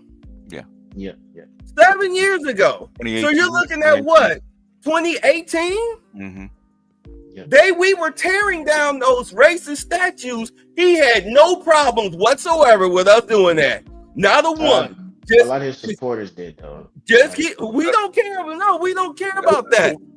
Him and his supporters are two different things, right? Thank you. That's like the people in my chat. What I see. Represent my viewpoint. Let me represent their own individual. This is what I'm hearing. Go ahead. I'm hearing that all in all, look, and I'm just saying, based on this conversation, immigration is the most important thing to you. Look, African Americans are not like extremely hostile to immigration, but let me ask you this. Do you think immigration benefits the black community in the United States? No. So why would and there's other things for black people to not like about Trump, granted, and for real, but why would black people give a fuck about immigration? In fact, a lot of black people stay home because they may not have been able to bring themselves to vote for Trump, but at the same time, they couldn't bring themselves to continue what the Democrats were doing, because your main argument has been that the Democrats have not been doing what they should be doing. Is that correct, as far as how you feel about the Democratic Party? Sorry, can you repeat that one more time? That the Democrats are not doing what they should be doing, that they've gotten away from what they are supposed to be about? Yeah, 100%. Okay, so explain this to me. In your opinion, this is open-ended. It's not a right or wrong answer. What is it that you think the Democrats, because see, if you're 22, you weren't alive when Clinton was there. Like, so what do you think the Democrats should be doing? What is your image of what the Democratic Party is supposed to be? Good question. Okay, so I kind of want to just I know it's loaded. Answer the question, man. Okay, all right. I believe that, my political and moral framework is just one of empathy. So I believe that the Democrats should be standing up for people who are marginalized, and I just don't see that happening. Okay. So marginalized people are being attacked right now. Being attacked by whom? I mean, by the administration in power. Party? No. How? How are they being attacked by the administration in power? I mean, okay, I already know y'all are not gonna appreciate this, but a lot of the DEI efforts in the affirmative action thing, DEI is really what it was. DEI basically benefited whom, for the most part? I mean, I know it benefited white women. 75. So what's the problem? 75% are they marginalized people? I mean, women are. Are white women marginalized people? No. Okay, so the the whole entire thing. So DEI, yes, if it doesn't benefit people, So you don't think that there should be some kind of like equalizer? no, it didn't. DEI was not an equalizer. If anything, DEI was used. DEI was used just like, and this goes back to affirmative action and what black men and some women, but black men fought and put our bodies on, and military, because that set the framework for us getting our civil rights. DEI is was a newer version of making it about gender and not race in order to keep money in white hands through the women. That's why when you look at when affirmative action happened and civil rights passed, it started to divide. The wealth gap started to increase because the women took the money that was supposed to go to black men in order for black men to create, manage, and maintain a thriving community. Black women basically sided with the white women under the idea that they would usurp manhood in general, and they got bamboozled. And white women, and so white women are the largest numerical demographic in the United States. Do you know that? Yes, yeah. Well, I mean, you do realize white women are also the wealthiest in the demographic in the United States because a lot of the money goes to them. Yeah. So my point is DEI, if anything, was used to marginalize people and keep the status quo going. And in fact, for black people, okay, it made it worse than better. Why should we keep it? Okay, this is more so the conversation that I really want. No. I'm asking you a question. No. I mean, I don't know. You brought it up. If only 4% of black people actually benefit from DEI, why should we actually keep it? Why should we not? Why can't we reform it so that it helps us? You're not benefiting from. Why get rid of it? You should. With DEI, you're still the last hired and first fired. You're not even hired, okay, or promoted. Exactly. That's why that guess who's in front of you? It's called white women, okay? Okay, but why not advocate to have it reformed so that that's not the case, so that we benefit from it? Why get rid of the entire thing? It's called. You know what DEI actually is? It's called an executive order. You can still argue it. It's not a law. It's an order from the president. And what did he say? It's called instead of equity, called equality across the board. Okay. Sauce for the goose. The odds are even. Black men have a better chance now than trying to climb over white women. So getting rid of DEI, is more helpful. Yes. Than having it. Yes. Yes. Okay. I did. Yeah, because most people, when they hear, because people hear stuff, they understand the propaganda, and it's not your fault. Them universities are crazy, but the thing is, they don't tell, but they don't. I'm just saying, they don't explain to you what stuff actually is. What they do is they basically give an ambiguous kind of statement or phrase. And they let you fill in the blanks on whether it's good and bad because they give emotional cues that it is good and bad. And in school, obviously, they do a little bit more. They give you a narrative and it's a narrative because a lot of the shit they say is a lie. Because, in school, the media, all of it. They give because there's nothing you watch that we haven't watched for years, for decades. At this point. And so hold on. And so my point is, it sounds like us even framing it this way. It's the first time you ever even heard this even line of thinking. Yeah. Is that true or not true? This is true. Yeah. This is why I came up here because we got to really minute points. But I'm really trying to understand. Okay. So here, let me answer the question. Maybe this will help him. So Angry Black Man said, this is why we need a young black conservative movement. And I'm gonna tell you right now that we had a young black conservative movement. The problem, especially for young black men, the problem was that we were too busy talking about pussy that we weren't getting instead of politics. Okay. So here we are now. You about the manosphere? Is that what you're talking about? Yeah. Because understand that black men are conservative by nature. Okay. Hold on, let me finish. Okay. The problem was I got pushback for you, but go ahead. That's fine. You can have the pushback. But the problem is that at the time, we were not thinking like political animals. We were too busy trying to understand that Black women saw us as a separate animal from them. And we were trying to get them to understand that, no, you're not different from us, when we really should have from the jump been like, fuck you.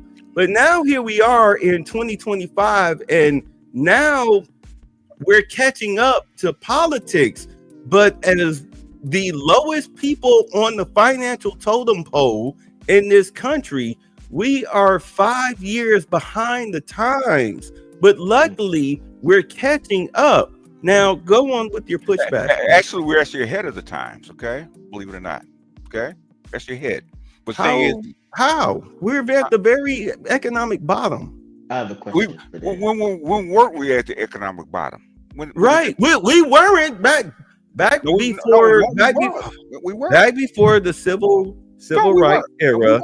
We had pockets of greatness that was of course destroyed by the Democratic Party and their Klan rides and their lootings of Black cities, towns, villages, etc. The destruction of Black neighborhoods. A lot of that, the majority of that, came at the hands of Democrats. Understand go ahead, man. To the young guy, understand, bro, that the Democratic Party, the worst thing that they ever gave you was welfare. Yes. Okay, and feminism to your women, because what that did, that stunted not only your economic growth, but your psychological and physical growth as well. Yeah, Black women fought for welfare. Okay, they didn't just give it to you. Actually, they fought against it. Because they didn't get it at first. They didn't get it at first. Yeah. And another thing is, as far as this, here's the thing, man. This is why I always like to really get defined as to what blocks or the manosphere really is. Because it's this idea. Number one, dudes were not arguing, like no block was arguing about pussy they was getting, really. What they were arguing about is, number one, SYSBM never argued about pussy they weren't getting. SYSBM was arguing about culture and their right to date outside their race and not be attacked, because Black women are trying to keep their resource, which is men, or a resource, because we know the government is the resource, but a resource intact they could fall back to. That was their problem. Hold on. The Igmores were the ones that were probably the most quote unquote political, but they talked about culture. And culture, because understand, everybody in the Black manosphere is not necessarily right wing, but we have a cultural problem. The women, and it's not just the women that hold it, the men do too, but the women are the main beneficiaries of the cultural status quo that keeps Black people from getting to the points they need to get. This is why they protect the LGBT stuff. This is why they protect all these things, that whether you agree with it or not, I'm not talking you in particular, I'm talking about a Black person. It doesn't benefit us. That's why I asked the immigration thing. It doesn't benefit us. People can't even make an argument immigration benefits Black women. So if you care about Black people, that shouldn't even be a concern what Trump is doing like that. So my point is, the argument is, if people aren't talking about what you think should be talked about in the intensity that you think is true, because Anthony Brian Logan, it got 1 million subscribers. He's Black. So there was routes that people, and Brandon Tatum, don't like him.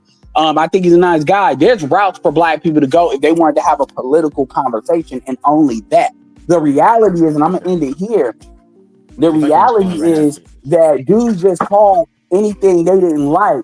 We're just complaining about pussy. And even to this day, Black people, even Anton was doing that bullshit when he first got in here, until he actually talked to these chicks over and over on his own show. And now how does he sound? Because Anton has understood, even though I agree with everything he says, it's a cultural issue. Black men, remember, the manosphere started, 10 more seconds, and that's it. The manosphere, the Black manosphere, started mainly about child support. So that ain't got nothing to do. You got to get pussy that to be paid child support and father rights. All right, I'm done. All right. Was the men's rights a movement, a political organization? Movement. Was it, Bay? Was it? During my time? I would say anytime. before 2018, yes. Okay. Before 2018, yes. Yeah, guess And where then the flag wars came, and that's when everything changed. Guess where the manosphere started? That's what it was about. Men's rights. The original black manosphere was men's rights movements people. That's where it came out of. MGTOW is a men's rights advocate movement. That's what it came out of. It's a protest movement. It started off as political from the very beginning. Go ahead, I'm listening. I'm trying to find it. It's always been political. Hold on, I'm talking to him. Okay, we talked to you already. Okay? Yeah, babe, I'm about to go to bed. I'll catch you later. All right, man, get some sleep. We're talking to people that know something. Not you can listen for a second, I'm right? trying to learn. I'm trying to listen. Well, then be quiet and learn, okay? All right. Thank you. Okay. Wow. No, I'm sick of civilians. Okay, you don't know anything, so be quiet and listen. Okay. It started off as a political movement. The Red Pill is basically a political movement. It's not a social movement. Okay, basically, that's where it started. Even the Black Manosphere is actually a political movement. Okay, for the most part. Okay, now people will actually bring in their things about women and social groups or anything else, even politics, the same way, right? About men and women disagreeing, what's going on with your family, going on with your children. It's all part of it. The thing is, it's all political. Every little bit of it. Okay. Now, will there be other stuff about black female fuckery? Yeah. Why do you think that is? Because you need these women to get on board and get behind you as far as educating your boys, keeping your families together. J.D. Vance, why did they kill abortion? By keeping your freaking families together. You don't have families, you don't have a political movement. Families do come first, even amongst politics. Where's family not in politics? Tell me. Well, now go ahead. From what I see with us, the majority of us vote Democrat. But when it comes to Europeans, they are split, but the majority of them vote Republican. Okay. When it comes to the Latinos, they are split. The majority of their women, especially this last election, they voted Democrat, but the majority of the men voted Republican. Okay. And with the Asians, majority of them voted Republican. Okay. We're outside the manosphere, especially this sector of the manosphere. You hear this kind of political talk. Right. Now, well, actually, I'll put it to you like this. The people that I hear doing political talk do not consider themselves to be a part of what we call the manosphere. They're just independents. That's what a lot of us really claim to be, independents. Now, as you know, what did the guy say? Bread Dragon said black men are not at the economic bottom, and I'm like, okay, well, where do we rank? Where do we rank? I mean, here's the financial map right here. Even though we're better than what we were, we're still at the very bottom. And the reason for that, and everybody here can attest, is because they broke up the black family, because that's where your true wealth lies. Two incomes. They didn't break it up. The women left. And that's the thing. So it's like this conversation that, for some reason, like, again, I'm gonna tell you something. If you want a black community, there is no conversation past the women. There is no. Everybody wants to find this fucking like magical, like the road to El Dorado, where you know somehow you say what needs to be said and the women just magically come on board. That's like, never gonna happen. Yeah, exactly. So either you don't want to commit. I've even had to check the SYSBM guys about that. How they talk about they're gonna create a new black community with non-black women. No, you're not. You're washing out.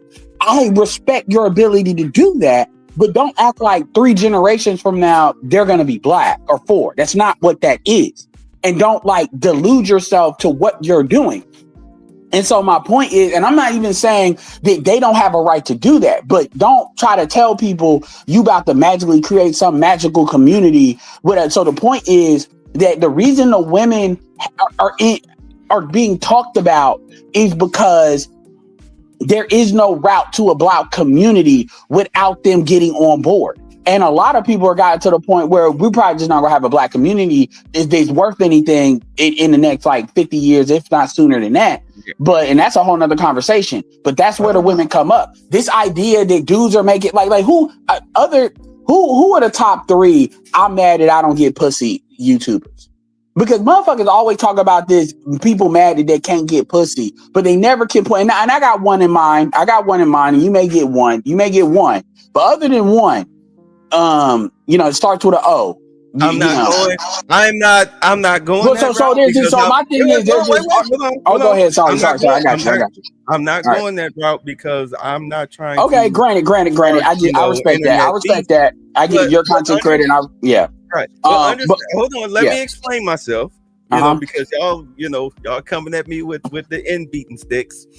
Yeah, we go. Yeah, you won't get. Well, I mean, this is we litigated this already, babe. This has been litigated. Like this was the first blow up. You won't get this belt, man, today. Yeah, I mean, you open this door, and by the way.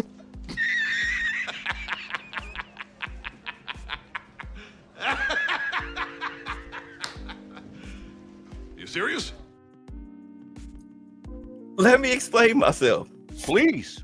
There are people out here, because I understand why y'all taking it the way you're taking it, because whatever. But I'm not talking about you guys specifically. We all know that there are guys out here who made their bread and butter off of the backs of talking about, the whole dating thing and like the Pop the Balloon show. Yeah, the purple pill. Pop the Balloon show, all that stuff. Right. You had a whole bunch of people who made a lot of money off of dry dick syndrome. Let's not kid ourselves. Okay, I don't disagree with that, but call that purple pill. If you want to call it purple pill, that's fine. And those people two things can be true at the same time. Yeah, but the thing is, most of the manosphere is not purple pill though. The manosphere is generally, and everybody in the manosphere is not necessarily red pill, but the manosphere is synonymous with the red pill. At least the black manosphere is. So there's a very distinct difference between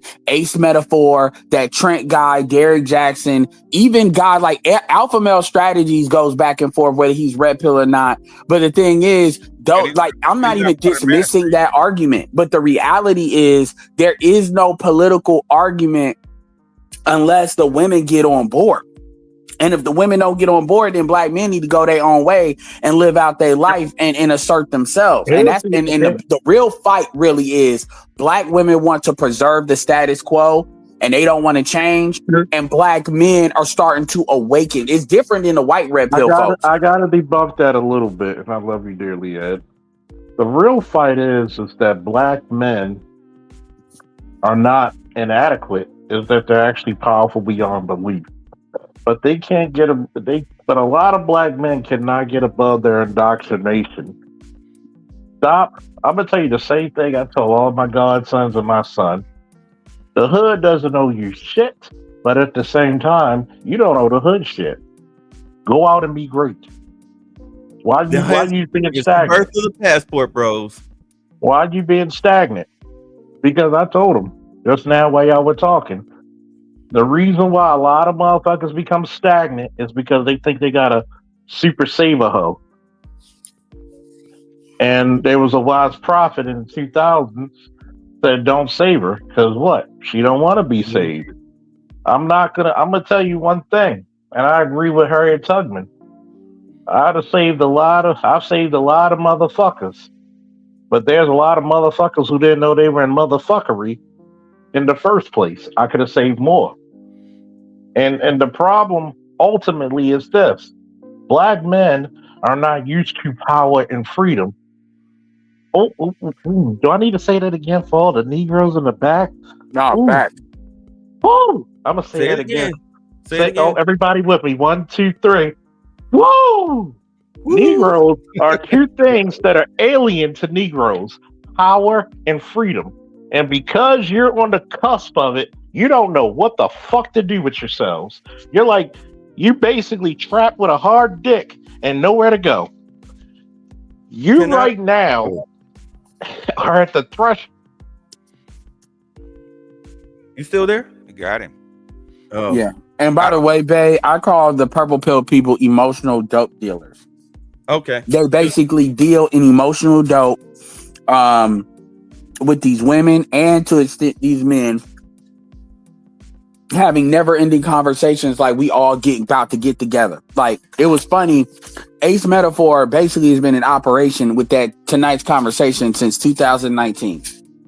And he spent 6 years basically making money off the let's get back together conversation. And women mainly paid him a lot of money to do that. He's one of many. And so, yeah, they have done that. They have made money off of that. But ultimately, people cannot say that they don't know what black women are about. Anybody that comes up here, whether young, old, they try to propagate this thing about they're not all bad. Nobody's saying they are. But the question is, are the majority of black women fucked up? And when I say fucked up, I mean specifically, are black women team black men? Are they team their men? Every woman, you can make an argument, is, unless y'all can correct me if I'm wrong, is team their men, at least the majority. Or they understand that their quality of life or their personhood is tied to their men. Only black women believe there's a path away from black men, because I think most black women don't want to be black anymore. I think that's my personal opinion on what the issue is. So if you say, what is the central problem we have today? The central problem that we have today is what Charles exactly said. A lot of black men are in this thing where they don't want to go all the way. So what they start doing is they start making us the villain, or they start making Trump the villain. They look for these villain distractions in order to pretend that there's not issues between black men or black women, or to not force themselves to make the final decision to go to the finish line. And the reality is, until you actually assert yourself as a group, you're not going to do, like BGS says it, black women do not respect you until you break up with them. And black men refuse to break up with them. They think your manhood is tied to how much abuse you endure. That's can I say something to that? Go ahead. I would go a little further. I think black people in general don't want to be black. I don't think black people in general are team black people. Why you say that? Like my man earlier, you know what I mean? He was making all the excuses for the you know, the Hamas sympathizer and all that. You know what I mean? Because black people have this weird thing of always trying to play all sides. Mm-hmm. You can't stand on anything. You gotta this weird godlike savior complex. Like you have to fight for everybody, stand up for everybody. Well, remember, sir, he's half Nigerian, so he had his own. What black people, right? But still, that's still black though. They're looking for allies. Well, I'm speaking particularly for African Americans. So what I want to ask you is, so let's stay there then. How do African American men? Let him finish. Let him finish. All right. Even if you just talk about black Americans, I mean, it's the same shit. We always and men and women both do this. You have to attach something to black. Oh, I'm a black liberal. I'm a black conservative. I'm black gay. I'm black trans. I'm black emo. You always have to attach black to something else.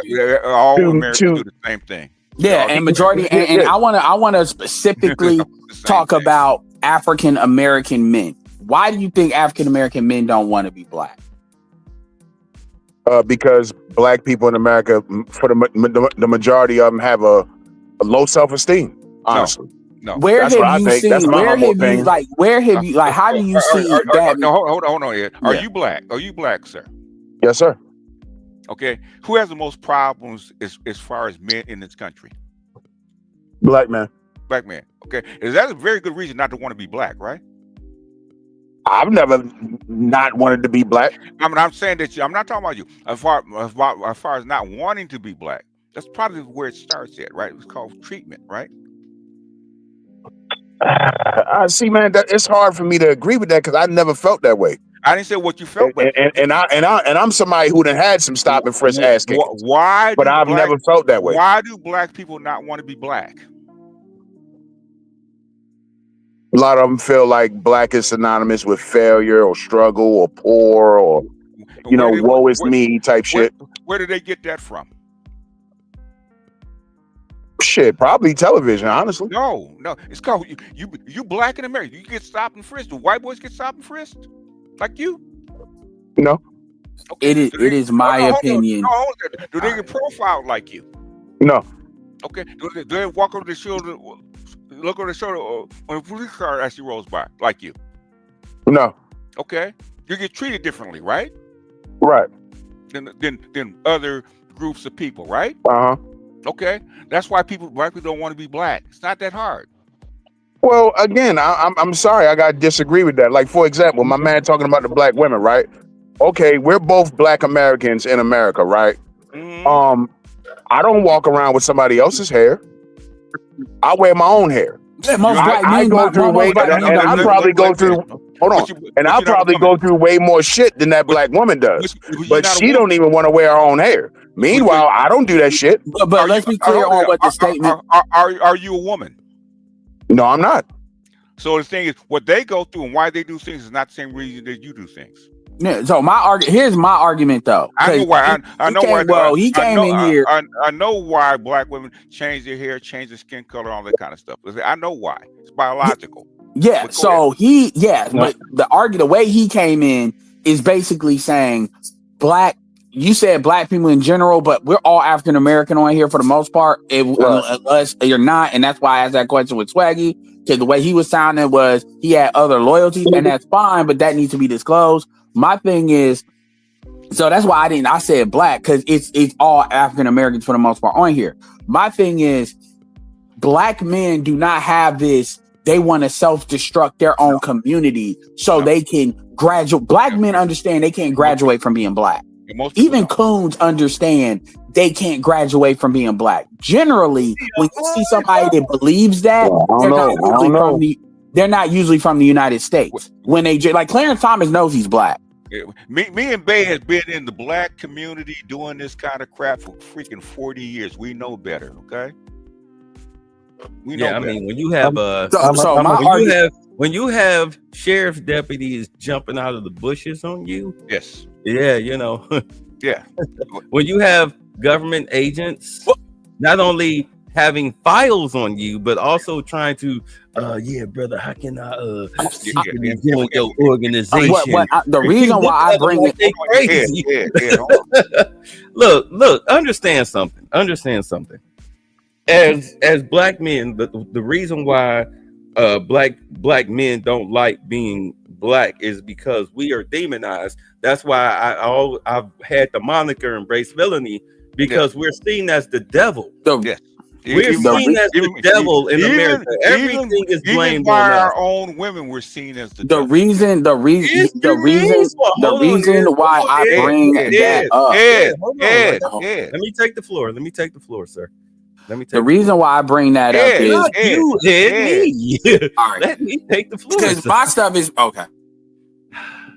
In fact, I'm getting relax. We got you. We're gonna give you a turn. Relax. Understand, man. It wasn't a good show. I understand. He all right. Yeah, cool. Yeah, I know. He's all right. Yeah, good dude. Here, look. We are demonized. You learned this at 8 years old that you pretty much have no value. All right. That's the way the American culture, the American education system, that's the way it's programmed to you. All you watch is TV. Who just dropped? Oh, it was what's the name again? That's the way you see it on TV, newspaper, print media, everywhere. The news, all of this stuff. You are taught that you have no value. Look at the little 13-year-old boy with the cancer surgeries. Okay, he was out there in his little cop costume, and who was making fun of him? Black women. Okay, the black girl that got Batanya Harding. Who is crying crocodile tears? Who is getting all the media coverage? The black girl, the one who the assailant. And then you got the NAACP, a black man, sitting here calling her, pretty much trying to say she's the victim of the assault that she committed. I mean, you have to understand that it's not just black women that are browbeating us ever since we were kids, it's also black males, not men, but black males, just like black females. Now, can you create a black family with non-black American women? Yes. But they have to, but I mean, there are black people all over the globe. We're what 90% of the world's population, maybe 80. I mean, not that much. Well, you go to South America, it's majority black. Nah, the Asians are actually the biggest majority group on the planet. That's fine. I mean, black people say we're the Asiatic black man. I don't really want to. Right. It depends how you want to slice it. Go ahead. Yeah, so like call me Skrilla. Like black men need to accept being hated. Right. You need to accept being hated. And the reason why I say that is because then it'll get you out of ass kiss mode. You'll stop looking to be accepted, not just by Europeans, but also by your own people. Carve your own lane. The people who are like-minded, who agree with you, who like your company, etc., they will show themselves.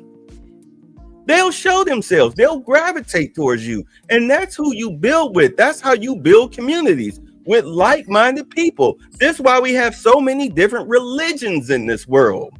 Okay? Some people might say, well, if the stick bends to the left, then that means that God loves me. Well, I say if it bends to the right, God loves me. So now you've got a split. You know, why you think you got, Catholics and Christians and all the sorts? Everybody has an offshoot. So once you learn to love yourself and just say, fuck the noise of anybody else, I'm telling you, your life will be so much better. It'll be greater. You'll do great things. Don't worry. I agree with all of that. Right. My whole thing is, I'm almost finished. My whole thing is, as far as like the whole female thing, I never really tried to dive into that because I didn't give a shit. Like, I've had my fair share. I'm cool. Y'all, I say this generally. I say, hold on, I'm almost finished. Y'all can argue about that stuff. If y'all notice, I dipped out of that. Did I not, BGS? Yeah, you did. I dipped. I created my own lane. Okay? And now here we all are, come full circle, 4 hours and 33 minutes into it, having a political discussion, and now we're in free fall and nobody's arguing. All right, I'm done. Go. The reason why I bring that up, as far as the black women don't want to be black, the concept basically comes from black men are a manifestation of their blackness in their mind. So a lot of stuff that they do to black men, a lot of this hatred and vitriol they have towards black men, and they try to act like is deserved because apparently we've all, assaulted them in some way, or for it's either what we've done to them or not done for them. And we're all guilty of that. What that all common denominator comes back to is, especially when the fact that they get white women and white men off the hook, the blackness is the common denominator. So basically, they do this because they're really trying to attack and destroy their own blackness. Black men are a manifestation of that, which is why black men are constantly attacked. And you can literally draw a parallel between how much women, I've even heard women say this, how much women hate themselves to how vitriol they have towards black men. We know some black women have grievances against certain black men. We understand that. But this overall thing, that's where that comes from. And black men do not do that to black women in the same way. The black men, I'm not saying you never said they did, but I'm just making that clear. Black men do not take all the stuff that y'all said, the stuff BGS said, the stuff you said as far as the legit reasons why they might not like being black, and they don't transfer that into the women like the women transfer that to the men as it's our fault that they're black. That's kind of, just to be clear, that's where that comes from. As far as the conversation, and I'll leave it, the conversation, again, I get it, but I'm going to say the same thing I said before. There is basically, if people say that I refuse to talk about, I'm not saying you have to talk, you talk about what you want to talk about. That's not what this is. But when people try to make it sound like the woman argument is like some kind of, well, let's just not have that conversation. That's really, we're not fixing the issue at the community level. Now, what you're talking about is at the individual level, you're absolutely right. But at the community level, the macro level, that requires more. And that's why I don't focus really on what the women are doing as much as I focus on the men needing to do what's in their best interest. And even BGS said it even on his platform. I forget who it was, but they were talking about, well, what about the women? Like the stuff you said, Bay, you just said that whole speech. It was BGS said something similar. And then it was a couple of people, and these are smart people. They was like, well, what about the women, though? I'm like, what are you talking about? What about the women?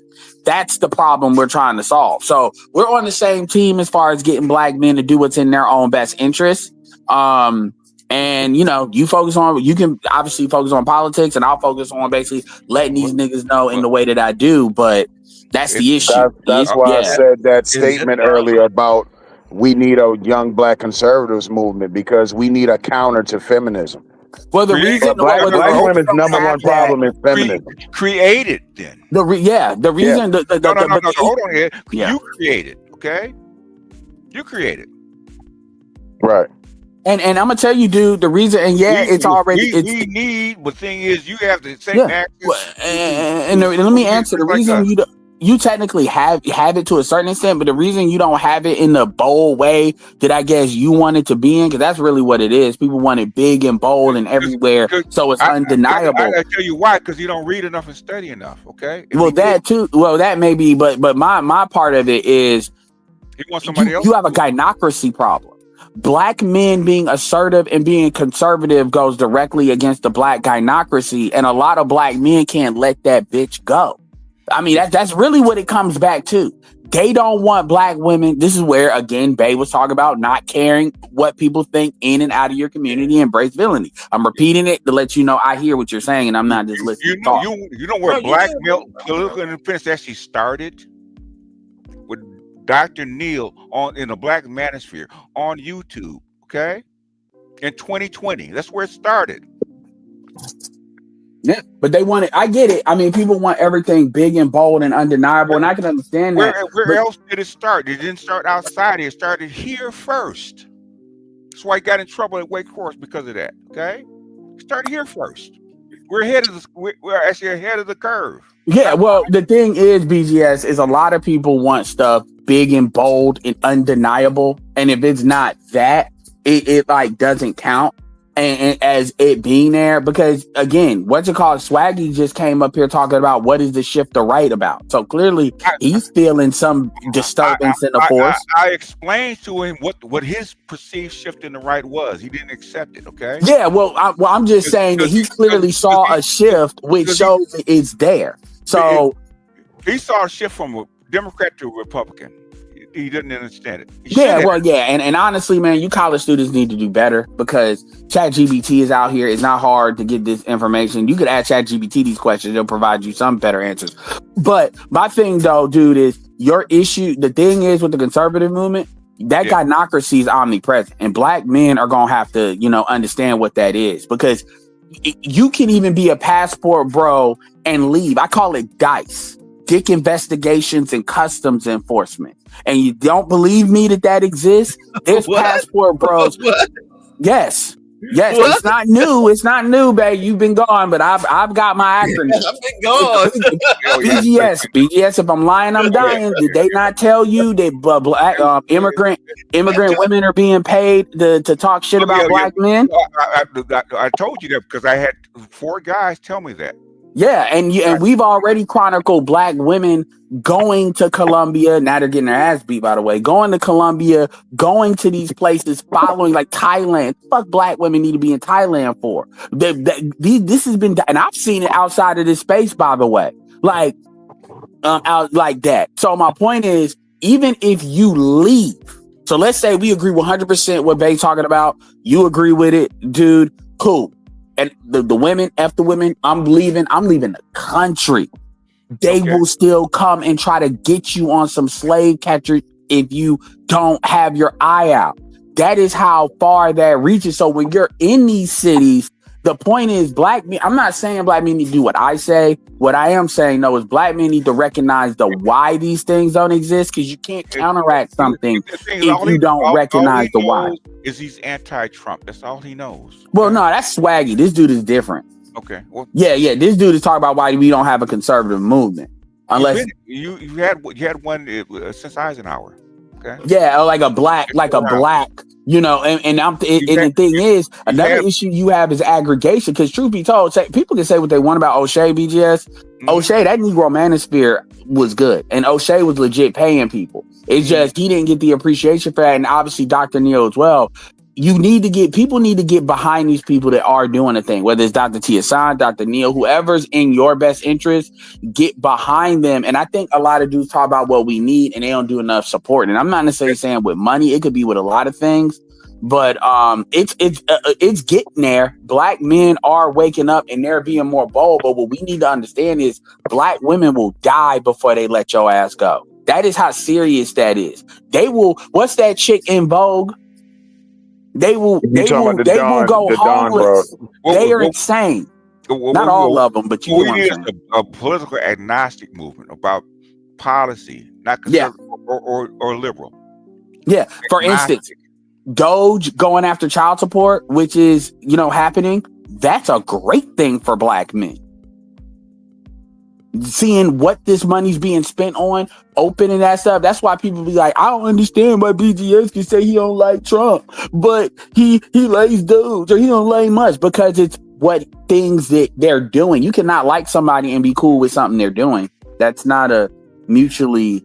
I've explained myself very well. I don't know why people are even asking. It's a feeling. I'm just saying, so my point is, the thing is, though, dude, is at the end of the day, my short answer with you is why you don't have, it's not as bold as it is because of the gynocracy. Because you notice that Democratic shilling has not been called out up until recently. Like, the Democrats had the bold-faced lie, massively, in order for that to be called out. Black conservatives have to start being real conservatives and not shills for Republicans. That's true. And that's why I'm still a registered Democrat. So, but I'm more of a conservative Democrat. Too many clowns like Candace Owens and all that dumb shit. Well, you have a voice. Where's yours? I don't have one. Yeah, Jason Black wouldn't necessarily. Hold on. The thing is, you're saying what you should have. You have access to all this shit. How come you're not doing it? I support the people that's out here. No, I'm not. That's what I'm saying. No, I just answered your question. I told you I don't have a voice. I just don't have one. I said, how come you don't? I just don't have one. You should. You don't want one. You don't want to put yourself out there. You don't want one. Exactly. Well, it's not so much as that. It's like, I don't think we need 1,000 different YouTube channels. I try to support the people that I'm on the same page with. No, there's certain people that's why I'm here with y'all. That's why I'm here with Babe. Hold on. ABM. Right. Look, you don't really have to be online or anything like that. But when I'm out in the streets and I see a young brother or a black man, whatever, even with black women, if I see something that catches my eye or something like that, or I see that they down, I'll say something to them that I hope uplift their spirits. Like, oh man, damn man, them shoes look tight, bro. Hey man, oh nice hat, or nice dress, or man, that suit is look good. And they, most people for the most part, they respond, oh thank you. Like, oh, all right, they fist bump, all that stuff. Because I am, despite the way I come across here online, I am a cheerful person. I'm a cheerful person. I'm a people person. I mean, I don't come across as one, but I really am out in the streets. It might get me killed one day, but that's fine. But things like that, you don't need. They come across that loitering motherfuckers. I'm the old unk that you be like, hey, what's up? Watch out there, young fella. I'm that guy. Ed can tell you, I despise local or domestic politics. I despise it with a passion. I'm gonna tell you a secret, man. BGS does. I hate domestic politics with the past. You know that, right, Ed? Yeah. Fellas, let me politics. Let me finish talking to APM. So, just something small like that, ABM, something small like that, that's enough to brighten somebody's day. And I trust do me, that already. I right. think most of us do. My thing No, is most of with us our don't. people is we only respect name brand. You know how we is with name brand. Like for example, Tariq Nasheed, right? Okay. And I'm not hating on the brother. I like Tariq. Okay. But to me, he missed the mark because he too comical for me. Okay. In a certain degree. Like Okay. he'll be spitting some shit. But where he missed the mark with me is when it's really time to hammer home some shit.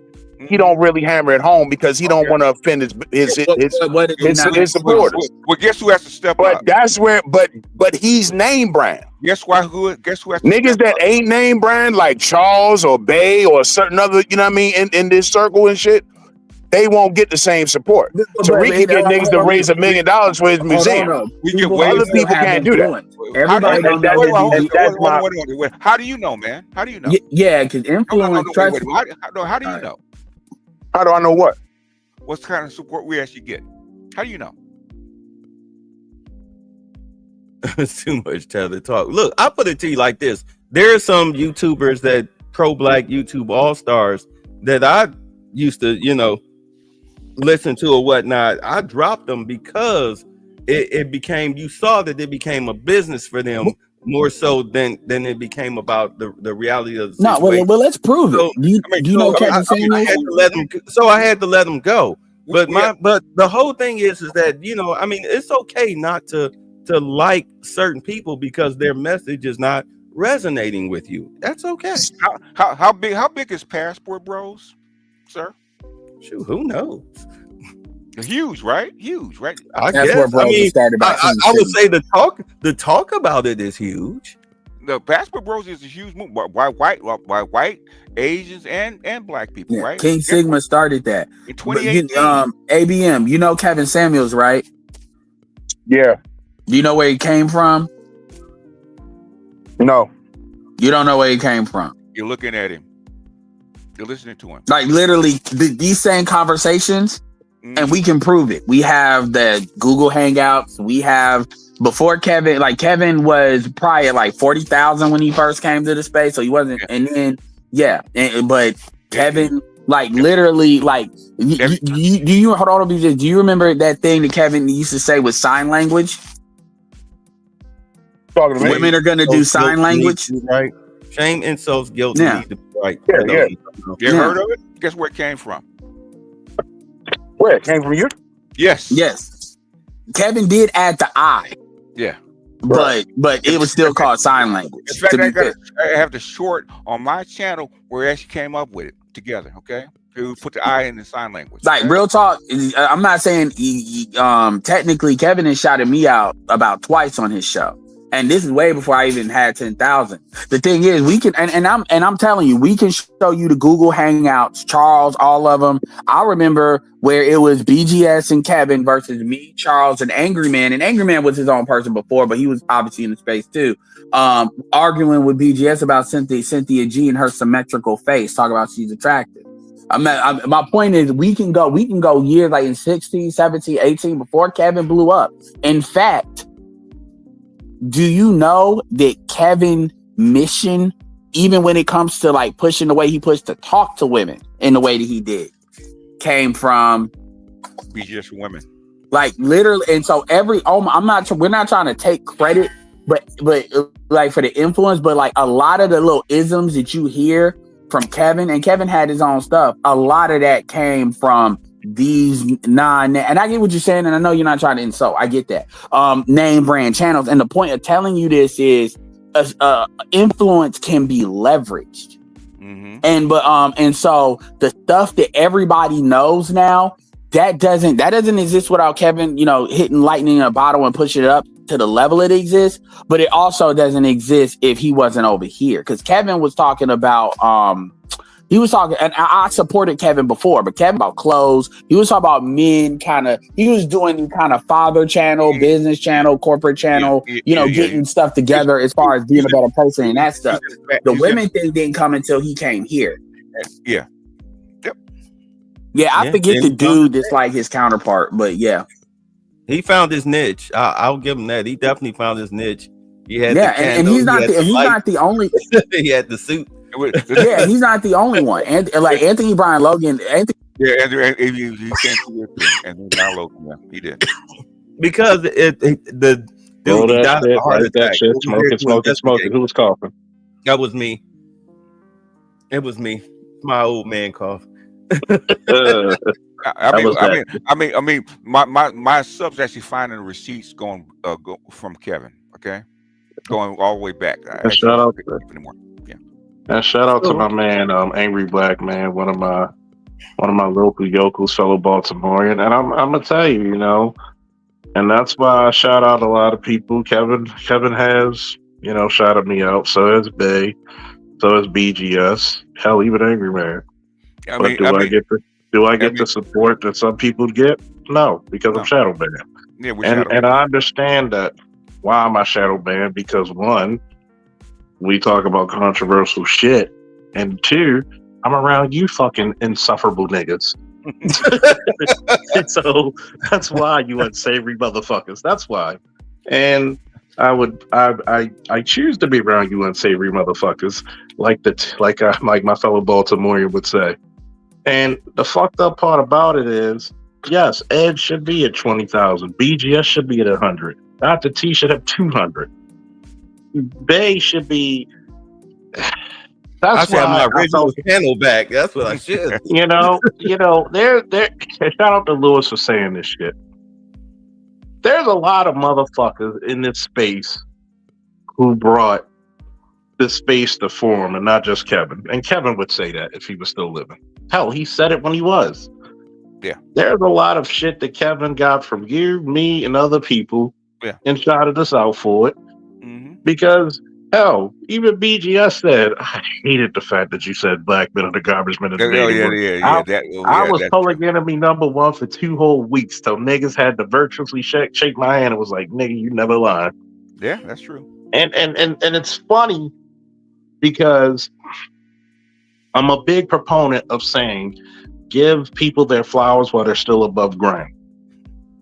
Because there's not one part, as funny and great as I can be some days and some lame others, I'm only a cog in the machine. Do I wish that I could get 20,000? Yeah, I wish I could. If motherfuckers actually subscribed and got me there and paid enough, this is the reason why. Huh? Where are you? About 6.6. Okay, you're doing, you're doing all right. Yeah, we're doing all right. You know, shout out to every day. You know, if I did, would it make a difference? Maybe, maybe not. Who knows? But you know, like I told a certain somebody when they said I'm underachieving, I said, dude, it took Mr. Z and BGS to point out I had 800 live subscribers when I only had 1,000.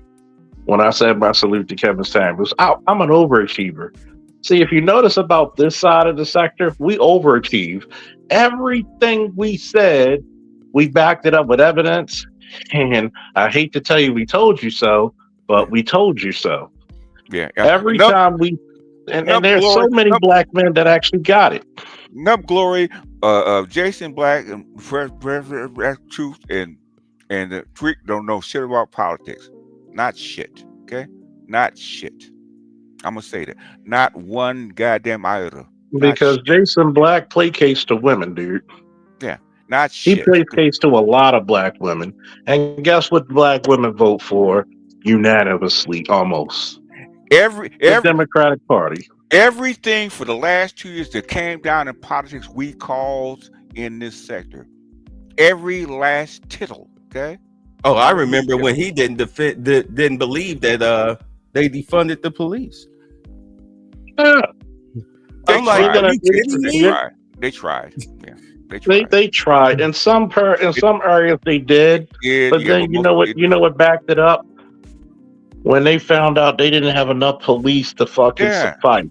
Yeah, that's why the defund police thing actually failed. It's actually it was a failure. White females that tried that shit. Okay, it's a failure. And guess what? They weren't going to get out there to police your neighborhoods. They're scared of you. Yeah. So all right, so let's because it's getting late. So Yeah, let's I didn't know the close the scarecrow from the argument. Wizard of Oz was there. I don't even want to talk about him, man. He's a hoe for hire. That's what he is. Go ahead. So You know, wait, did he leave? Who? Ed, you still? Oh, he left. Okay. All right. It's late. All right. We'll start. ABM. You're on the clock. 2 minutes. Closing statement, sir. I think the only thing that's gonna save the black community is old-fashioned black conservatism, real conservatism, not cornball, white Republican ass licking like a lot of these other people with the big channels. They get paid to say disparaging things about black people, but real, true to life, genuine conservatism, black people that actually still give a fuck about other black people, that don't want to be anything other than black. That's what's going to save us. Family is the foundation of the neighborhood. We need families to have neighborhoods, to have communities, and ultimately a nation. All of this weirdo liberal shit has to go, and I think moving forward, we're going to have to. My favorite term is excommunicate. We're going to have to start excommunicating people that want to hold on to this weird liberal shit. All these people that want to be Democrats first, black is a distant second. We're going to have to get rid of these people and come back to the old school values of our grandparents and our great grandparents. And I'll land right there. I'm gonna tell you what, ABM. Charles, You know how. closing statement, sir. Oh, goddamn right. Okay. You got to get up in the morning. Shout out to ABM, one of my true Baltimoreans and one of my A1 Day One supporters, both monetarily and vocally. And he'll tell you, let's take Baltimore, for instance, and BGS would have told you, there ain't no fucking way a Baltimore child should be doing so poorly in school when you get some of the most money in the nation. A lot of what you see now, if we don't fix this shit and right the ship, this is like I told a friend of mine who's an E8 in the military. If we don't fix what the fuck we need to fix with military standards, manhood, especially black manhood, getting these young men not only in trades but also higher institutions of learning in college and degreed up, they're going to be paying for the sins that we caused. They're going to be paying for the sins that our forefathers fought. Look, you may not like everything I say, but it doesn't make it less true. Either you stand for together or you're going to fall separately. Woo! I'm out. All right. BGS, 2 minutes, sir. Okay. The thing is, the only thing that's going to actually fix this is people that actually understand how the process works, okay? Y'all niggers don't read, don't study, and try to say, this one thing will actually fix the goddamn thing. The thing was working from the very beginning, right? You have to understand the whole process, not just a little piece of it. Okay? America's going to slide down. It's already sliding down. It's actually going to slide faster, right? How do you fix the boat? How do you fix the boat? Instead of worrying about this little bitty, tiny segment, you got to fix the whole boat. That's what people don't understand. That's why I don't like doing domestic politics, right? Because of this. Oh, the black community, the black women, don't want to hear that shit, okay? You got to understand the whole process. People don't actually want to study. This is why I'm getting tired of it. Anyhow, that's all I got. All right. Lewis, are you still with us, sir? Mr. Vacation Man? Yeah, I'm here. All right. Closing statement, sir. Why are you so quiet tonight? Be good to others first and foremost. Be good to yourself first. Enjoy the ride. Nah. That's it? Yeah. I guess it's all on me then. Look, man, all I can say is stop Stop worrying about who's a racist and who's not. Stop letting people who are beneath you trigger you. You have bigger fish to fry. We are now at a point in time where money is what matters. The only color you should be worrying about is green. Put the chicks aside, put the silliness aside. All right? Get yourself together. I mean, I'm not discounting anything that anybody else said, because it all comes together. We're all under the same umbrella. But you need to get yourself together, because if you don't, I mean, this is sink or swim time. The jobs are coming, but that doesn't mean that you relax. All right? Because they may not be coming to your area. And then what are you going to do? Because Big Mama may lose her Section 8. A lot of people are not taking Section 8. They're rejecting it. They're about to start cutting off people from welfare that are of working age, that are healthy. It looks like they're finally going to do what I said that they should have been doing for years, which is to revamp it to where if it should only be for the sick, that's physically and mentally, and the elderly. That's where it looks like it's going. All right. So I'd advise you, especially those of you who live off of females, to get your stuff together. All right. So with that, we are out of here. Okay, I believe that is an L. It is, in fact, an L. At least 6 hours ago, I couldn't even read a stop sign. All right, test me again. I want to go smaller. Smaller. All right. Great work, Rob. Great work. See if you can read this.